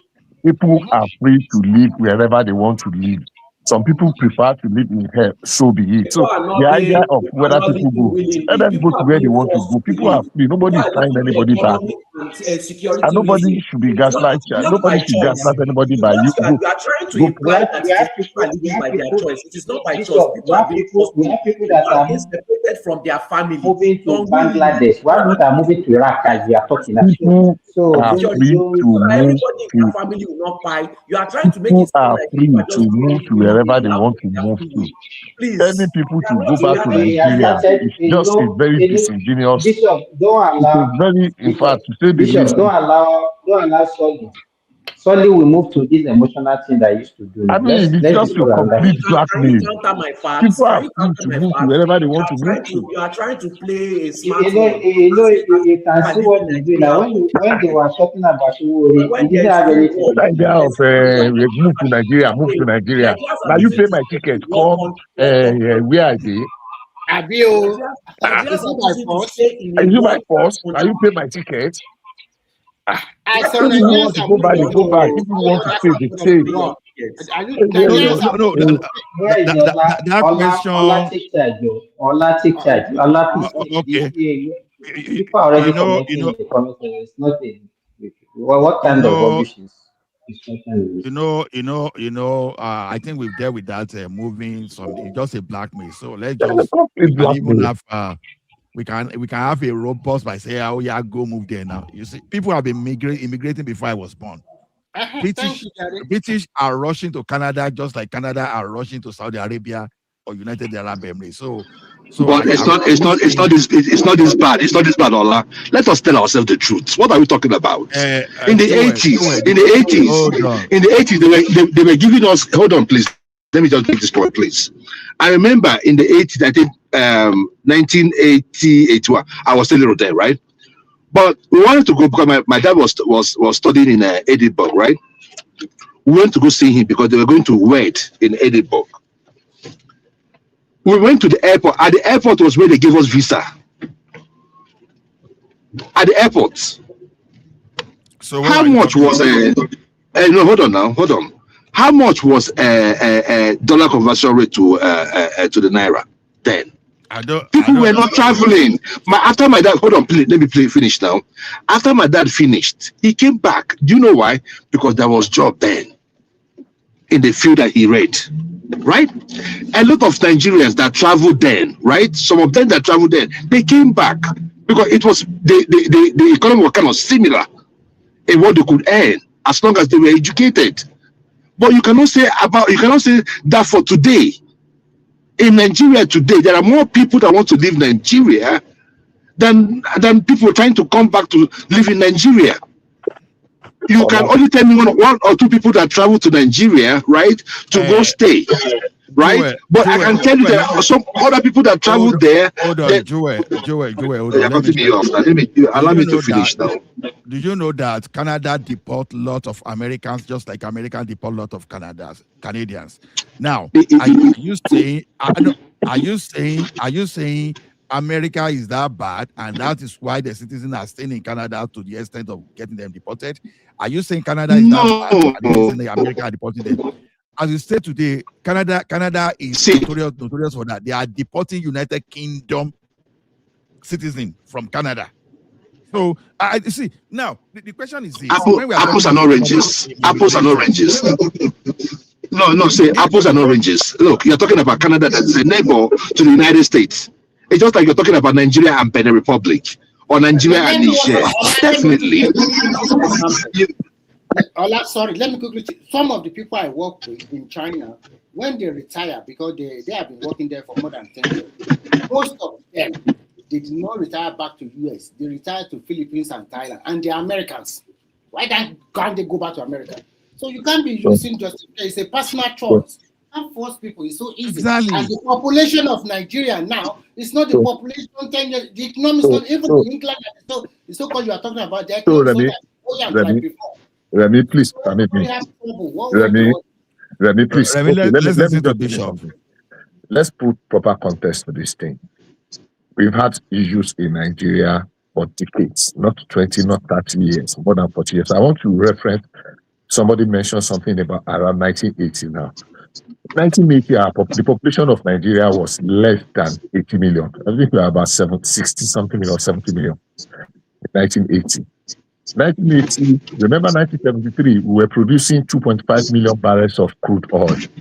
Now, 40 years later, or 45 years later, we are producing 1.5 million to satisfy 230 million people. For over 40 years, we have not had any serious infrastructural addition. But our population had more than quadrupled or more than tripled since when we started this study. So there are several factors that could be responsible for people emigrating, looking for greener pastures or looking for better life elsewhere. And those factors did not start today. No, but what made us? What made them? What these people you're talking about? I'm coming. Let me finish. I don't know what that is.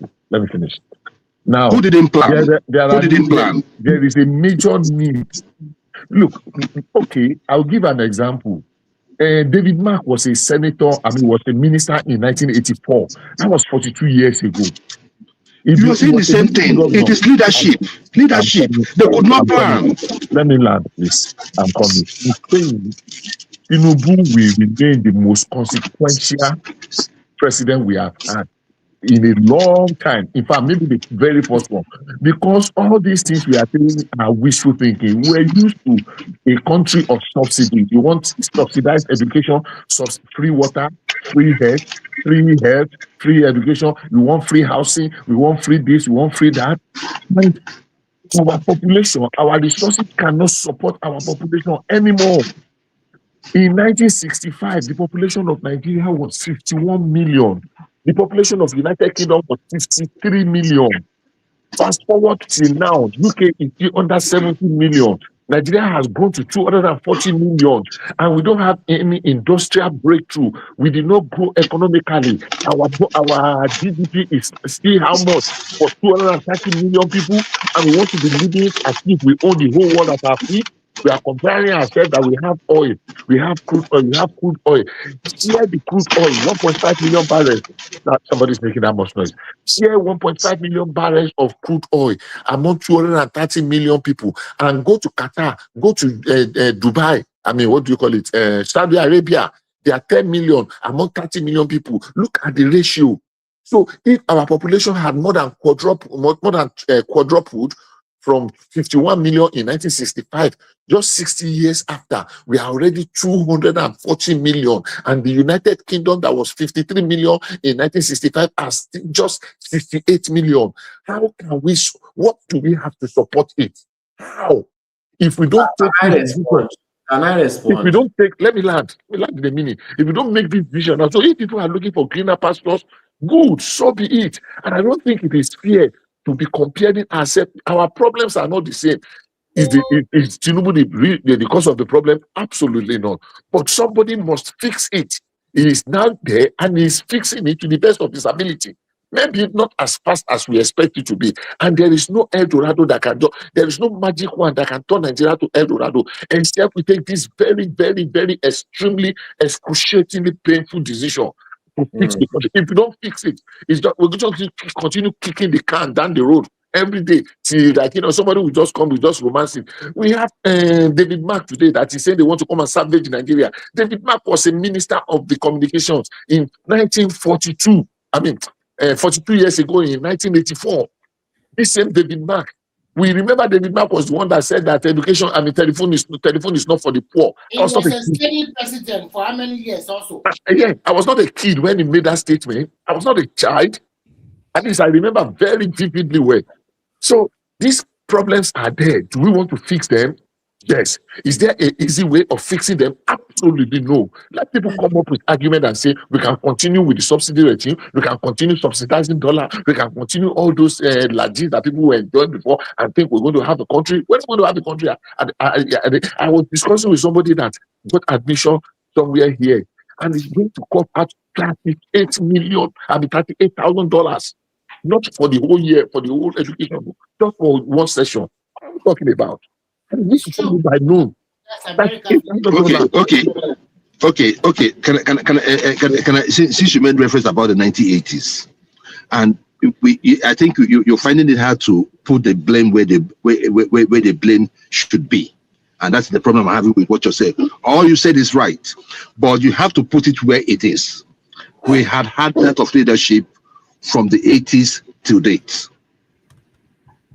It is not Tinubu that caused it all, but he is also part of the problem. He did not make it. Yeah, he might have one or two good policy here and there, but he has not been holistic about it.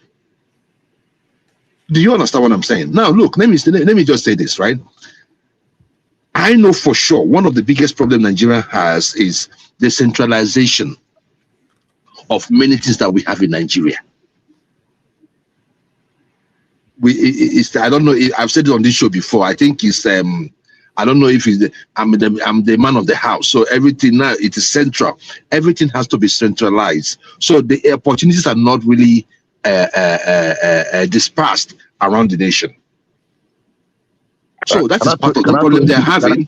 Secondly, hold on. Let me just run this one. Let me just see. Over the years, we've had even OBJ during OBJ time. They invested about how much in power. You see, these guys have really put it like they've really like. I think it's not the that of policy, right? They keep saying no, we're going to do this, we're going to do this. We invested in this, but we never get to see those things. Those things never get to materialize. If Ajakuta was working today, by now we should have been a powerhouse in steel. So these things, power, all these things, they invested money in them, but either by mismanagement over the years, all these things were moribund. My point is just this: we have leaders that were too short-sighted. I have told you guys this thing.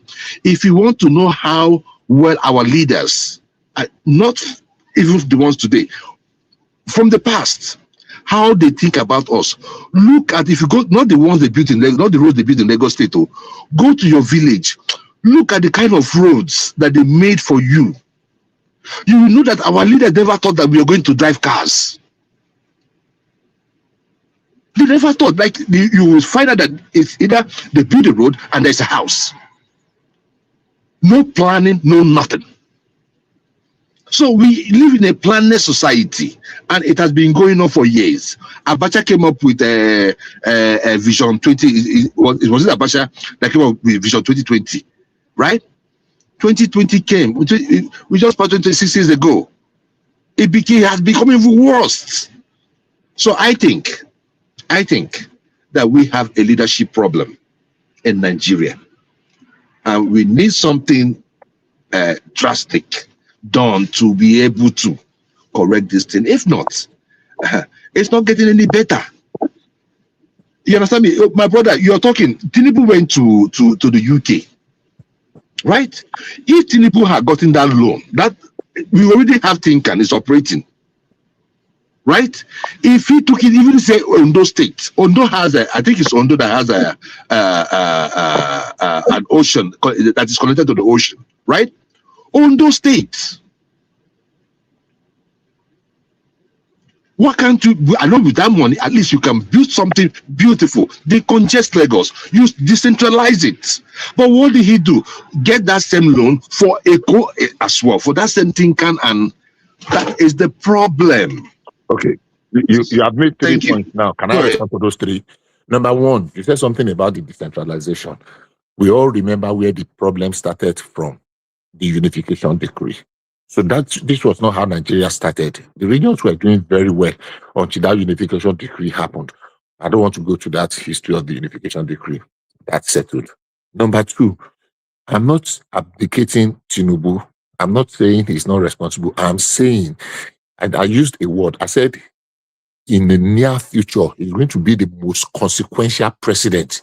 That is the one that took the bull by the horn to make decisions that are excruciatingly painful, but they were necessary because we are at the verge, we are at the precipice of collapsing. If we had not taken those decisions, honestly speaking, Tinubu is not different from any of them. Whatever you want to band them together, band them together. I don't want anybody to walk and tell me this is what I will do to be if I become the president of Nigeria. I want people to come and tell me these were the things I did when I had the opportunity, because there is no greenhorn, there is no newbie that is going to be the president of Nigeria going forward. It's not going to happen again, that somebody is just going to become a president by accident. No, we are way too advanced for that. And all we need is just to break through. So when I say Tinubu is going to be the most consequential president, because he is laying a foundation that nobody had laid. These were things we should have done 50, 60 years ago that is just doing now. In 1970, we had the oil boom. At the end of the day, what did we generate by oil boom? We bombed plenty Peking.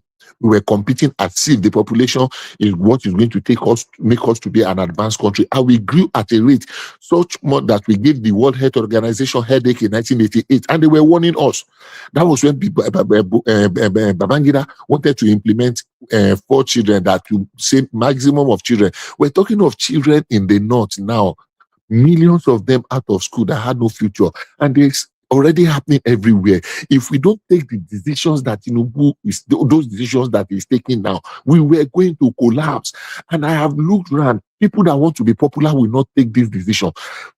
Atiku will not take that decision. Let's even leave Amechi out. Peter Obi will not take that decision because Peter Obi is too compassionate. We don't need compassion now. We need somebody that knows what is want to do, and you do it. All the leaders of the world, including Lee Kuan Yew that people are talking about, they were not nice. They were not. How do I put it now? They were not like nice president. They knew what they wanted to do, and they did it. In 1980, 79, 80, Margaret Thatcher, they were stoning her in the street of London. They were pelting her with eggs and tomato in the street of London. Everybody is making reference to him now. Even if not for the Watergate scandal that ruined Nixon, he was one president that took the most consequential decision to change the narrative of America. So no reform that is going to be like a Tea Party or eating yam with eating potato with fried eggs. No, reforms comes with pain. The only thing is that long time somebody was discussing about Lee Kuan Yew. Some people don't even know. They think Lee Kuan Yew only spent 4 years or 8 years. The man ruled that country for 32 years, and there were no opposition. Even media, there is a limit to what you can say on television or radio. You can't abuse him there. All these oppositions, he chased them out. The ones that did not end 6 feet below, they were engraved. The only lucky ones are the ones that were able to run out of the country. So what we are saying is that there is a job to be done. It is a tough job, and Tinubu is best suited because he has shown that he is not pandering. So he's not looking for popularity. He's not a populist president. And that is what we need, except we want to keep deceiving ourselves. And I repeat again, he will remain the most consequential president that took those decisions that were very painful or very necessary when they were supposed to be taking, even though we are already late. We are like 50 years behind, but it is better now than never. They used to say the best time to have done that, taking that decision was 50 years ago. The second best time is now. And if we miss it now, God help us. Just to support what Bishop said, you understand, people quickly forgot and people play with this thing. You know, Tinubu was there at the most difficult time in Lagos. The most difficult. Even when the allocation was even coming, you understand, it was nothing compared to what was in Lagos, you understand. Now, compared to when they now stop the allocation, now someone should tell me during those periods whether Tinubu was winning. It wasn't. And he even went ahead to do some kind of insurance for Lagos state workers. He reformed the civil service there. Even with when it was not even getting enough allocation. And that, see, I keep saying personally that this guy might end up to be the best, at least from 1999, because he's taking some decisions that nobody wanted to take. And we are not giving him his flowers. So even when we are even talking of security today, people may not want to accept, because yes, we know that the insecurity situation is escalating. I'm surprised. But you there are some saying things that I'm saying what? That he's taking decisions nobody has dared to take. I've always said that.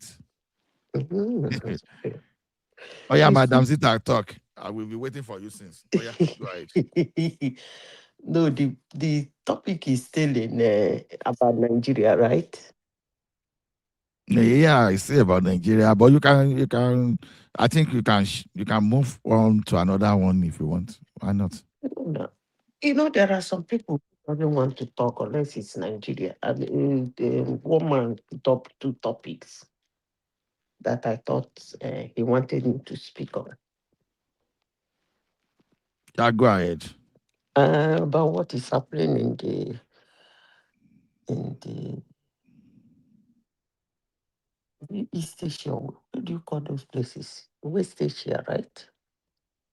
I don't even know where that middle is. I'm not too good when it comes to all those. I'm not really good when it comes to all those regional politics. You see, when that happened, I made a comment here. I think his Spring Daddy was asking me why. There's a question he asked me that time. I told him that thing is actually not the world is looking at. That thing is a way to take them backwards, that's all. They don't want a firepower around Israel. And we continue doing it. The difference is that Iran is stubborn because of maybe their Shia Muslim and their ideology and everything. The rest has moved on. If you look around, the rest has moved on. They understand. They don't want Israel. They don't want anything to do with Israel. They don't want to fight them. They don't want trouble. They moved on. They turned their countries to tourist center, build glass houses and everything, and moved on.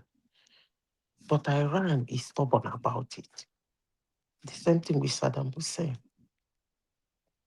You know, when this thing started, some people were making a lot of unnecessary predictions and how it was an illegal war, and how Iran is trying to fight back. Iran is not even as strong as I thought they are. Honestly, sincerely speaking, they are not as strong as I thought they were, because maybe most people were not following what was going on. In 1999, 35 countries fought Iraq. 35 countries in the world fought Iraq. And in that war, over 40 planes were downed. Iraq alone. So Iran is not as strong as I thought they are. I don't even know why they're making trouble. But the conclusion of it is that they don't want a firepower around Israel. That's all.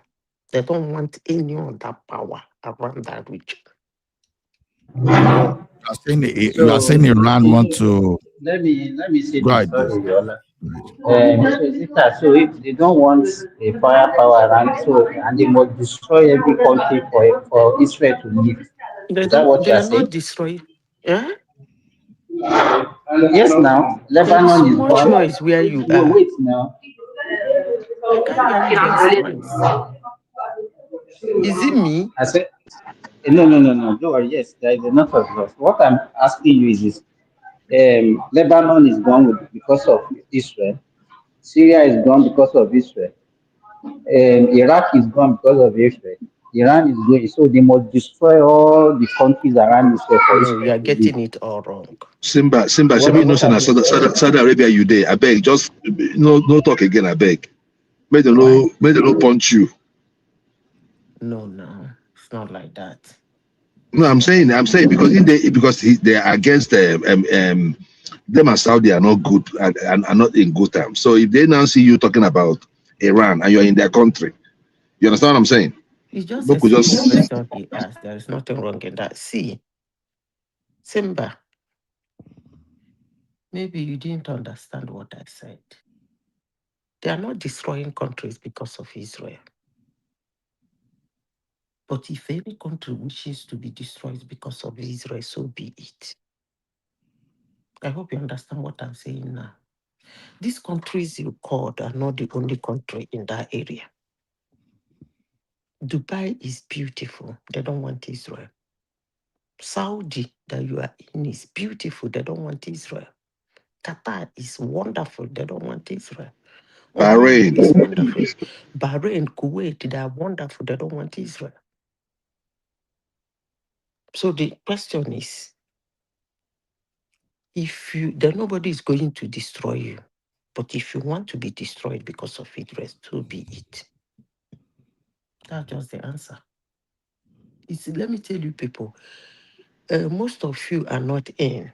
That guy that came the other day was talking about how he's a special assistant and a friend to the president of Oman and the emir of. I was just looking at him. Oman is the only one that I will say did not receive much fire from this war conflict. But people died in Iran, in Oman, because of an Iranian strike. Now, let me say this. There is nothing different. Nothing, you see, somebody will say, if you don't open the Strait of Hormuz within 48 hours, civilization will go. The question you should ask, simple question, was the Strait of Hormuz, was it closed before you start firing them? It was open. Everybody was fine. So why did you fire them? The second question is the negotiation you people were doing. Apart from two things they disagreed on, two things, and not that they disagreed in total, range and prosy. They have agreed on every other thing. Zero enrichment. We will give you the one we already have. They've agreed on all those things. You will release some sanctions for us. You will release some of our money. They've agreed on those ones. And they're still talking on these two, trying to find a common ground. The next thing you start pumping them. So the important thing is that you are not bombing them because they did not agree on a deal. You are bombing them to send them 50 years backwards, period. So that's why I said they don't want the firepower around them. They don't. They don't want it around Israel. And if you move on, nobody is going to hurt you.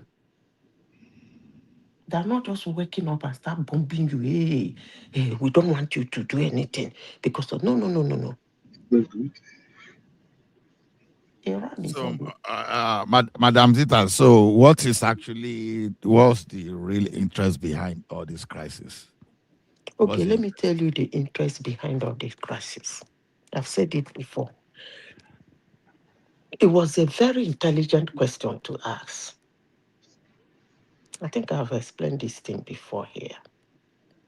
Every religion has a seat Okay.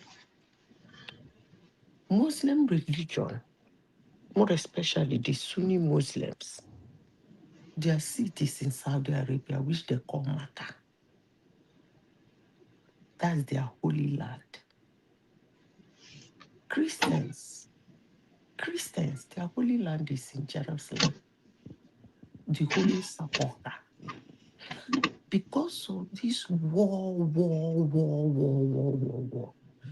Catholics try to create an artificial sepulchre, which is the Vatican. That one is an artificial sepulchre. Because Jesus was not born in Vatican. He didn't grow up in Vatican. In fact, if you read the Bible, I don't even know whether Jesus passed through that area. So Catholics just try to move away from the trouble of that sepulchre. But Catholic is just one denomination in religion, in Christianity. What about the rest of the Christians? Where is their holy land? So the problem is that holy land, that sepulchre. They come to, apart from the bond between the Israelis and the United States, that will be a topic for another day if I have time. Because they agreed to give them passage to that holy sepulchre, they have every right to protect it. Period. Christianity cannot be in the air. And you cannot find a Muslim or anybody that will not respect that sepulchre, that place to sit. So that is the madness behind all these things you just asked. The truth. Forget about every other propaganda. I hope I've answered your question. Yeah, but now what I don't understand now, how do the global communities solve this problem of religion? Because when you look at religion, it seems like more something like for economic empowerment for let me say Saudi Arabia now, for example, and the means of just capturing the world to support their existence. So, if you see the religious transaction now between Saudi Arabia and the global community, and is it not the same thing that Iran is trying to do to using their own brand to see those people that are captured, and they use that one as a means of economic and empowerment and global domination? I don't understand what you mean. I didn't get the question. Capture what? Okay. Religion now, for example, now, let's say the brand of Islamic they practice in Saudi Arabia is settled. When people go for lesser Hajj, you go for the major one. The economic activities around that. I know the loyalty. But do you know that United States helped them set that one? You know that? So United States served Saudi Arabia. It helped them. How? Go back and read the story. Please go back and read how United States helped to save the kingdom of Saudi. That enabled that free passage of that your marker. Go ahead with what you are saying. So are you saying United Arab Emirates? Are you saying United States now is the reason people go to Mecca? Saudi Arabia would have been destroyed. Go ahead. So now, okay, because this is what I'm saying. Because I think the domination now is just because of survival of let's say both Saudi Arabia and Iran, because Saudi Arabia is settled already. You understand? And you see to the extent today that you see people now wearing hijab and different kind of thing in Nigeria now. And people will actually think that kind of thing is Islamic, whereas it's just a culture of people from that region. So see the way they are capturing the mind of people now, you understand, to yield to them, you understand, religion can bring some kind of a modern indirect slavery. because if are we saying people from that region are those people really that know God, for example? Is that what we are saying now, Madam Zita? That which people know is the only people that know God. Okay, let's take Saudi Arabia, for example. Are we saying people from Saudi Arabia are the one that know God, and people from Iran are the one that really know God? No, you are mixing up the whole thing. Nobody is stopping you from being what you are. As I said earlier on, was it 3 days ago, 4 days ago? I'm not a fan of pastors. But anytime I come across their words, anyone that make meaning, I buy it. Any of their sentences that made a lot of sense, I buy it. Pastor Chris Oyakilome said that Iran's hate for Israel is poisonous. You see, if Iran, I like calling them Iran anyway. If Iran wants to create another holy land for Shia Muslim, which I believe they have already, one way or the other, have that before this madness, there is nothing wrong in that. It's enough for people to come and worship your land, worship you, and worship whatever you believe in. That's okay. But I'll borrow a word from the United States in Constitution. He said, as long as it doesn't hurt anything or anyone. So there is nothing, I don't know why you're saying it. There's nothing wrong in them creating their own religion and kingdom. Absolutely nothing. So that people who believe but they already have their kingdom now, Madam Sister. They already have their kingdom. That's what I'm saying. They have their, no, not kingdom, that religion. That's the Shia, they call them Shia, right? That Shia religion, I think is there. So there is nothing wrong in them having it. And every Shia religion all over the world can come there for pilgrimage, come there for prayers and all whatnot. There is nothing wrong in that. But when you try to use it to hurt people, listen, let me tell you people something you will have to understand. Ola, if I tell you death to you, and I keep saying it, whether it is symbolic or it is political, you won't take it lightly. You won't. Whether am I using it as a symbol to show that I don't want to have anything to do with you, or I am saying it politically to ginger my political affluence in my country or my people around me, it is poisonous. Whatever you decide to do with me, I will have myself to blame. Honestly, sincerely speaking, you don't use such words like chanting it. And when you say such a thing, when I say such a thing to you, I'm automatically a threat to you. I don't know what people understand by the word threat. The last time I checked, threat is trying to cause, to project harm to somebody. So when you say death to me, that's a strong word. That's a very strong word. It doesn't matter whether it's symbolic or political. That's a strong word. And you should be ready for my response. So nobody's stopping them from. Can we say the hatred for Israel is more of survival economically and not necessarily, our religion is just something like they use as weapon? Can we say that?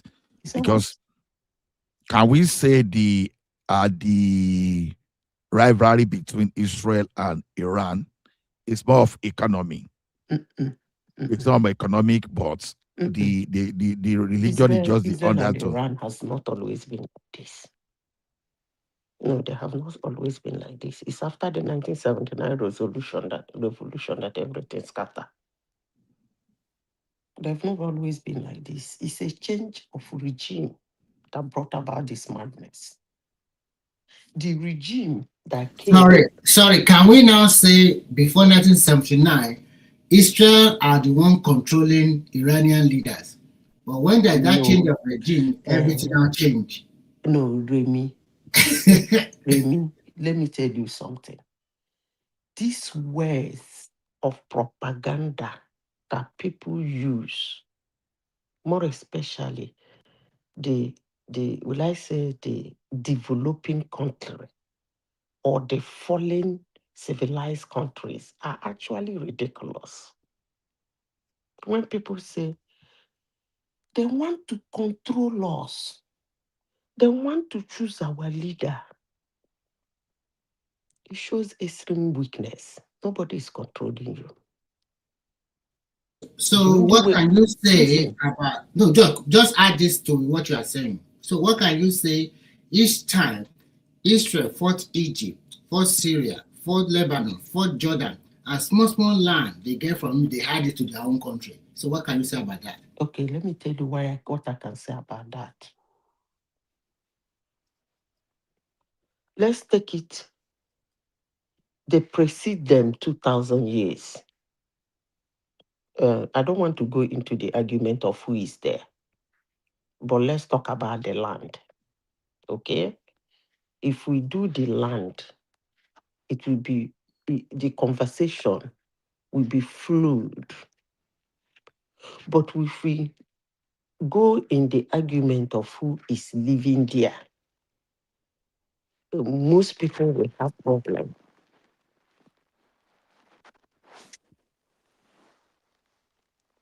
Who is saying they did Nigeria? The reason why I asked you that question, Ola, I don't know. He said Rattled family. I don't know his name, but he wants to speak. He should come in now. That person said, I did Nigeria. I don't know what. He just allowed to say maybe Rattled family. Do you want to come and come on? Or this Rattled they use as a fear anyway because the guy that I think the person is somebody that is conversant with the platform. Yeah. The reason why I asked that, Zita, the reason why I asked you that question is that. Wait, now let me finish. You ask the question that they collect land, Abi. I want to explain to you. That's why I want to remove the propaganda and the news that the people who are there are not actually the Jews. They are arranged and brought there. Okay? So if we can take out that one, let's talk about the land. Forget about the occupants. What is the original land area? The land called Israel. What is their area? That's what we look. So if that the area includes these places these people are collecting, then you don't have an argument. They're trying to take back their land. But if that's those areas like the Golan Heights. You said they are trying to take back their land. Who are those people trying to take back their land? Okay. Because I don't get it. I said something before. I hope somebody will understand me. I said, if we will discuss it, removing the people, like the nuance of people saying, there are some people called Zionists. They came together, asked for a country, a Zionist country, and Britain created Israel. If we can remove that one and talk about, is there a land called Israel? Before this story that I just said, is there a place called Israel? If the answer is yes, and you say, where is that place called Israel on planet Earth? Then Are you saying there's no place called Israel, but we'll be reading it from the Bible? No. Who will? Is Bishop said there? Prince Daddy. These people, I beg, somebody can help me explain. Maybe I'm not explaining it well. I said there is a story that people say. They said the people who are in that place, okay, Netanyahu them are not the Jews. They are descendants of one group of humans that came together and said they are Zionists. And because they are Zionists, they need a land, a country of their own. That is the story. And they went to Britain, and Britain created a country for them. Okay? Is that not the story? Me, I'm not conversant with it, so that's Okay, where fine. That I'm is paying the story. attention. That is the story everybody keep flaunting. Now, I said, can we remove this story and now ask a simple question? Is there a land called Israel? Is there a place on planet Earth way before that is called Israel? Yes. The answer is yes. And then the second question will be, where is that land located on planet Earth? The same place that it is now. So when we settle that, these two questions has been answered, and the answers are yes. Then the third question, which both of us might disagree on, is the landmarks of that place called Israel. That is where we might disagree. But is there a country called Israel before now? Yes. Is there? Yes. Is it in that place? That is it positioned in that place? The answer is yes. Sorry, Madam Zita. Quick question. So where are the Israeli before they relocate them after the Second World War? Where were they? Okay, good question. The question you will ask, let me start with this. The Israeli that you know before the creation of the Zionists, are they the Jews? The answer is yes. Okay. Now, Second World War, was there something called the Holocaust? The answer is yes. Who were the Holocaust perpetuated on? It was perpetuated on the Jews. Who rescued them? Americans. And where are they? They ended up littered all over the world because their land has been taken from them. That is the real story, the truth. I think I'm flowing with Madam Zita on this. Sorry, Ola. Sorry, I want to make some clarity. I want to have some clarity. So these people you are talking about, they were all littered all over the world. Yes. It is after the Second World War that they created a space of land for them in the Middle East. There is nothing good. Let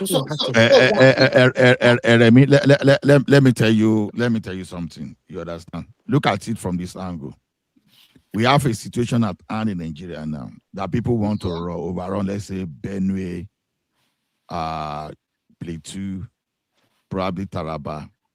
Now, assuming those people now, you displace them and they move, like, let's say they move to Igboland or they move to somewhere else. You understand? Hold on now. Hold on. Let's just hear the analogy out. Let me clear it. I just one sentence before you continue. All those Taraba people, Benue people, were they living in that area before the advent of World War II? That's not the point. Just look at what. That's the point. That's a very guy. Let me look at this. The Egypt you see today, the initial occupant of Egypt were black people, like you and myself. What some people are trying to do in Benue, Taraba, I don't want to go through that route. No, I'm just telling you. All those propaganda and all those talks. I don't want to. No, this one is not. That's why I'm saying. You are trying to take us back to. No, I'm not. I'm just trying to give. Is it East Europe, Eastern Europe slavery? I don't want to go through that. Let me say this. That land there was series of wars and fight and everything over the years. They lost their land. They were displaced. They were displaced. So when I think it was, I don't know what happened during after the Holocaust, Germany was fighting with Britain, and they told Britain if they agreed to allow them to go back, help them go back to their land, that we help them in the war or something. I can't remember. This story was being told to me by a military man. Actually, United States, the people that helped them get them out of that place. So after everything, as agreed, the thing worked out. So Germany was able to be suppressed. They said, yeah, okay, the agreement. They were the Jews. They said, you agreed with me that if I help you, you will help me go back to my land. Why was it Britain? Somebody will ask. Because then Britain has the superior power of creation, of not creation, because Britain cannot create anything that not God. I will use the word of how will I say it? Amalgamation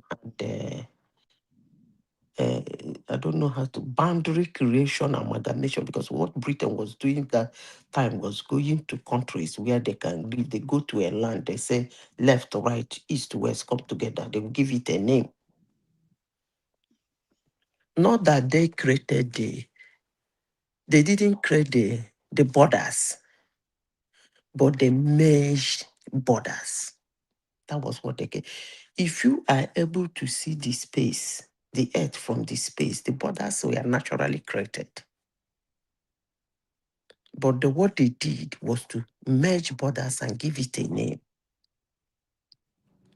So they did not draw earth the way the earth is. The earth was drawn with rivers, places that are rivers, places that are bushes, places that are, that's how the earth is. But the Western people came and started merging land and giving them a name. They didn't create them. So there was a land called Israel. Yes. Were there people called Israelis or Israelites that were living there? Yes. Before they were displaced? Yes. Are they Jews? Yes. From the tribe of Judah? Yes. They have another tribes around them, within them, because Israel is not only Judea. But the place they are giving is not only, is how will I say it? It's like giving you, Ola was trying to explain it. It's like when you come back, Taraba is no longer the area of Taraba. They say, hey, you have to sit one corner. So all those ones that are fighting to get back, they know it's their land. It's their land. That is the truth. They hate them, like them. Say the people, they are not the original. It doesn't really matter anyway. I don't know who is original these days. So that is what it is. And actually, the West want them there because of the madness around that area. So that is what it is. It's not like, apart from Iran being mad, I don't think in this case, as I said before, I want them to be turned to Gaza like that 50 years backwards. In this case, I don't really think logically they did anything to amount to the killing of their leaders and the conflict, because they were agreeing, they didn't want this to happen. So technically, they were agreeing on the deal. Hello? Hello, I hear you. Technically, they were agreeing, but the deal was just a camouflage. That is not what they want. They want to take them back 50 years, period. And those people are very stubborn. Did you see what they did yesterday? What did they do? You know, even when I see that thing, goose pimple run over my head, my body. I said, how can people be this reckless? Donald Trump opened his loud mouth day before yesterday and said within how many hours that the greatest, whatever he says, civilization will go to an end and it will never come back. Do you know what Iran did? What did they do? Israel has already, because Israel cannot function properly in a peaceful environment. So anybody who is going to fight them, anything you get there, is their lifestyle. I will explain that later. So, do you know what they did? They said, we are going to attack your energy infrastructure, your civilian infrastructure, all your bridges will go down. Time never reach. Israel don't start to blow up those places. Do you know what Iran did? According to my nephew, his classmate in secondary school is schooling. You know, Iran has medical schools, just like Ukraine, that are very cheap. Do you understand? Hello? If you don't know the answer, I go come out to. With the answer, the answer you now. People they now. They have medical colleges, just like Ukraine, that is affordable to a normal Nigerian family. It's affordable and they're very good. Technical colleges, science and technology, they have very good ones. Cheap, very cheap, because their money actually doesn't mean anything. So my niece has a friend, a classmate, a friend of his, is schooling in one of the universities in Tehran. You didn't watch the video. These people chased out their citizens to go and make a ring of fire. That is, they should circle themselves in all those things Donald Trump says he's going to blow up. Their bridges, their energy infrastructure. So these people circled that thing and was chanting. Those their language, singing, chanting. Now, in the bridge, that was what gave me goose pimple. You know this, what do they call this long flag? When you make a long flag of a country, what do they call that flag? Which type of flag? When you make a long flag, that's the flag of a country, when you make it too long, like 3 kilometers or 4 kilometers, what do you call it again? Anyway, never mind. You don't understand what I mean. You see, I got what you are trying to say, but me, I don't. I don't even know the name to start with. To be honest. know, you can make a country's flag too long, like you hold it. You see it now during Are you talking about like banners? You make it like a long banner. There is a name they usually call it for country's flag. Okay. So they made that flag, that Iranian flag, from one end of the bridge in the middle to the other, and then lined women. You can still see it in YouTube. It's still there. Lined women on both sides of the bridge, and guess who is under the banner, the flag? Ooh. You should be able to guess right. Trump. How can he be Trump? Now Trump dey Iran. Which kind of person is this? Can you be serious for once? I know. I don't tell you so when it comes to all those general politics that I'm all. Okay, Remy, can you guess who is under the flying? They held it. So I don't think that means. I will not answer you because you said they should perish 94 million people. What kind of mindset is But hold on, though. See, Remy. Sorry, Madam. Remy. It's 5 hours max, so anybody that want to join the background discussion can come. So Since it's 5 hours, I can put it in the background. Continue, Madam Sita. Remy, when you want to put me right. I didn't say that. I said turn it to Gaza. I didn't say kill 92 people. Turn it to Gaza, you know the same thing. When I mean, they finish them all. No, it's not the humans. When I mean turn it to Gaza, is to drag their infrastructure 50 years backwards. I didn't say kill humans. No, don't put me wrongly. That's not what I said. After all, Gaza was a almost 2.5 years war. Only 72,000 people were killed. That's not bad. In a war that lasted for 2 years. So when I said turn it to Gaza, it's not 72,000 people died, and it's not bad. For 2 years war, no. It's not bad. Zita. If Iran can kill 240 United States military in 5 minutes, 72,000 in 2 years is small. It's not bad. So I know what I'm talking about when it comes to military. That means the war was specifically on infrastructure and specific human target. Yeah, there might be civilian casualties. That's okay. Every war, the civilians suffer it most. So if you can kill 240 people, 43 people in 5 minutes, and somebody can kill 72,000 in 2.5 years, that means the other person is more practical. He was avoiding human casualty.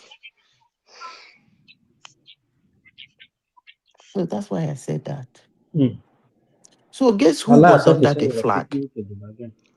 Guess who was under the flag? Little children. Nobody can blow that kind of